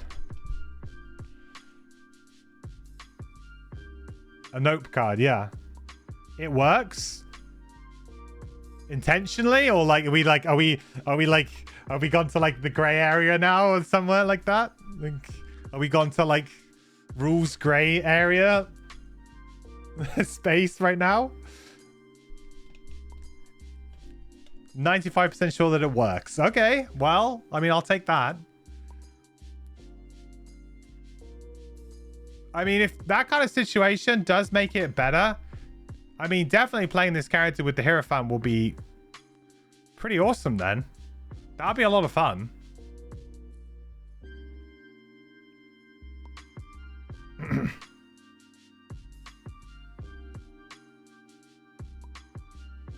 Based on the wording, it 100% does work. It says discarded for any reason. Dodge is a reason. On what? On the med packs? But Hierophant's different, right?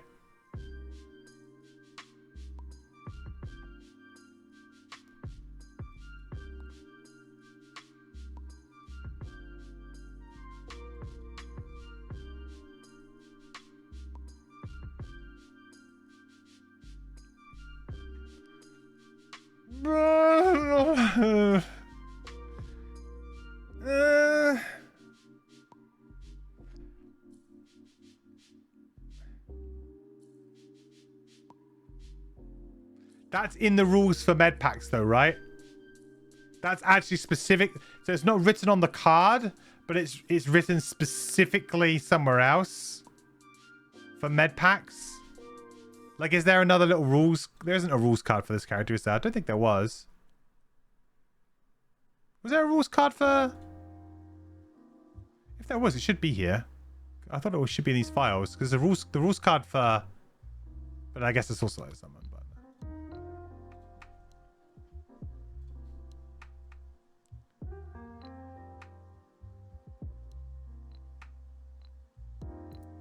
That was... Oh, that was first edition med pack? Sorry. Yeah, you're right. I'm on the... Oh, where... What? Why don't I have second edition Sawbones in this? What?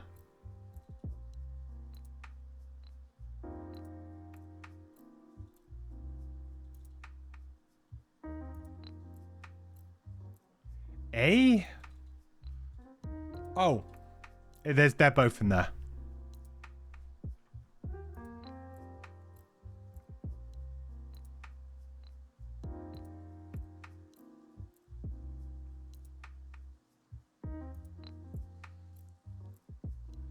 I mean, This card cannot be lost to avoid suffering damage. I mean, like, the thing is that obviously when Medpack was designed and Medpack was printed, dodge didn't exist. So therefore, you know, it's a bit ambiguous anyway of what that interaction should be anyway. I mean, I think it's a cool interaction, and I kind of hope that it would be fine.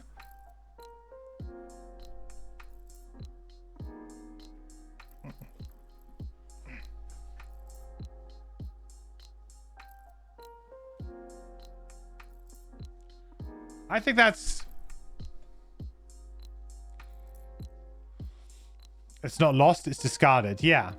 And then it would have to go back to the supply because it's been discarded for any reason, right? You're going to preemptively say this is officially how it works until you found out you're somehow wrong. Well, I felt like dodge plus that gives an extra value. Like, this is the thing with dodge. I feel like dodge has the seed there, right? There's something there. The core of the idea is really cool, but I'm not quite seeing it become like, oh, there's a build here, like a really good build here. There's a build, but is it going to be like super consistent and fun? I don't know. Can you tank with it? Absolutely not. Right now, as it stands, because to tank means that you need to take every attack in a room, and dodge, you can only dodge one attack, maybe two that one round, right? You really need a way to gain dodge multiple times in a single round. And even then, you know, prayers and med packs and things like that, you're not going to have loads of them. You maybe discard one or two here or there.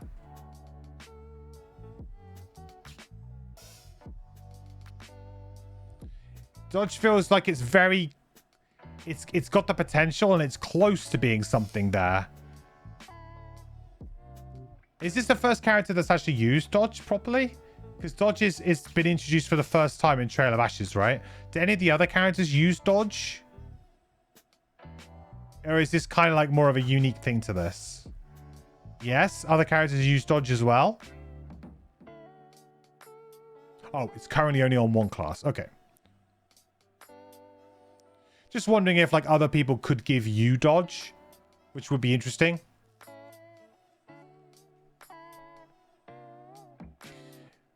Yeah, it's like this to me.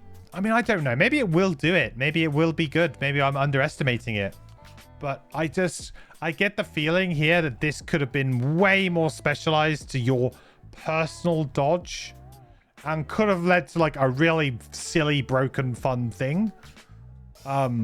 And the problem with dodge at the moment is you can only get it once. So, like, honestly, I would have loved a card that just said you may spend spark to gain dodge.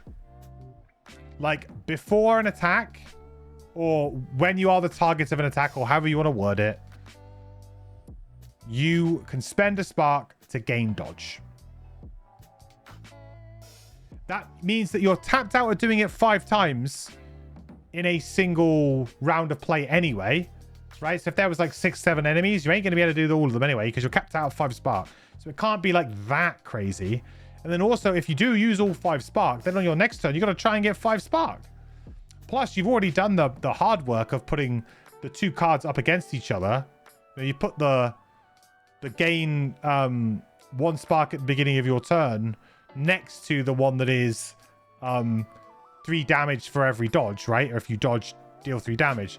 So you'd then be burning 2 passives as well. So you're all going to be down to like 8, and you're going to be dodging, so discarding cards. So you're going to be like resting so much. Like, I don't even think the build would even be that good. Maybe it's not even sustainable, but it would be silly fun. Yeah, you discarded your whole hand. Exactly. Maybe not great.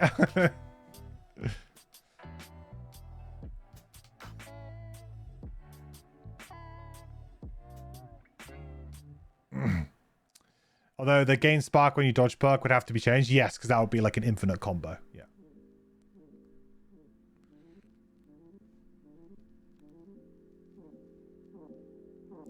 There will be some new items with dodge. Okay, well, maybe we can see that come round. So, anyway, let's have a quick look at the M card. So this is the Milestone card, for those who don't know. These were added in Trail of Ashes for both all of the Trail of Ashes characters, but also retroactively for all of the Crimson Scales characters. This is a card, a special ability card that you can unlock by doing a series of, you know, requirements, goals inside the scenario, and inside scenarios, and you'll generally get it. I think we said it was about 3 scenarios, 2 to 3 scenarios on average to try and unlock this. So I don't know what the requirement is for this person, but probably something to do with sparks or something. But 2 to 3 scenarios seems to be like roughly where they are. So the top of this is the next time you dodge an attack, perform attack X, targeting the attacking enemy, where X is twice the value of the enemy's attack against you. That is a burn, 1-time use. Ugh.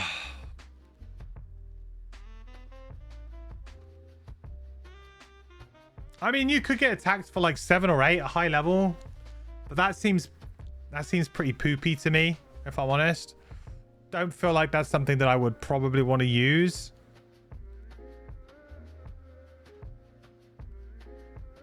$10 says it's dodged 10 times. So you sound like someone who knows what it could be. Boss killer. I guess, yeah, you could reverse the boss attack against you. Hey, against, in the void, this could be kind of funny.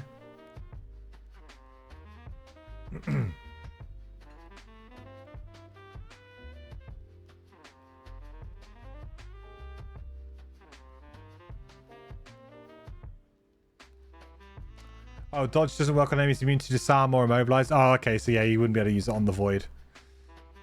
Night Demons drawing their +3 attack card. Yeah, I mean, there's some very big hits that you can take, but I don't know. It feels too situational to me. Too many hoops. Let me just kill the enemies already. Let me do the attacking or something. Don't know. It just feels too cute for me, this one. 25 initiative. It's whatever. Late for us, I guess. You and one ally within range 2 may perform move 2. Now that's kind of nice. Free gifted move. Consume air to get +1 moves. So it can be move 3. Gain all sparks from hexes that the ally enters with this movement. That's kind of different. That's quirky. Gifted movement's always kind of like a fun thing to give to allies. I think this is okay. I feel like this is going to be like an X card. This is an X card.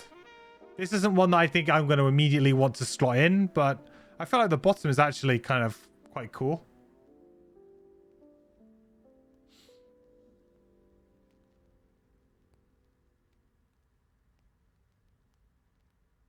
Twice the value. That wording is different from the double from earlier card. No, I think it's the same.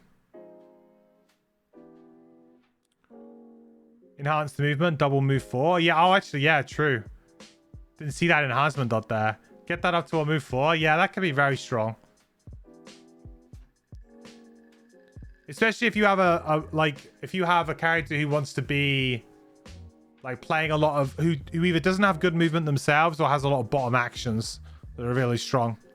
Good way to get people adjacent to you too, for other like adjacency bonuses and things like that for different stuff. Good way to get that. The gain all sparks from hexes that the ally enters with this movement is kind of interesting. Might be a good way for you to, like, at the end, like, for example, if you just finished a room, you've cleared a room, and there's just sparks everywhere, could be a really good way for you to just sort of, like, pick up all of the sparks in one kind of clean movement, with you going one way and the ally sort of sweeping the other side of the room. Could be a cool way of doing that. Nice. Well, there you go. There's the Tempest. There is the Tempest. What are my overall impressions of the class? Well, I mean, I really like it. I think this is a really strong class, both thematically, mechanically, and power level in general. I think it's a stronger one. Maybe it's stronger because it's maybe a little bit easier to play. Maybe that sometimes comes into play as well. That can sometimes factor in. But I really like this. I think is sneakily the best thing this class does. Honestly. And I feel like this kind of thing way more classes could use this and benefit from it. What you're basically doing is you're cheating an extra ability onto the card almost, right? Or at least you're cheating extra power level onto the card. And that's like on another character, this here would be like its own ability and it would be on the bottom and that would be it. You wouldn't have anything else, right? I think it's very clever, and I think more characters could definitely use this system. Now, it works really, really well here, and maybe they don't want to use this system because maybe this is like the unique mechanic for this class. And obviously it works really well because of the dodge that this character has. Maybe it would be too powerful on characters that don't also inherently want to discard cards as well. So, like, for example, there's got to be some level here where, hey, if you're a 12 card class, you're going to have double burns. You're going to have cards that are just burns, and that's it. Like, you want to play the top ability, that's a burn. Because if you just did this to, like, all of the characters that we currently have, you know, it just makes the game maybe too easy, because then you don't have that risk reward of, ooh, do I burn this card? Do I bring this card? It's a bit risky, but if I can get a good position for it, it can do a lot of damage, or it can do a really good effect, and that could be very useful. So it does take away a little bit of the risk reward. It works really well on this character because of the mechanics it has. So maybe it shouldn't be on every character or on lots of characters, because it does mess around with the whole, you know, why you bring a card in. Like, if there's no risk or rewards to bringing in a big value burn because, hey, it's got a decent value middling effect on it anyway, then you're just going to bring that card every time, and maybe that makes the game not as tense. I don't know.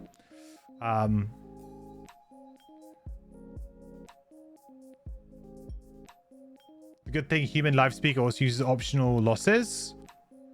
Optional losses is basically just kicker is a very good mechanic, but it's just kind of just the idea everyone has had, but only if you have actively used it. I think it's a very, very smart idea, but you also, like, as I just said, I feel like you run the risk of, by having it on too many characters or all of the time on too many cards, I think you run the risk of then losing that risk factor, that kind of like bringing in those cards, right? Especially on high card count characters. High card count characters absolutely probably shouldn't have this. But on low card count characters, like, for example, if the Scoundrel had a couple of these, think about how much more, like, if for example, Smoke Bomb Top had some kind of little effect on it that was useful, and then the burn effect was the doubling effect, right? And you can go for that. Think of like how, like, oh, suddenly these cards and these it allows low card count characters to still have in-depth decisions that don't ruin their game if they decide to, like, go for a burn or lose a card or whatever, you know? Like, I don't know, I feel like there's a lot of space that can be created on low card count characters by using this where there wasn't space before. High card count characters, they have the luxury, so they don't need to worry about it so much, maybe. Tuna Salshimi, thank you so much for the follow. Welcome, hope you're doing well. Thank you so much for the follow. Welcome to the quest.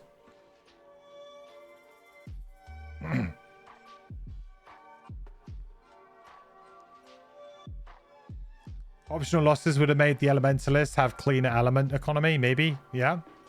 Which you could hold key elemental generation longer. Smoke Bomb. Could be a persist optional loss. Invisible default. You know, this bit here is really what I think I take away as being like a very cool mechanic. And I'm excited to see more characters like the live speaker who has maybe this as well. Apart from that, though, like, I mean, I love myself lightning based characters. I've always really enjoyed that. So at the moment, I'm playing Path of Exile, and I'm playing a lightning conduit build from the new patch, and I'm really enjoying it. And it's, I've always liked lightning-based characters, so yeah, this one's very strong for me. Looks really fun to play, lots of really good decisions. I like the fact that we get Spark, like, plentiful. Like there's plenty ways to spend it, but also plenty ways to make it. You know, it's not gatekeeped behind like a level or something where, oh yeah, you get to level 5, here you go, you get all of the spark. Like now you can suddenly start using all of those abilities. It's like, no, you can actually start playing with spark right from level 1 and having fun with it and not feeling like I'm running out of spark. Like you should always have avenues open to you to make spark at all times, which is great. So yeah, very, very strong class. I think home run for me. Really enjoyed it.